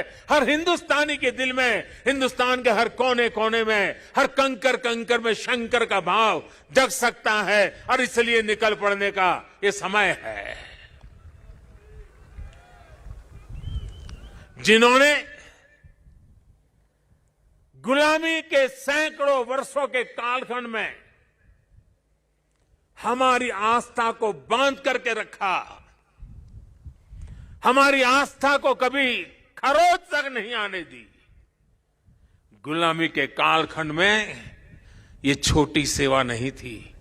क्या आजादी के कालखंड में उस महान सेवा को उसको पूजना, उस पर तर्पण करना, वहां तप करना, साधना करना, क्या हिंदुस्तानी का नागरिक का कर्तव्य नहीं है? और इसलिए मैं कहता हूं, एक नागरिक के तौर पर हमें इन पवित्र स्थानों को भी दर्शन करने के लिए जाना चाहिए, उन स्थानों की महिमा को जानना चाहिए। साथियों, देवभूमि के प्रति असीम श्रद्धा रखते हुए, यहां की असीम संभावनाओं पर विश्वास करते हुए आज उत्तराखंड की सरकार यहां विकास के महायज्ञ से जुड़ी है, पूरी ताकत से जुड़ी है। 4 धाम सड़क परियोजना पर तेजी से काम हो रहा है। चारों धाम हाईवे से जुड़ रहे हैं। भविष्य में यहां केदारनाथ जी तक श्रद्धालु केवल कार के जरिए आ सके, इससे जुड़ी प्रक्रिया भी शुरू हो गई है। यहां पास में हो पवित्र हेमकुंड साहब जी हैं। हेमकुंड साहब जी के दर्शन आसान हो, इसके लिए वहां भी रोपवे बनाने की दिशा में तैयारियां चल रही हैं। इसके अलावा ऋषिकेश और कर्णप्रयाग को रेल से भी जोड़ने का प्रयास हो रहा है। अभी मुख्यमंत्री जी कहते थे पहाड़ के लोगों को तो रेल देखना भी दुष्कर होता है, अब रेल पहुंच रही है। दिल्ली देहरादून हाईवे ये बनने के बाद देहरादून से दिल्ली आने वालों के लिए समय और कम हो जाने वाला है। इस सब कामों को उत्तराखंड के पर्यटन को बहुत बड़ा लाभ मिलने वाला है। और मेरे शब्द उत्तराखंड के लोग लिख करके रखे, जिस तेज गति से इंफ्रास्ट्रक्चर बन रहा है, पिछले 100 साल में जितने यात्री यहां आए हैं ना, आने वाले 10 साल में उससे भी ज्यादा आने वाले हैं। आप कल्पना कर सकते हैं यहां की अर्थव्यवस्था को कितनी बड़ी ताकत मिलने वाली है। 21वीं शताब्दी का तीसरा दशक ये उत्तराखंड का दशक है। मेरे शब्द लिख के रखिए, मैं पवित्र धरती पर से बोल रहा हूं।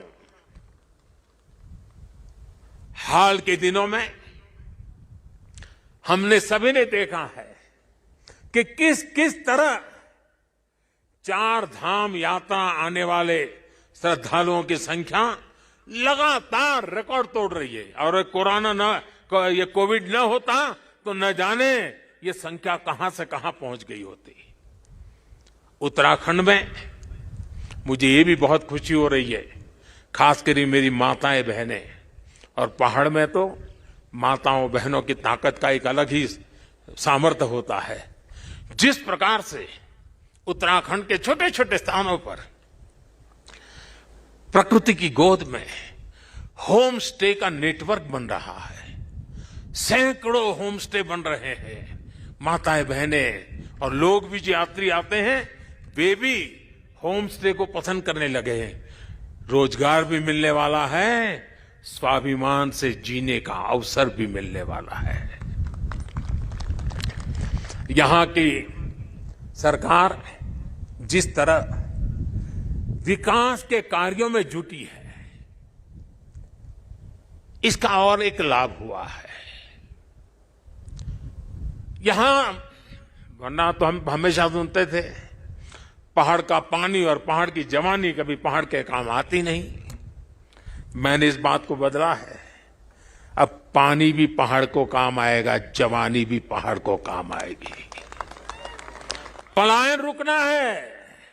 एक के बाद एक जो निर्णय हो रहे हैं, पलायन रुकना है। मान के चलिए साथियों, मेरे नौजवान दोस्तों, ये दशक आपका है, उत्तराखंड का है, उज्जवल भविष्य का है। बाबा केदार के आशीर्वाद हमारे साथ है। ये देवभूमि, मातृभूमि की रक्षा करने वाले अनेकों वीर बेटे बेटियों की ये जन्मस्थली भी है। यहां का कोई घर, कोई गांव ऐसा नहीं है जहां पराक्रम की कोई गाथा का परिचय न हो। आज देश जिस तरह अपनी सेनाओं का आधुनिकीकरण कर रहा है, उन्हें आत्मनिर्भर बना रहा है, उससे हमारे वीर सैनिकों की ताकत और बढ़ रही है। आज उनकी जरूरत को, उनकी अपेक्षाओं को, उनके परिवार की आवश्यकताओं को बहुत प्राथमिकता देकर के काम किया जा रहा है। ये हमारे ही सरकार है जिसने वन रैंक वन पेंशन की 4 दशक पुरानी मांग को पिछली शताब्दी की मांग इस शताब्दी में मैंने पूरी की। मुझे संतोष है, मेरे देश की सेना के जवानों के लिए मुझे सेवा करने का मौका मिला। इसका लाभ तो उत्तराखंड के करीब करीब हजारों परिवारों को मिला है, निवृत्त सैनिक परिवारों को मिला हुआ है। साथियों, उत्तराखंड ने कोरोना के खिलाफ लड़ाई में जिस तरह का अनुशासन दिखाया, वो भी बहुत अभिनंदनीय है, सराहनीय है। भौगोलिक कठिनाइयों को पार कर आज उत्तराखंड ने उत्तराखंड के लोगों को 100% सिंगल डोज का लक्ष्य हासिल कर लिया है। ये उत्तराखंड को ताकत का दर्शन कराता है, उत्तराखंड के सामर्थ्य को दिखाता है। और जो लोग पहाड़ों से परिचित हैं ना, उनको पता है कि काम आसान नहीं होता है। घंटों घंटों तक पहाड़ की चोटियों पर जाकर के 2 या 5 परिवार को वैक्सीनेशन दे करके रात रात चल करके घर पहुंचना होता है। कष्ट कितना होता है मैं अंदाज लगा सकता हूं। उसके बाद भी उत्तराखंड ने काम किया है। क्यों? उत्तराखंड के एक एक नागरिक की जिंदगी बचानी है। और इसके लिए मुख्यमंत्री जी, आपको, आपकी टीम को मैं बधाई देता हूं। आज मुझे विश्वास है कि जितनी ऊंचाइयों पर उत्तराखंड बसा है, जितनी ऊंचाइयों पर उत्तराखंड बसा है, उससे भी ज्यादा ऊंचाइयों को मेरा उत्तराखंड हासिल करके रहेगा।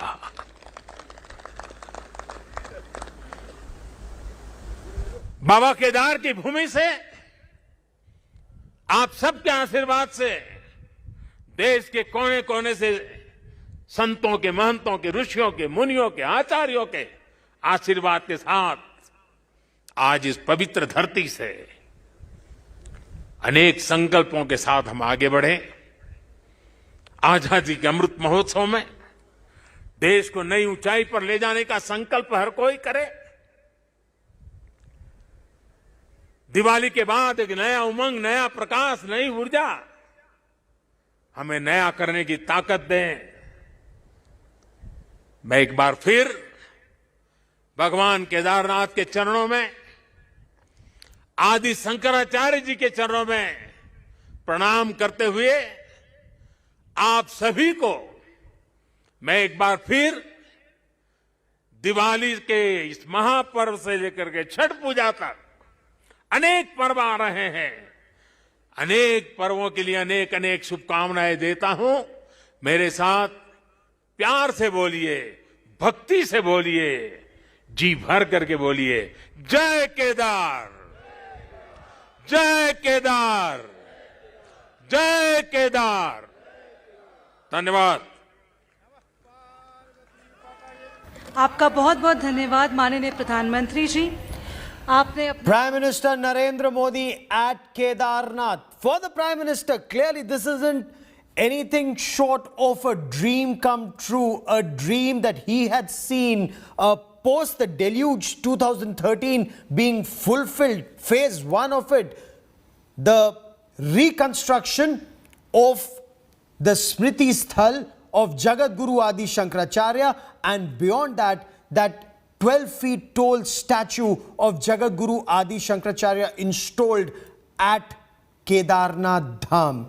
He had spoken about this earlier. He had said the significance, the importance, no less than that of the temple itself. The Prime Minister coming out to greet people, the devotees who've assembled there in large numbers. Remember, they're praying here, worshipping here today.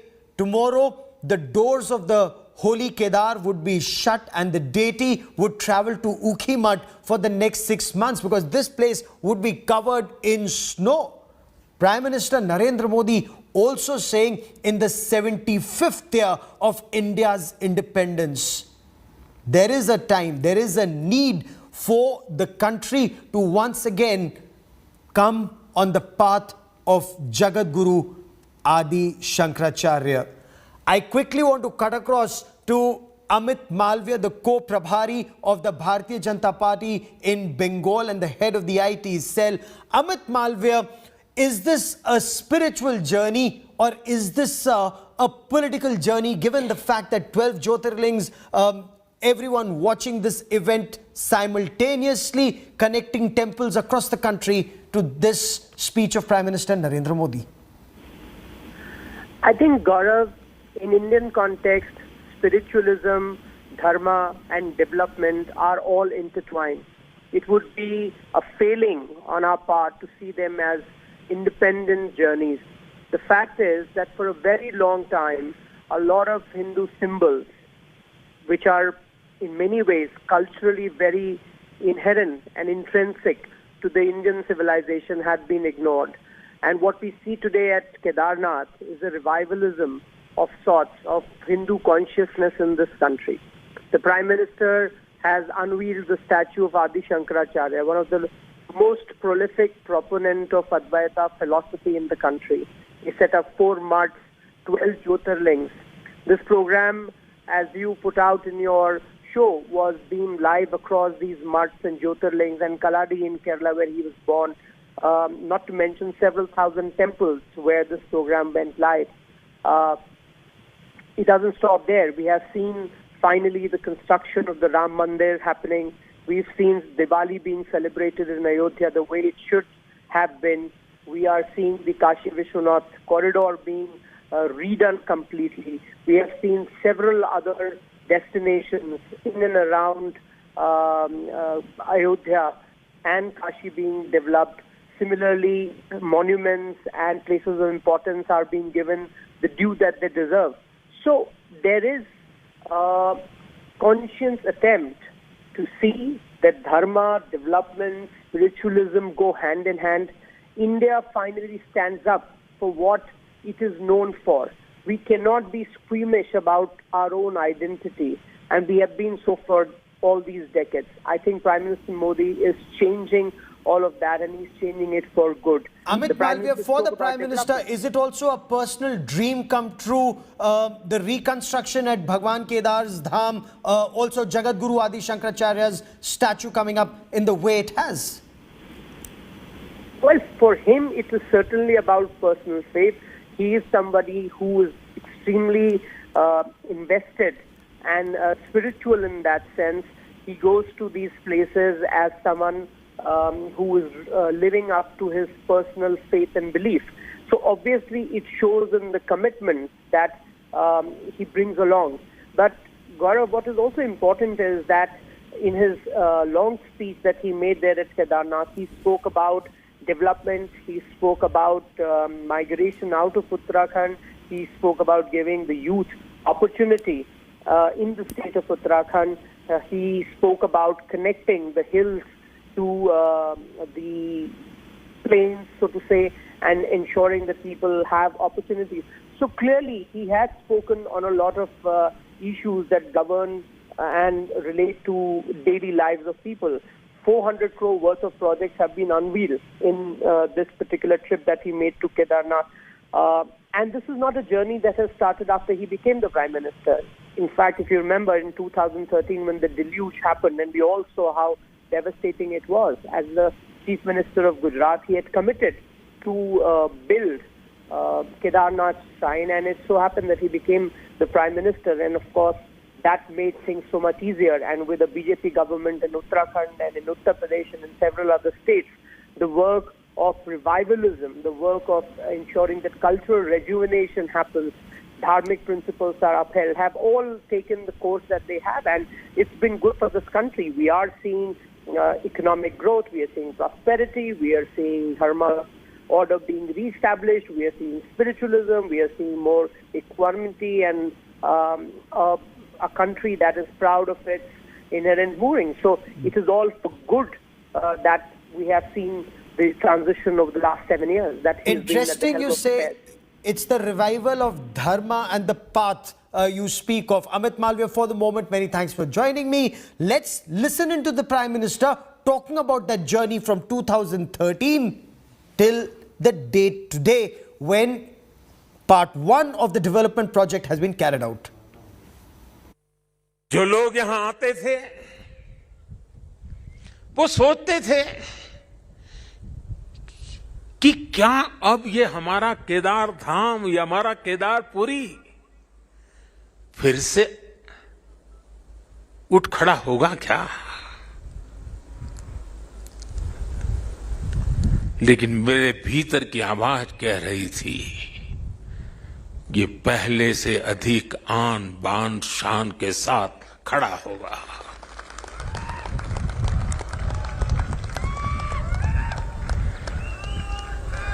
और ये मेरा विश्वास बाबा केदार के कारण था, आदि शंकर की साधना के कारण था, ऋषियों मुनियों की तपस्या के कारण था, लेकिन साथ साथ कच्छ के भूकंप के बाद कच्छ को खड़ा करने का मेरे पास अनुभव भी था। और इसलिए मेरा विश्वास था, और आज वो विश्वास अपनी आंखों से साकार हुआ देखना, इससे बड़ा जीवन का क्या संतोष हो सकता है। And how are devotees at Kedarnath responding to the Prime Minister's address, an hour-long address? I want to cut across to India Today's Ashutosh Mishra for more on this. Ashutosh, the Prime Minister focused on development at Kedarpuri. He linked development to Astha, spoke of a time where people may be able to drive to Kedarnath in their vehicles. Development and spirituality, that was the key component when the Prime Minister spoke. And yes, as we see the motorable road made from Gupta Kashi, Gaurikund to Kedarnath, indeed one could imagine the sooner it could be electric vehicles moving, ferrying the pilgrims for this 20-kilometer stretch. But in the meanwhile, Gaurav, I would just leave it to you with this divine atmosphere here. The devotees from Varanasi has come here. Let's just listen to them.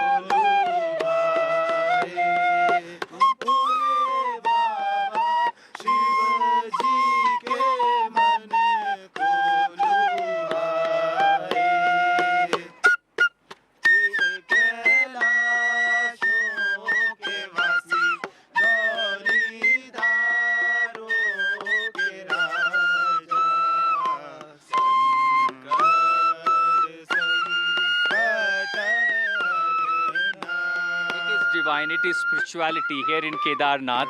महाराज जी कहाँ से आए आप लोग? हम लोग काशी से। अच्छा, आपका क्या नाम है महाराज जी? मेरा नाम सोनू बनारसी है। तो ये बताइए, आज प्रधानमंत्री यहाँ पर आए, उन्होंने स्पिरिचुअलिटी की बात की, विकास को भी कहा, और कहा कि जो लोगों को शायद यकीन नहीं हो सकता था कि जो कुछ यहाँ लोगों ने 13 में देखा था फिर से केदारनाथ खड़ा होगा, वो जोड़ा 400 करोड़ की जो योजनाएं हैं, परियोजनाएं, उनके बारे में भी जानकारी दी, राम मंदिर का भी जिक्र किया, बुद्ध सर्किट का भी जिक्र किया, आध्यात्म, धर्म और उसके साथ राजनीति और परंपराएं, इन सब को एक साथ प्रधानमंत्री ने यहाँ रखने की कोशिश की है। कितना सफल एक राजनीतिक व्यक्तित्व के लिए ये हो जाता है? बताइए। बोलिए महाराज जी, आप तो बनारस से ही आए, आप उनके कॉन्स्टिट्यूंसी से आए हैं। अगर राजनीति की बात करें और अध्यात्म की बात करें तो सही मायने में तो जैसे हम संगीतकार हैं, मुझे राजनीति के बारे में उतना ज़्यादा कुछ समझ में नहीं आता, पर जब से मोदी जी को जब से उनके एक परिवेश में देखा कि वो संगीत के विषय में भी बात कर रहे हैं, वो राजनीति के विषय में बात कर रहे हैं, वो आध्यात्मिक के विषय में बात कर रहे हैं, धर्म नगरी जितनी भी है उसके विषय में बात कर रहे हैं, तो धीरे धीरे वो अब समझ में आने लगा है कि क्या ये किस विषय में ये सब चल रहा है। ललित महाराज जी, आध्यात्म के साथ उन्होंने आज विकास को एक साथ एक सूत्र में ये दिखाने की कोशिश की है कि जो चुनौतियां हैं विकास की वो भी होती रहेंगी, लेकिन साथ ही राम मंदिर, बुद्ध सर्किट, केदारनाथ को फिर से खड़ा करना, इन सारी चुनौतियों को आखिर कैसे वो लेकर के गए। जब जब राज्य की सत्ताएं धर्म के अंतर्गत झुकेंगी तो वो निश्चित ही विकास को प्राप्त होंगी। ये हमारे वर्तमान प्रतिनिधित्व का यह एक हमें मार्गदर्शन प्राप्त हुआ है कि जब जब हम धर्म के मार्ग पर पढ़ते हैं तो धर्म हमें आत्मबल संपन्न, हर प्रकार से ऊर्जावान, धर्म अर्थ काम मोक्ष की ओर ले जाता है।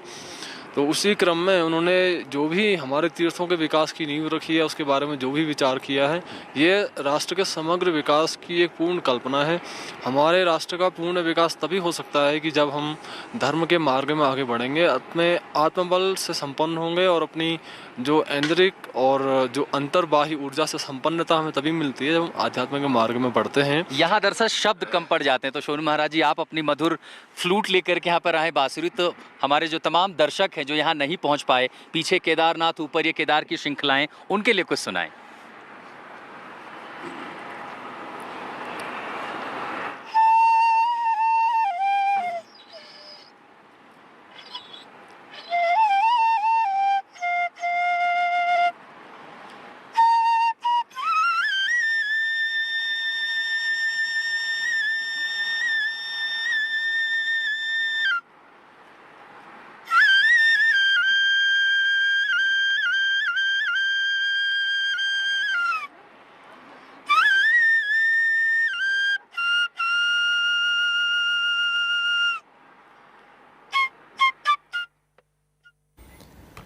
And Nandita Pandey is a spiritual guru. She joins us from the broadcast. Guru Jyoti Srivastav remains with us. Nandita Pandey, you heard the Prime Minister. Kan mein Shankar is what the Prime Minister says, in a way asking people to visit the Char Dhams and revive the culture. Yes, I did indeed. And it's a beautiful day. It's Govardhan Puja today. It's also victory of good over evil, as even sometimes when the positive energies also have their ego and they try to sabotage others, then the Lord comes in full form and they try to tell even the smaller positive energies that there is nothing beyond pure soul consciousness and pure positive energy. And that's the day today, Govardhan Puja, and Prime Minister Modi ji is in Kedarnath. Kedarnath itself is a very, very strong spiritual energy zone. It's one of the Jyotirlingas, and it's also, he's unveiled the statue of Adi Shankaracharya ji. He was a theologian and he was the one who established 4 Char Dhams. And since गुरु ज्योति श्रीवास्तव, एक प्रयास ये है, ये चर्चा हम जारी रखेंगे, लेकिन प्रयास ये है कि नई पीढ़ी को पुरानी संस्कृति से, संस्कारों से जोड़ा जाए। अद्भुत प्रयास प्रधानमंत्री का।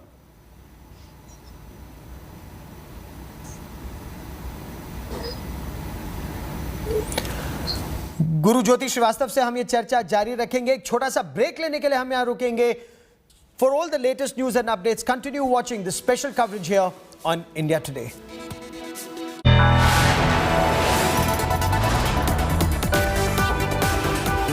You are watching India Today.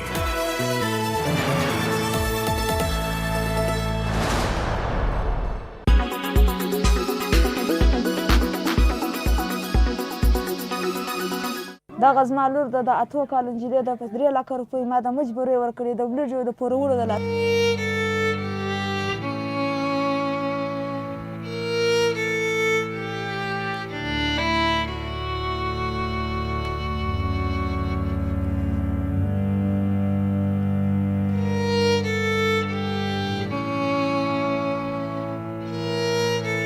دغه زما لور د 8 کال نجلۍ د 3 لک روپۍ ما د مجبورې ورکړې د بلډ د پورولو د لاسه نن سبا چې هغه لک راشي به زما څخه بیا د دونی کا کنجلۍ ما د مجبورې ورکړې دا خو نو شکار نه و چې ما د دونی کا کنجلۍ ورکړې وای خدای رسول خدای نه وای چې دونی کا کنجلۍ واخې ته خرڅ کړ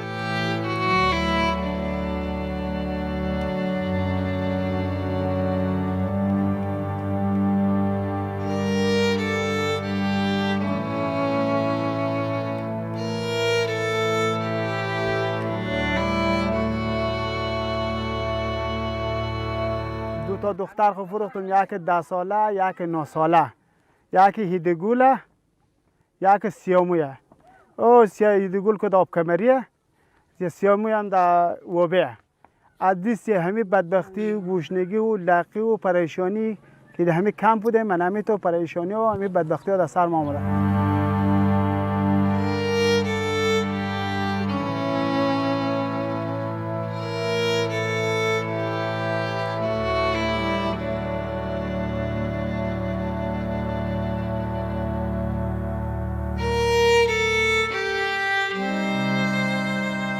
مشکلات زیاد است دیگه چیز نداریم به خاطر همون هر جای که رفتیم نتانستیم پیسه چک پیش دکتر جای ببریم 5 طفل دارم یک طفلک دیگه ما به مریضی مرد چیز نداشتیم به خاطر که ببرمش پیش دکتر یک چیزی حال تو یک بیلر داشتیم فروختم گیر آوردیم تا بیجه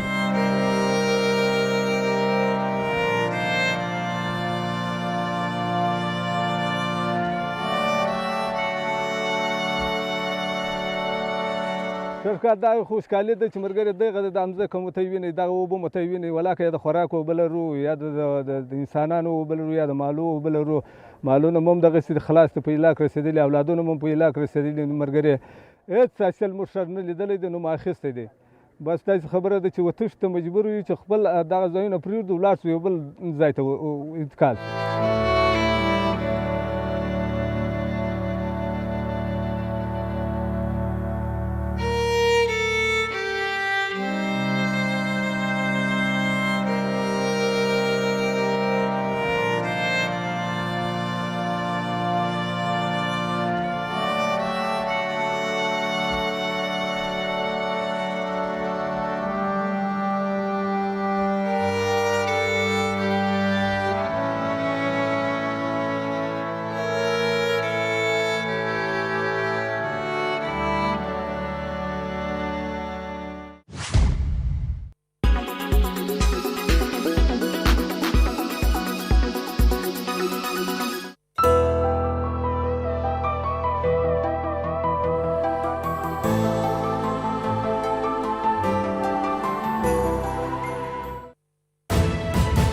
You are watching India Today.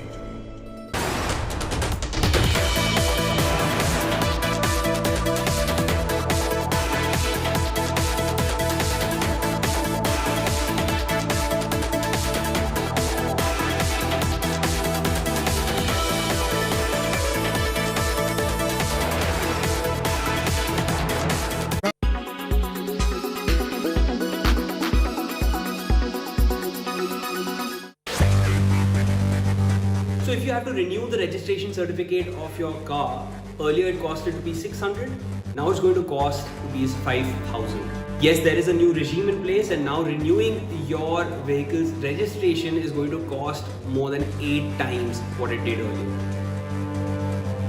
Now the Road Transport and Highways Ministry has stated that this new regime, this new set of rules, it will be applicable from April 2022. This new regime is going to apply to anyone who owns a car which is older than 15 years and is due for a renewal of registration, or if you have an old bike which needs to be renewed. Apart from this, if you own any heavy commercial vehicle, then fitness certificates, the fitness tests will also be at a hiked price. Now the renewal for registration of cars which earlier costed 600 is now going to cost 5,000 rupees. If you own an old bike, earlier a renewal of registration for that old bike would have costed you rupees 300, but now it will cost you rupees 1,000. And if you need to get a new fitness certificate for a commercial vehicle, a bus or a truck, earlier it costed rupees 1500, now it's going to cost 12,500 rupees.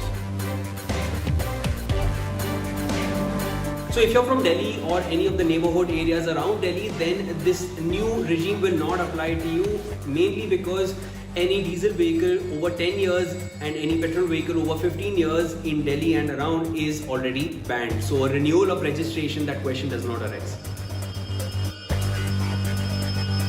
Now this increase in fee for renewal of registration and an increase which is nearly 8 times the earlier amount, it is basically to discourage people from keeping their cars too long. Not only is it a discouragement to keep your car beyond that certain prescribed age, but it is also a way to get people to purchase more vehicles. Obviously, it will boost the automotive sector, which is also a major revenue generator for the government. Apart from this, the government also plans to do away with the manual system of a fitness test, which can easily be made. So all in all, if you wish to continue keeping your car even after its prescribed age, it will cost you much, much more.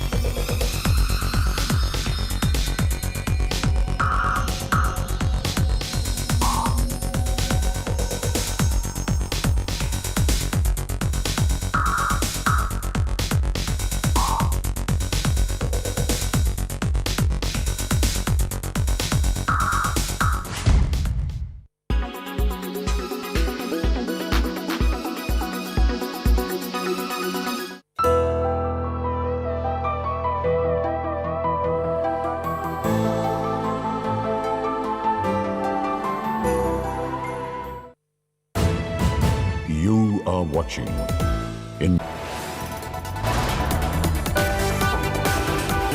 You are watching India Today.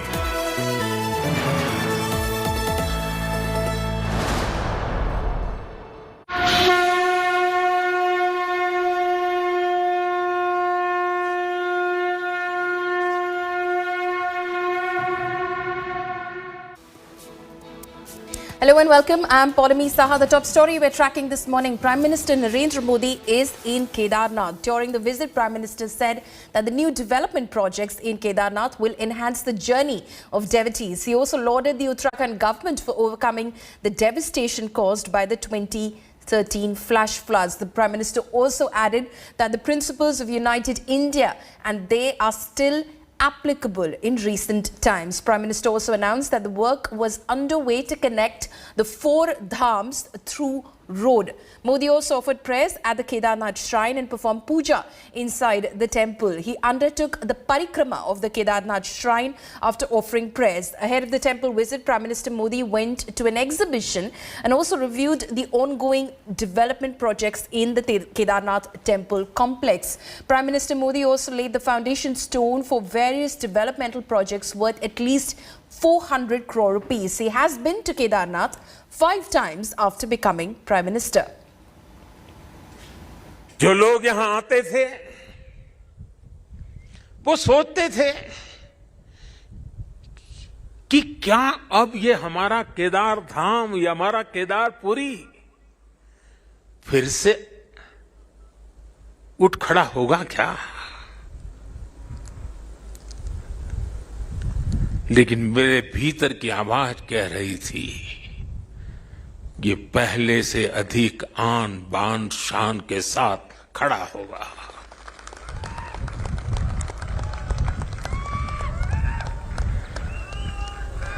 और ये मेरा विश्वास बाबा केदार के कारण था, आदि शंकर की साधना के कारण था, ऋषियों मुनियों की तपस्या के कारण था, लेकिन साथ साथ कच्छ के भूकंप के बाद कच्छ को खड़ा करने का मेरे पास अनुभव भी था और इसलिए मेरा विश्वास था और आज वो विश्वास अपनी आंखों से साकार हुआ देखना, इससे बड़ा जीवन का क्या संतोष हो सकता है। गोवर्धन पूजा के दिन केदारनाथ जी में दर्शन पूजन करने का मुझे सौभाग्य मिला है। बाबा केदार के दर्शन के साथ ही अभी मैंने आदि शंकराचार्य जी की समाधि स्थान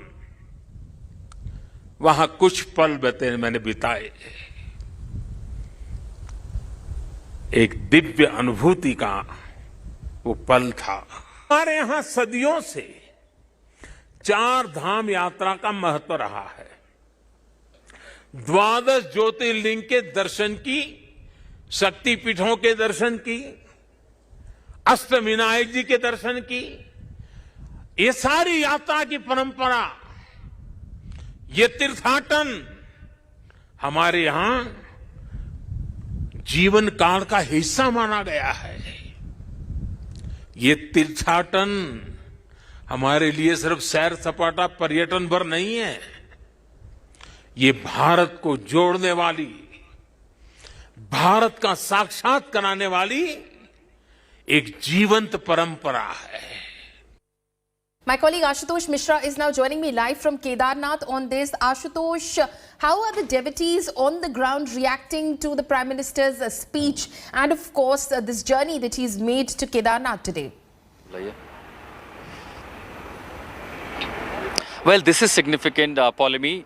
You know, another dimension that opposition will criticize that there is election in Uttarakhand, and that's perhaps why the BJP will take this issue up. But at the same time, talking about the transformation of Kedarnath, I have been here over the years. I have been coming here in 2013 devastation. I really remember the images, how scary it was, and that was the transformation when it started post 2015 under the rebuilding Kedarnath project, and that transformation right behind me in these images are explaining. And Prime Minister, while addressing he himself said that he often being briefed from the administration, from the state government, drone footages, he has been monitoring the entire redevelopment process that has been taking place. And that was perhaps an uphill task here, but somehow it has been done, and several other projects has also been announced by the Prime Minister in his speech. As far as devotees are concerned, they have been really, because, there was a sense of fear post 2013 devastation that whether Kedarnath will be rebuilt, and that's exactly what Prime Minister spoke about. But मुझे बताइए महाराज जी,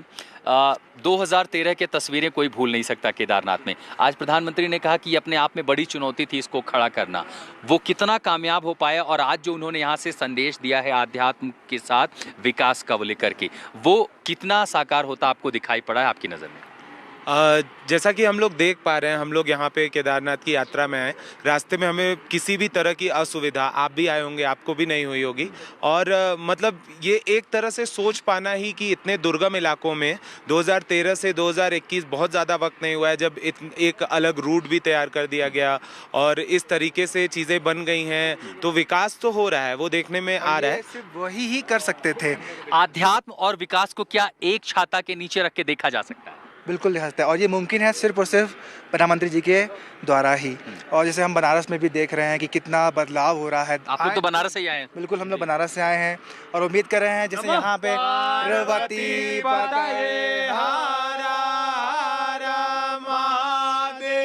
the spirituality, the development, and then the ambience makes this divine here at Kedarnath, Paulami.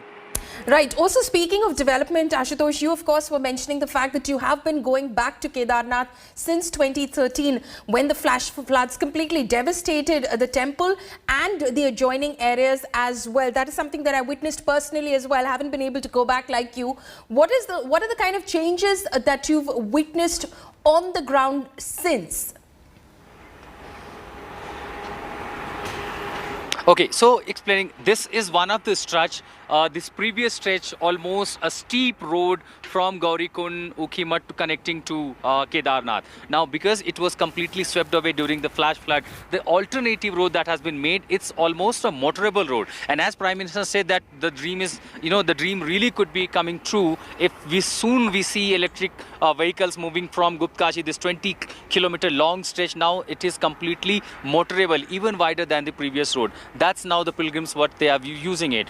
Also, another helipad, 2 helipads have been made, more are under pipeline. This helipad, which is now being used by the commercial aviation companies, which is helping the pilgrims, a huge number, because daily we see 10 to 20, even 30 sorties per day.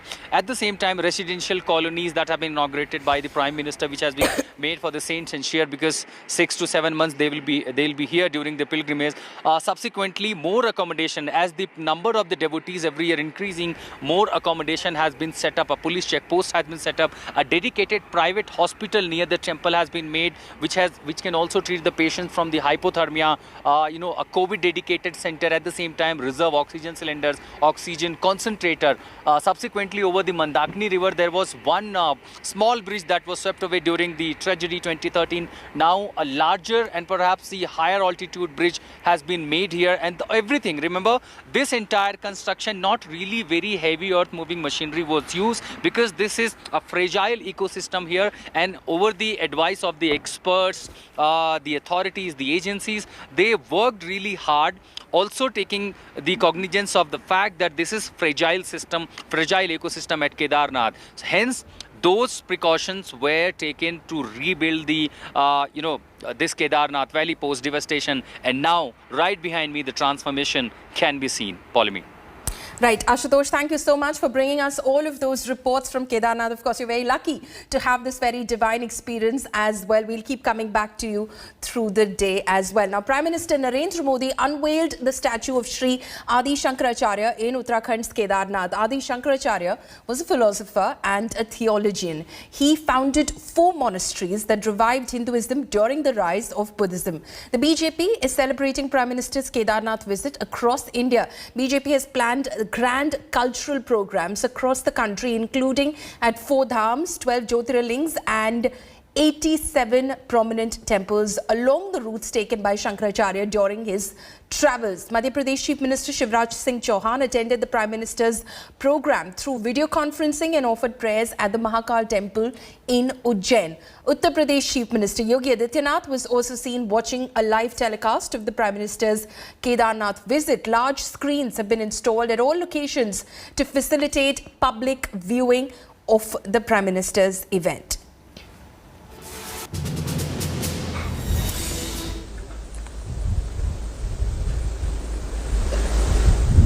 सामने बैठते ही लग रहा था कि आदि शंकर की आंखों से वो तेज पुंज, वो प्रकाश पुंज प्रवाहित हो रहा है, जो भव्य भारत का विश्वास जगा रहा है। शंकराचार्य जी की समाधि एक बार फिर और अधिक दिव्य स्वरूप के साथ हम सबके बीच है। It's my privilege and honor that I got the opportunity to sculpt Adi Shankaracharya stone sculpture of Kedarnath. The process started in the year 2020 August, and I made a model of 25 inches stone sculpture to the Prime Minister of India. It was presented on September 2020. There was supposed to be a 4 to 5 models which was brought from all over India by the different artisans. I think my model was selected and I got the message on September. It was one of the happiest moments of my career and my life. Right, so the Prime Minister did, of course, unveil a 12-feet-long statue of Adi Shankaracharya at Kedarnath as well. This is the unveiling of the Samadhi of Adi Shankaracharya, again, a revered figure. A lot of BJP leaders and chief ministers, in fact, joined in as they watched this program live from Kedarnath. Madhya Pradesh Chief Minister Shivraj Singh Chauhan was at the Mahakal Temple in Ujjain, where he offered prayers, watched the live telecast of the program from Kedarnath, and then, of course, he spoke with the media as well. Uttar Pradesh Chief Minister Yogi Adityanath was also watching this live program. Now, speaking of the Char Dhams, the Char Dham Yatra that is spoken about, what are these Char Dhams? So first, of course, is Badrinath in Uttarakhand is one of the dhams that is spoken about. Then, of course, is Dwarka in Gujarat, again another dham as far as the yatra is concerned. There is Puri in Odisha, again one of the dhams as far as the Char Dham Yatra is concerned. There is Rameshwaram in southern India, in Tamil Nadu, which is, of course, one of the dhams as well as far as the Char Dham Yatra is concerned. Now, the Prime Minister is, of course, a multifaceted personality, and when it comes to spirituality and devotion to the divine, there is no one keener than Narendra Modi to prove his adherence to age-old customs. Prime Minister Modi is known to have led an ascetic life before he devoted himself to politics, and a glimpse of his past practices were on display when he went to the Kedarnath shrine and decided to stop speaking for a while in 2019 as he went into his hermit mode. Prime Minister Narendra Modi in his hermit avatar. On 19th of May 2019, Prime Minister Modi emerged from a cave in Kedarnath after a long meditative spell. He was miles away from the election frenzy of Varanasi, his constituency. वर्तमान के हिंदुस्तान के वातावरण से पूरी तरह बाहर था, अलिप्त था, यहीं खोया हुआ था, न कोई कम्युनिकेशन रखा था, न कोई अपने आप में था। यहाँ का जो डेवलपमेंट का मेरा मिशन है, उसमें प्रकृति, पर्यावरण और पर्यटन हर प्रकार से संभाला जाए। The 17-hour-long meditation took place in a cave with frugal amenities, which housed a wooden cot, a small window with a direct view of the Himalayan shrine and a telephone. But this was not the first time Narendra Modi became a hermit. Himalaya की दुनिया में चल पड़ा, बहुत कुछ भटका, बहुत कुछ घुमा, दुनिया देखी, और ये सब 18-20 साल 22 साल की उम्र में ही करता रहा मैं। The Prime Minister is also known to have spent 5 years of his life as a hermit at an ashram near the Kedarnath shrine. He has often spoken about the deep connection with the Himalayas and the discovering of his guiding force. इस धरती से हमारा एक विशेष नाता भी रहा है, तो आने का मन कर जाता है। Prime Minister Modi has led ascetic lives before he devoted himself to politics. But there are people who recognized his inner calling and have been heard to refer to the Prime Minister as a Rashtra Rishi, national sage. देश के महान सपूत को राष्ट्र ऋषि का गौरव सम्मान देते हुए स्वयं को सम्मानित महसूस किया, उसके लिए भी आप सब साक्षी बने हैं। पुनः मोदी जी को हम एक राष्ट्र ऋषि के रूप में गौरवान्वित महसूस कर रहे हैं, उनको सम्मानित करके। मुझे पता नहीं था, बाबा ने सरप्राइज दे दिया। ब्रह्म शांति, सर्वभौम शांति। The hermit in Narendra Modi has had fewer and fewer opportunities of coming out. And since 2019, with even a bigger mandate, Modi, the leader of India, has had to perforce keep Modi, the hermit, out of the picture. All for the cause of country, which, as he keeps reminding Bharat, comes before everything else.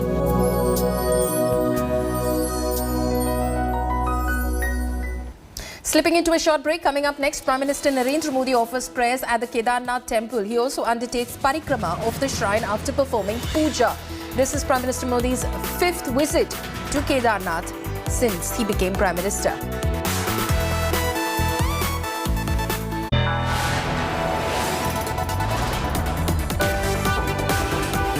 You are watching India Today.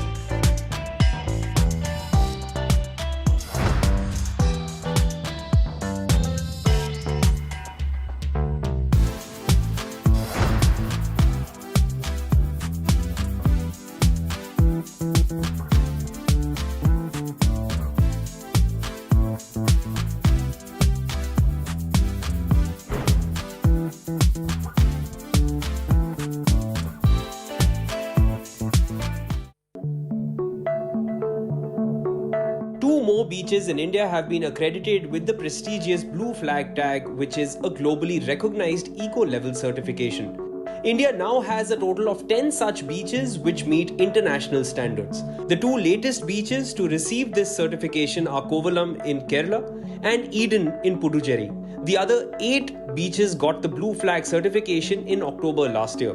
Blue Flag certification is a globally recognized eco-label awarded on the basis of 33 stringent criteria. These are based on 4 different heads: environmental education and information, bathing water quality, environmental management and conservation, and safety and services in the beaches. Blue Flag beaches are an ecotourism model to provide tourists and visitors clean and hygienic bathing water facilities, a safe and healthy environment, and sustainable development of the area. Blue Flag beaches are considered the cleanest beaches in the world.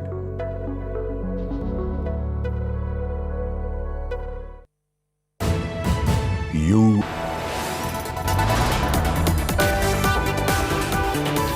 are watching India Today.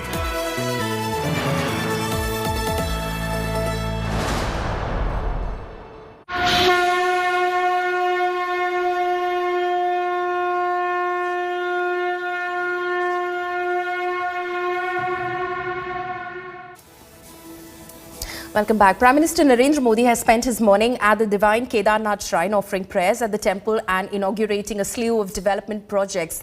Prime Minister Modi undertook a parikrama of the Kedarnath shrine after taking part in a special puja. He was seen meditating inside the shrine briefly during the puja and performed a Jal Abhishek as well as the Rudra Abhishek at the Lord Shiva temple. During his visit, Prime Minister Modi said that the new development projects in Kedarnath will enhance the journey of devotees. He also lauded the Uttarakhand government for overcoming the devastation caused by the 2013 flash floods.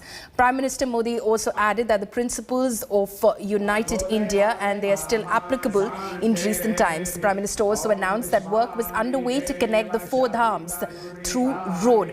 Modi also offered prayers at the Kedarnath shrine and performed puja inside the temple. He undertook parikrama of the Kedarnath shrine after offering prayers. Ahead of the temple visit, Prime Minister Modi went to an exhibition and also reviewed the ongoing development projects in the Kedarnath Temple complex. Prime Minister Modi also laid the foundation stone of various developmental projects worth at least 400 crore rupees. He has in fact been to Kedarnath 5 times after becoming the Prime Minister. My colleague Sanjay Sharma is now joining me live from Kedarnath. Sanjay, explain to us the significance of the prayers that the Prime Minister in fact offered at the Kedarnath shrine earlier this morning.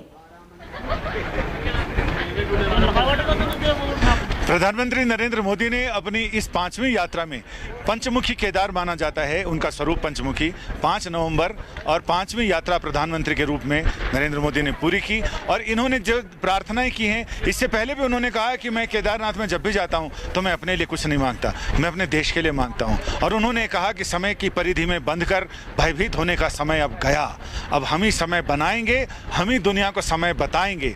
साथ ही उन्होंने चूंकि उत्तराखंड में चुनाव भी आ रहे हैं और इसके अलावा 5 राज्यों में चुनाव हैं तो उसके लिए भी अपनी उपलब्धियां बताई। उपलब्धियां बताने का काम मुख्यमंत्री पुष्कर सिंह धामी का था, उन्होंने पूरी उपलब्धियां बताई। लेकिन मोदी जी ने लास्ट में ये कहा प्रधानमंत्री ने कि टीकाकरण को लेकर जिस तरह से उत्तराखंड ने काम किया है वो काफ़ी ज़बरदस्त है। और उसके अलावा उन्होंने यहाँ परंपरागत रूप से जो रुद्राभिषेक है वो पूजा भी की। अपने भाषण में उन्होंने भारतीय संस्कृति, भारतीय दर्शन, फिलॉसफी ऑफ इंडिया इन सब के बारे में बताया और ग्रेट फिलोसफर्स के बारे में बताया जिन्होंने सनातन धर्म को एकजुट किया, पूरे भारत को एकजुट किया। और ये बताया कि संस्कृति की धारा उसी से, धर्म और संस्कृति से ही पूरे देश को एकजुट किया जा सकता है। और वही परंपरा उन्होंने ईसा पूर्व 350-400 ईस्वी पूर्व शुरू की थी, वो आज तक चली आ रही है। ये परंपरा भी अपने आप में एक ज़बरदस्त है क्योंकि जब आदमी की आस्था जब परिपूर्णता की ओर बढ़ती है उस समय आपको कायाकल्प का मौका मिलता है, सपने देखना और सपने को सच होते हुए देखना।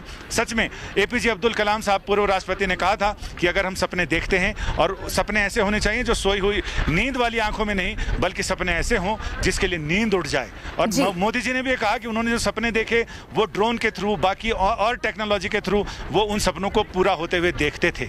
जी संजय, शुक्रिया हमसे बात करने के लिए। So Sanjay Sharma there reporting from Kedarnath. That's a wrap on this bulletin. For the latest news and updates, you can log on to indiatoday.in. You can also download the India Today app. Thank you so much for watching.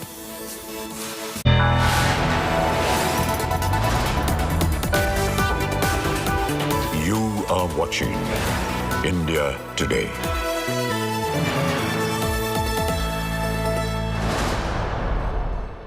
India, India, ha ha ha. Go India, go, go India, go. Ha. यार, okay, भाई लोग India को chair करने के लिए एक कड़क idea चाहिए, क्योंकि World Esports presents the ultimate clash of 3 countries: India, Pakistan, Nepal. चल भाई, लेट्स ट्राई। गेम है तो फेम है।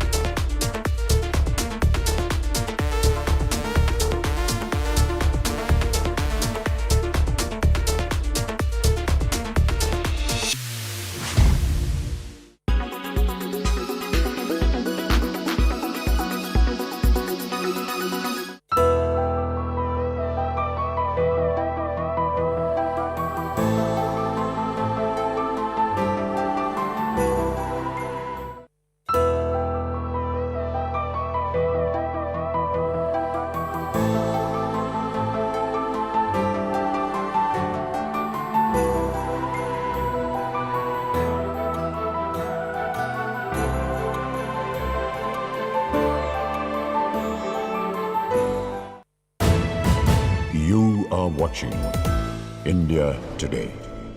Paint your imagination.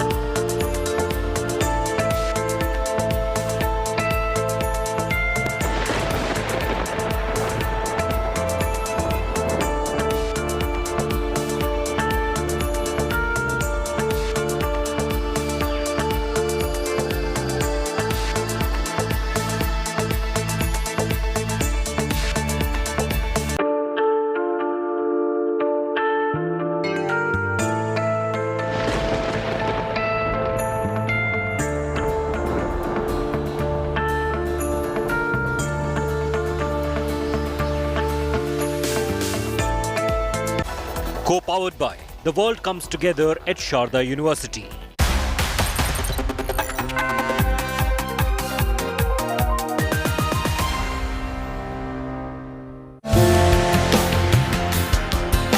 Prime Minister Modi answers Kedarnath's bulawa.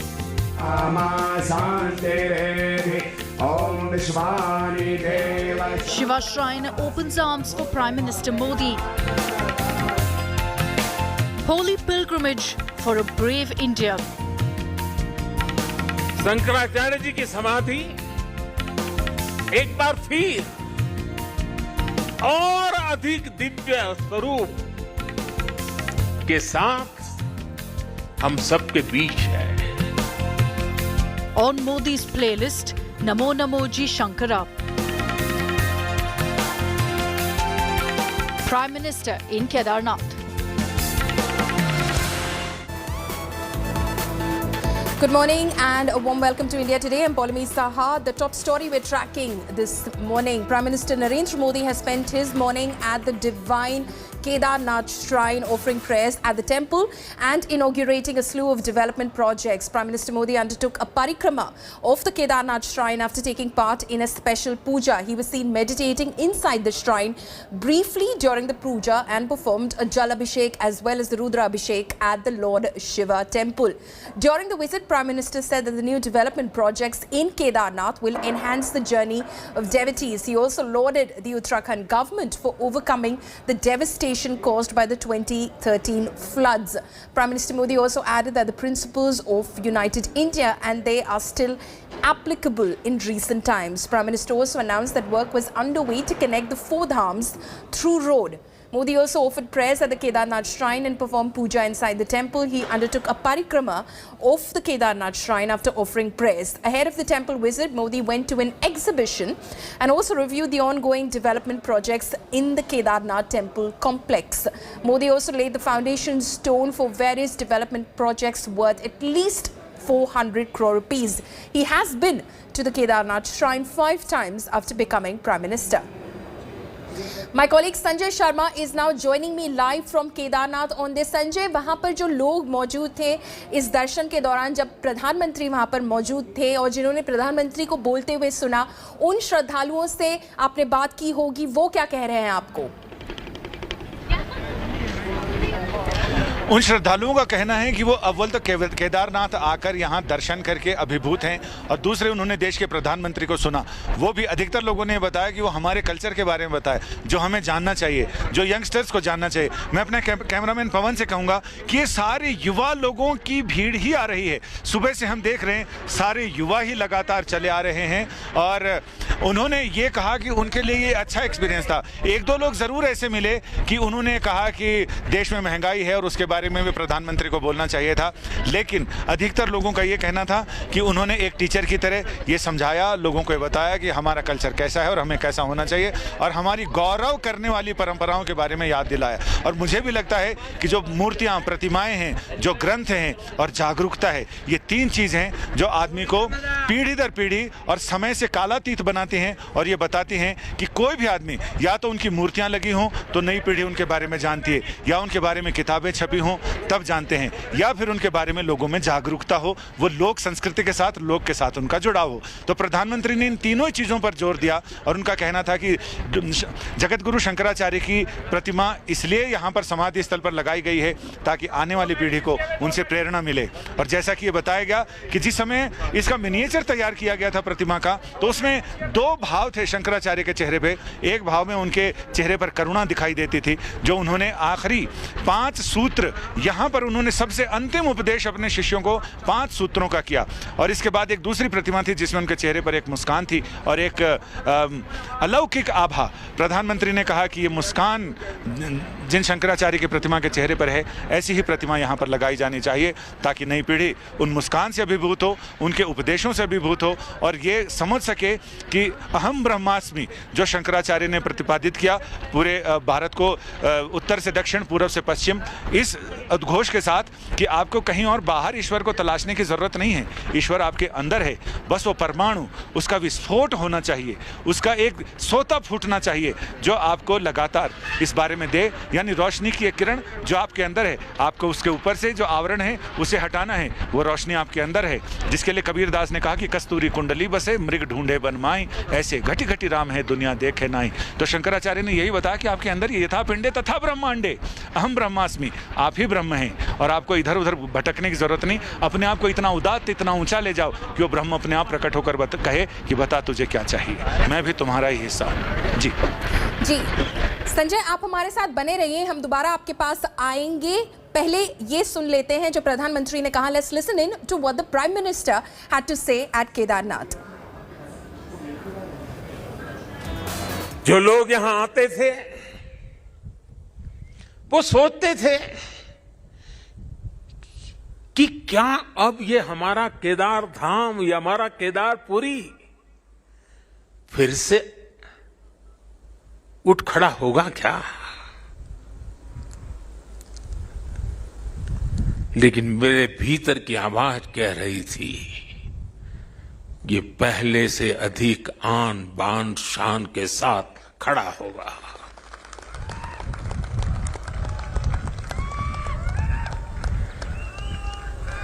और ये मेरा विश्वास बाबा केदार के कारण था, आदि शंकर की साधना के कारण था, ऋषियों मुनियों की तपस्या के कारण था, लेकिन साथ साथ कच्छ के भूकंप के बाद कच्छ को खड़ा करने का मेरे पास अनुभव भी था। और इसलिए मेरा विश्वास था और आज वो विश्वास अपनी आंखों से साकार हुआ देखना, इससे बड़ा जीवन का क्या संतोष हो सकता है। गोवर्धन पूजा के दिन केदारनाथ जी में दर्शन पूजन करने का मुझे सौभाग्य मिला है। बाबा केदार के दर्शन के साथ ही अभी मैंने आदि शंकराचार्य जी की समाधि स्थान, वहां कुछ पल मैंने बिताए। एक दिव्य अनुभूति का वो पल था। हमारे यहां सदियों से 4 धाम यात्रा का महत्व रहा है। 12 ज्योतिर्लिंग के दर्शन की, शक्तिपीठों के दर्शन की, अष्टविनायक जी के दर्शन की, ये सारी यात्रा की परंपरा, ये तीर्थाटन हमारे यहां जीवन काल का हिस्सा माना गया है। ये तीर्थाटन हमारे लिए सिर्फ सैर सपाटा पर्यटन भर नहीं है, ये भारत को जोड़ने वाली, भारत का साक्षात कराने वाली एक जीवंत परंपरा है।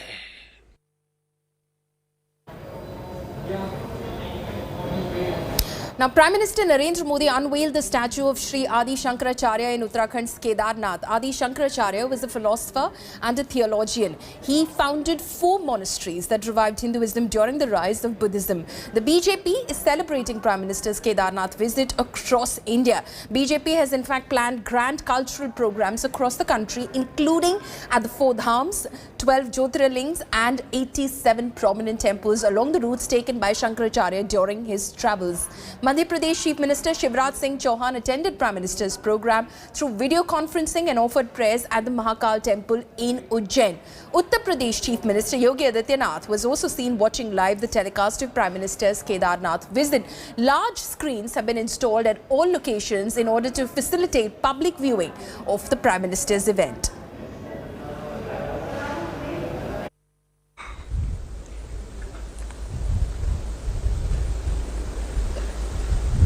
सामने बैठते ही लग रहा था कि आदि शंकर की आंखों से वो तेज पुंज, वो प्रकाश पुंज प्रवाहित हो रहा है जो भव्य भारत का विश्वास जगा रहा है।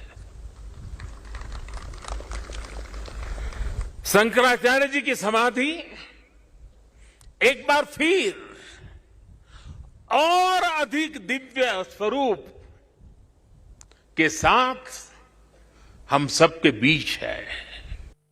It's my privilege and honor that I got the opportunity to sculpt Adi Shankaracharya stone sculpture of Kedarnath. The process started in the year 2020 August, and I made a model of 25 inches stone sculpture to the Prime Minister of India. It was presented on September 2020. There was supposed to be a 4 to 5 models which was brought from all over India by the different artisans. I think my model was selected and I got the message on September. It was one of the happiest moments of my career and my life. Now, the Prime Minister is a multifaceted personality, and when it comes to spirituality and devotion to the divine, there is no one keener than Narendra Modi to prove his adherence to age-old customs. Prime Minister Modi is known to have led an ascetic life before he devoted himself to politics. And a glimpse of his past practices were on display when he went to the Kedarnath shrine and decided to stop speaking for a while in 2019 as he went into his hermit mode.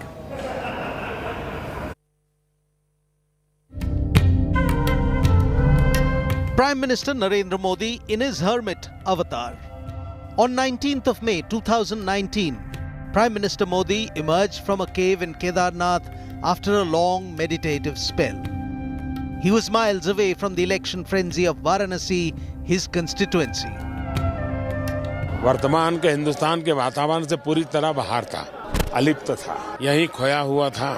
न कोई communication रखा था, न कोई अपने आप में था। यहाँ का जो डेवलपमेंट का मेरा मिशन है, उसमें प्रकृति, पर्यावरण और पर्यटन हर प्रकार से संभाला जाए।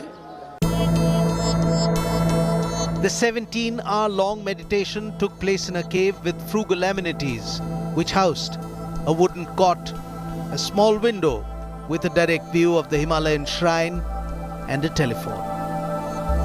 But this was not the first time Narendra Modi became a hermit.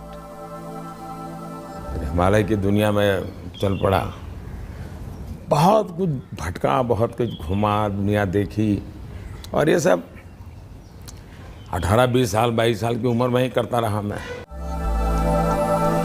The Prime Minister is also known to have spent 5 years of his life as a hermit at an ashram near the Kedarnath shrine.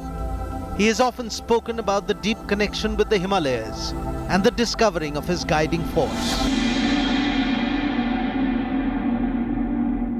इस धरती से हमारा एक विशेष नाता भी रहा है, तो आने का मन कर जाता है।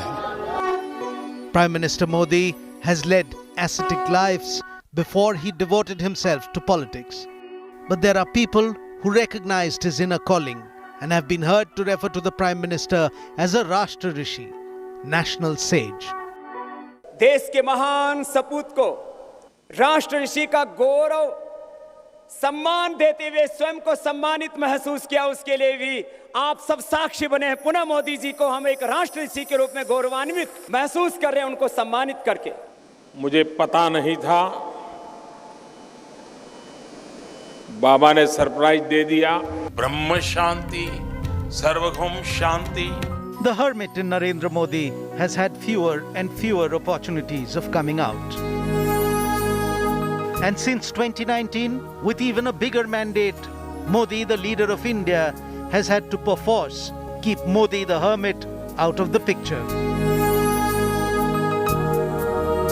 All for the cause of country, which, as he keeps reminding Bharat, comes before everything else.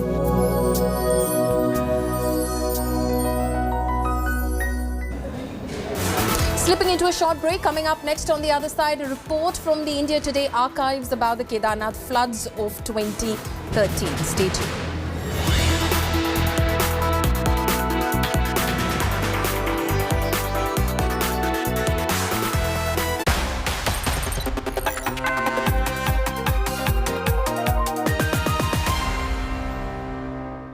India, India, ha ha ha. Go India, go, go India, go. Ha. यार, भाई लोग इंडिया को चेयर करने के लिए एक कड़क आइडिया चाहिए, क्योंकि World Esports presents the ultimate clash of three countries: India, Pakistan, Nepal. चल भाई, लेट्स ट्राई। गेम है तो फेम है।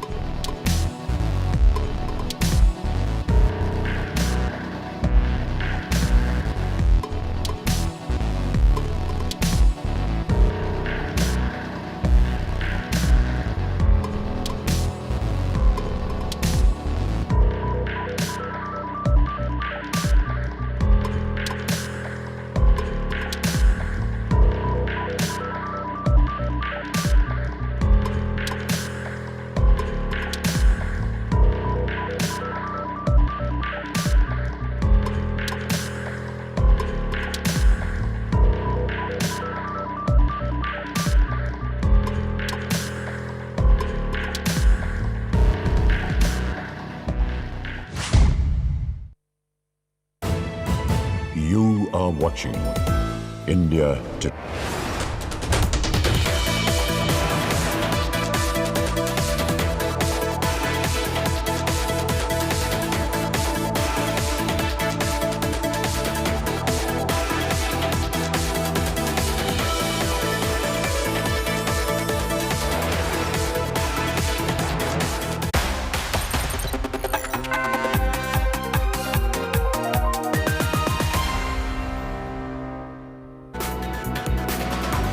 majestic Kedarnath Temple is and will always be haunted by the deluge of June 2013. To understand the scale of reconstruction, here's a report from the archives about the Kedarnath floods of 2013.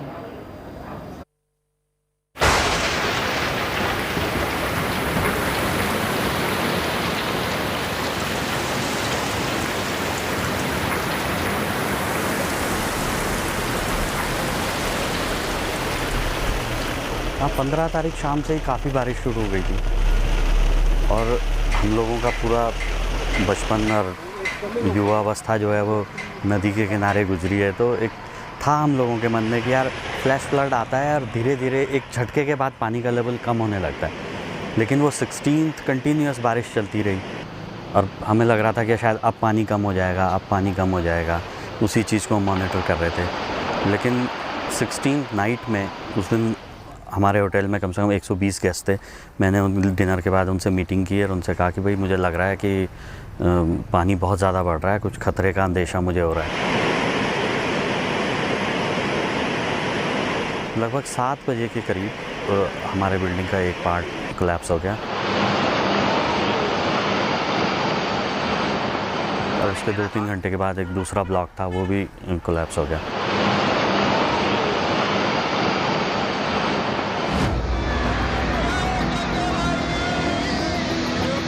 It was in June 2013 when the state of Uttarakhand was hit by the worst natural disaster of recent times, and the day still haunts the memories.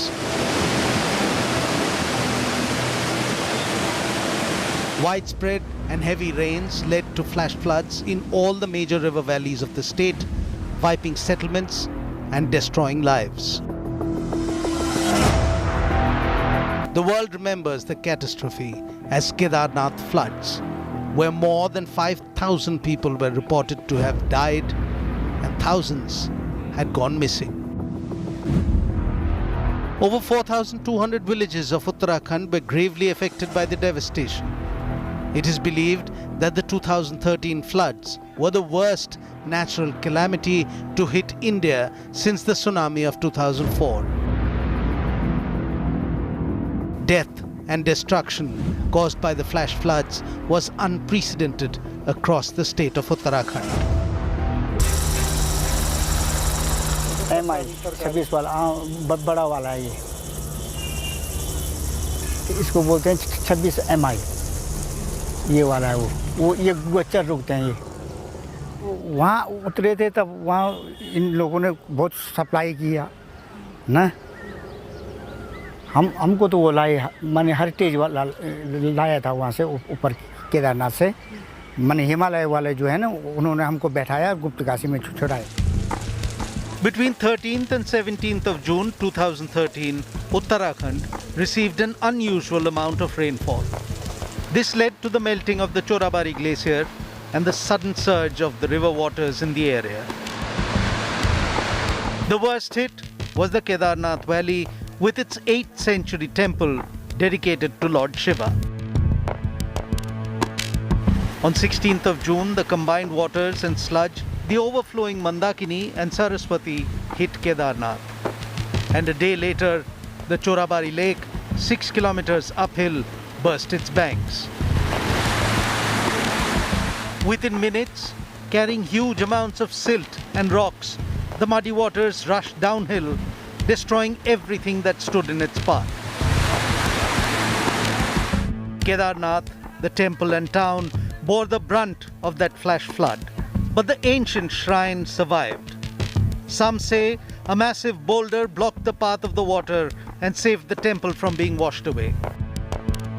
The surroundings of the Kedarnath temple suffered heavy damage. Every building in the complex was either washed away or buried under the sludge.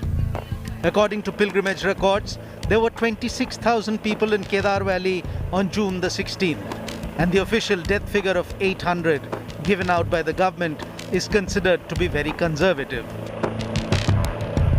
It is generally believed that the actual death toll was much, much higher. In many ways, 8 years after the disaster, Kedarnath is still trying to recover from its worst nightmare, because memory of it still survives.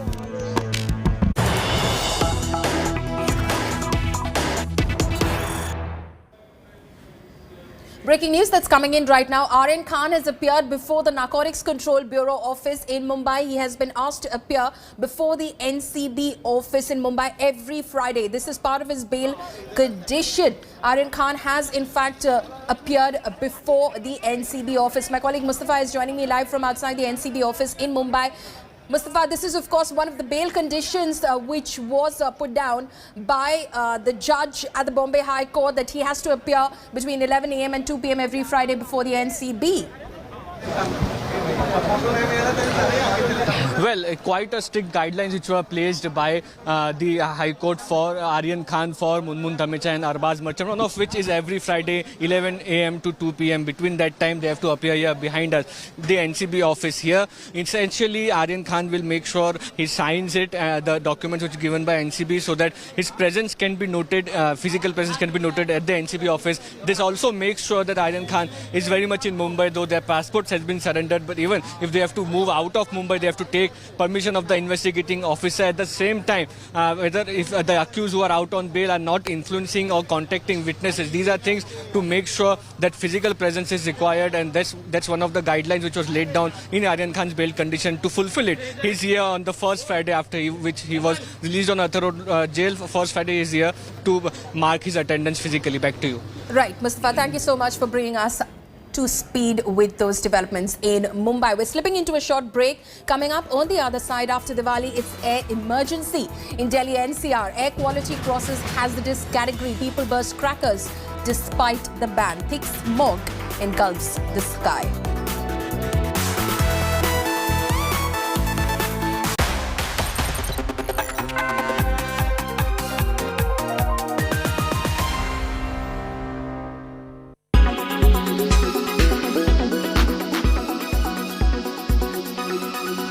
It has not been easy. Come on, let's not lie. But you've been great.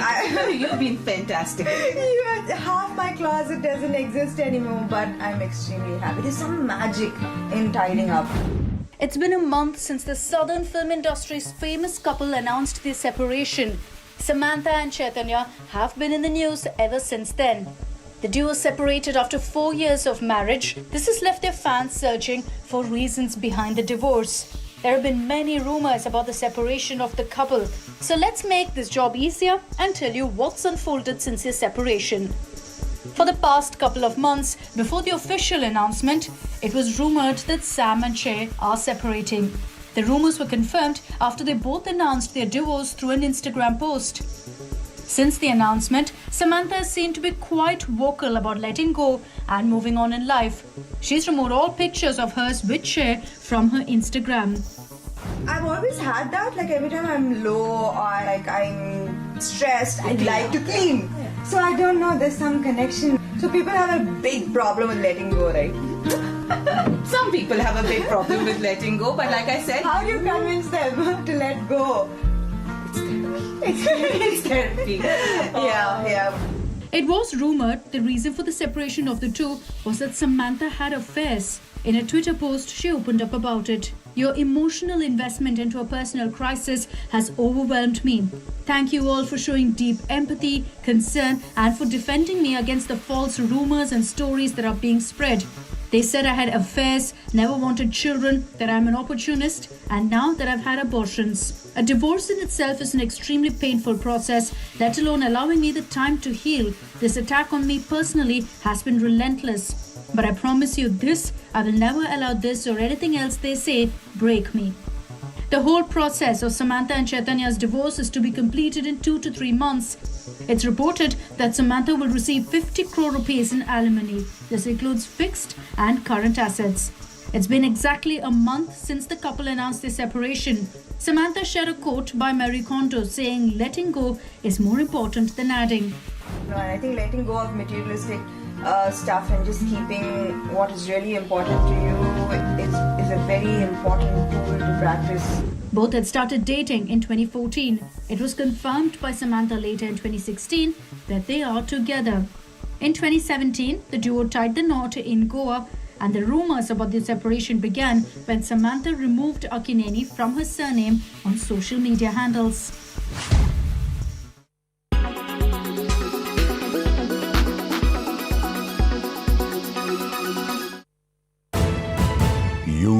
watching India Today.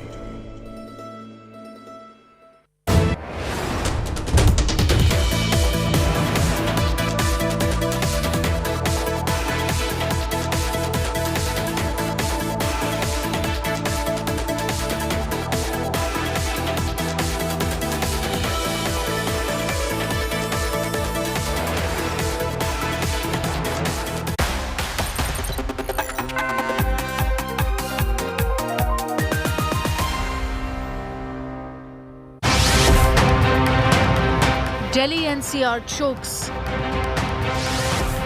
Despite ban on crackers, worse than hazardous air in Delhi NCR. You breathe poison. We want the right to breathe. Air emergency.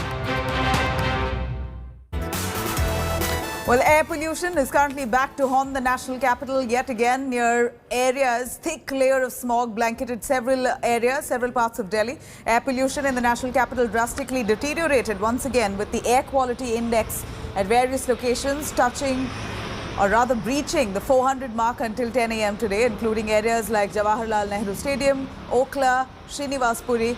In fact, the key reason for this massive drop in air quality levels, of course, firecrackers. People continue to light firecrackers across several regions in Delhi, completely disregarding the government's ban on fireworks. Neighbouring cities of Faridabad recorded AQI of 424, Ghaziabad of 442, Gurgaon 423, Noida recorded air quality index of 431. Not only Delhi NCR, but particulate matter 2.5 worsened in several other states as well. Cities like Mumbai, Kolkata, Lucknow, Chennai, among others, recorded an uptick in pollution levels. Well, there was at a point in Delhi, the pollution was so thick that one could barely see vehicles right in front of them, and many of them complaining an itchy throat. It was quite a tragic situation considering we're still amid the pandemic. Let's cut across reactions coming. बहुत ज़्यादा pollution है और जिसकी वजह से हमें cycling में भी थोड़ी सी दिक्कत आ रही है और ये हम पोल्यूटेड एयर अपने अंदर ले रहे हैं तो जो हमारे लिए हार्मफुल है और इसका मेनली रीज़न ये जो हमने दिवाली सेलिब्रेट किया है और बहुत ज़्यादा मात्रा में क्रैकर्स जलाए हमने और उसका अंजाम आज हमें भुगतना पड़ रहा है। ये सब धुएं की वजह से है, सारा प्रदूषण है जो धुएं की वजह से है, पटाखों की वजह से है। ये दमसी जैसे लग रही है, जैसे दमसी घुट रही है, आंखों में वैसे आ रही है धुएं जैसी। The AQI at Jawaharlal Nehru Stadium today morning in Delhi was 999, which is extremely hazardous.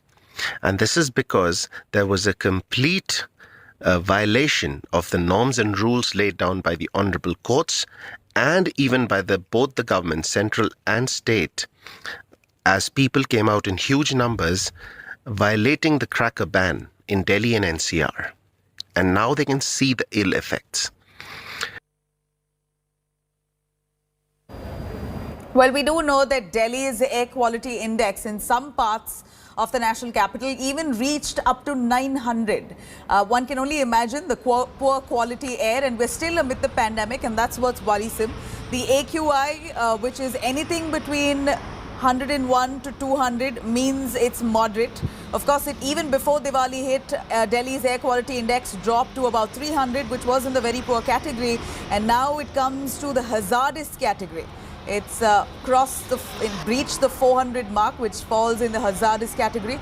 In fact, air quality index there, many other parts of Delhi recorded about 900. What does this mean in terms of the impact that it's really going to have on your health? Let's decode that for you.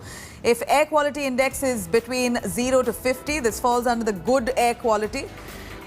And of course, the air quality index between 51 to 100 then falls under satisfactory, and the impact on your health likely very minor. And then you have air quality index between 101 to 200, and that falls under moderate air quality category, and this would cause some breathing problems as well for people who have prolonged exposure. And if air quality drops to 201 to 300, this falls under the poor category. Prolonged exposure, of course, very harmful. If air quality drops from 300 to 400, this is very poor category, causing respiratory ailments. 400 to 500, severe effects on health. And that's what's worrisome today, that Delhi's air quality index has dropped to the hazardous levels. Milind joining us for more on that. Milind, very clearly the Kejriwal government had given a blanket ban, said no firecrackers allowed in the national capital, especially after we saw the second wave of the pandemic claiming lives. We're still amid the coronavirus pandemic. At a time like this, people with absolute disregard went right ahead.